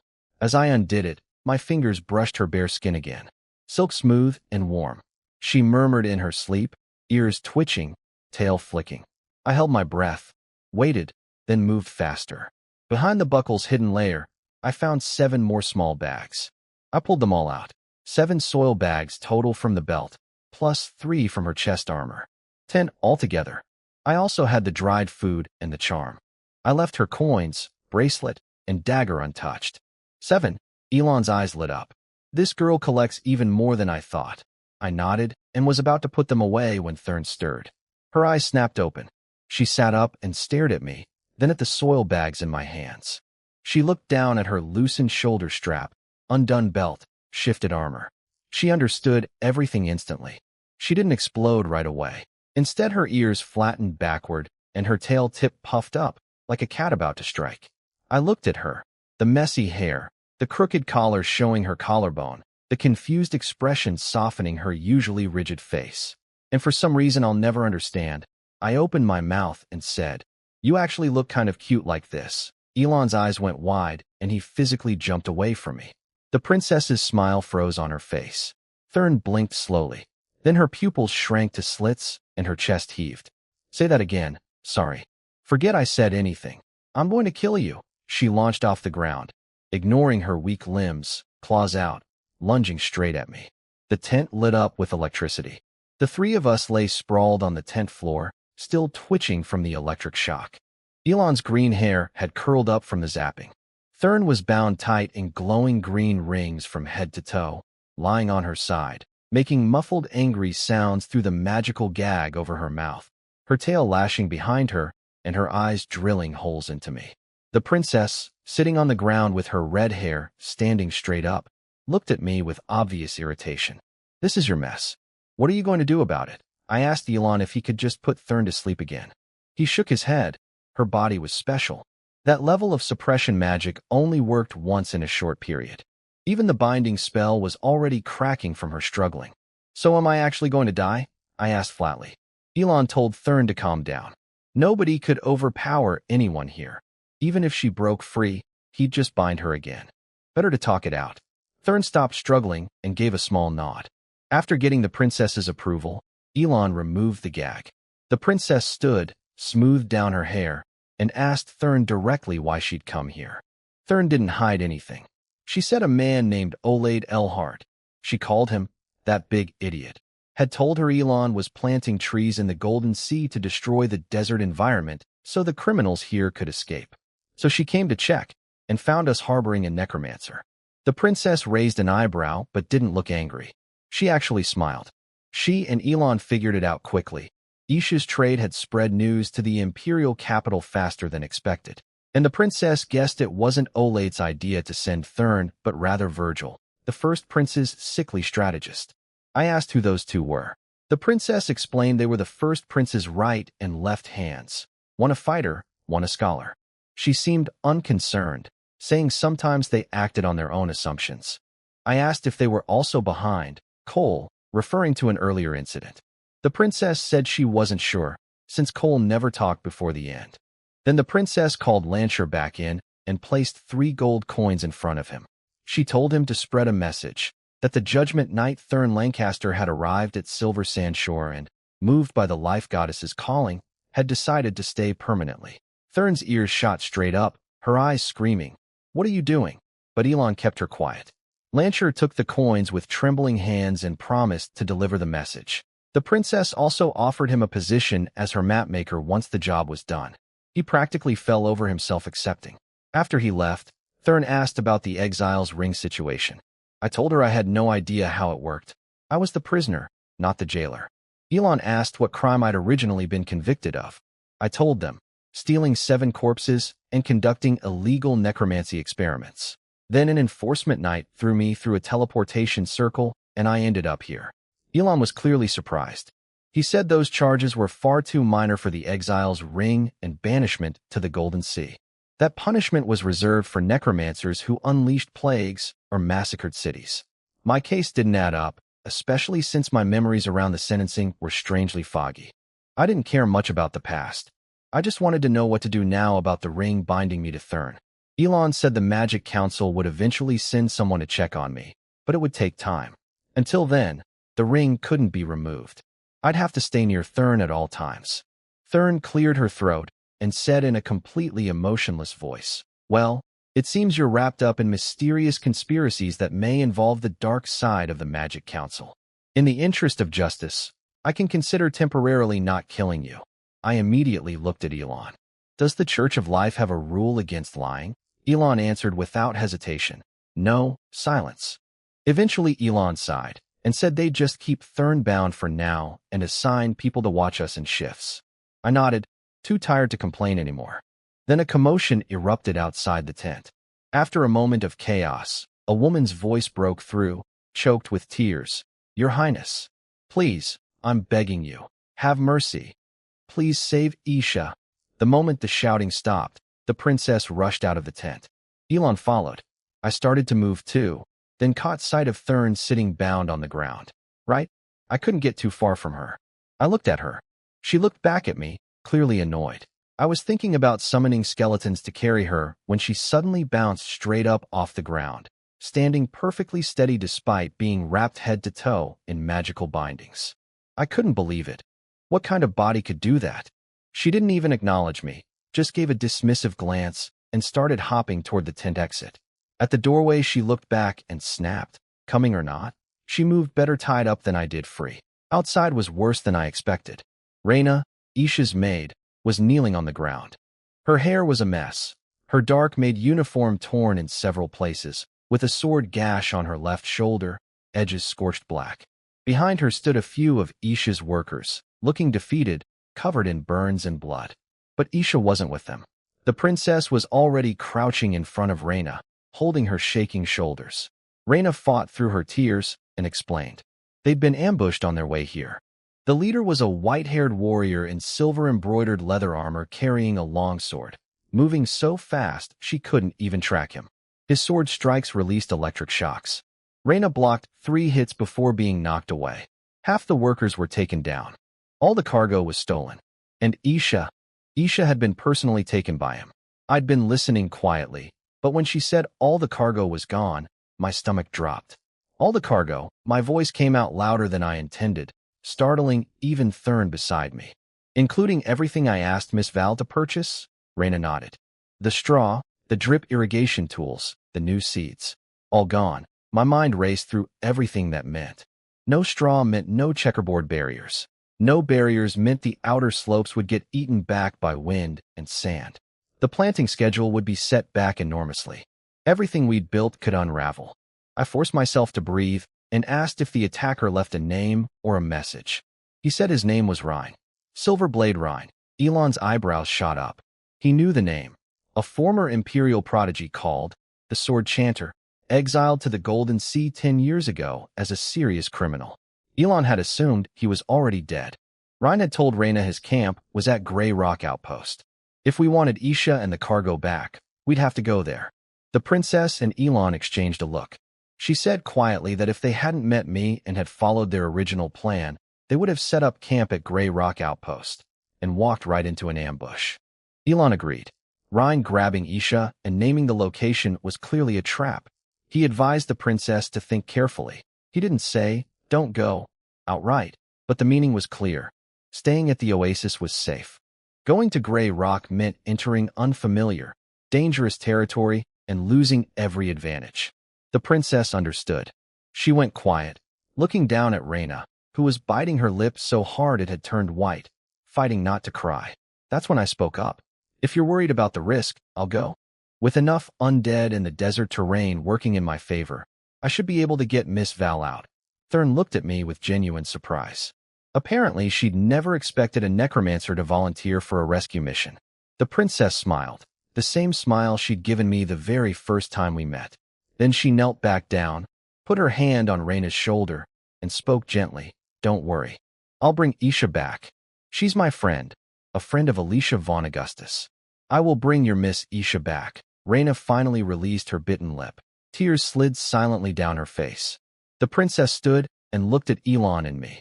"All right, let's figure out how we're going to do this." This chapter happened at Grey Rock Outpost, about 30 kilometers southwest of our oasis. I wasn't there, but I'd learn the details later.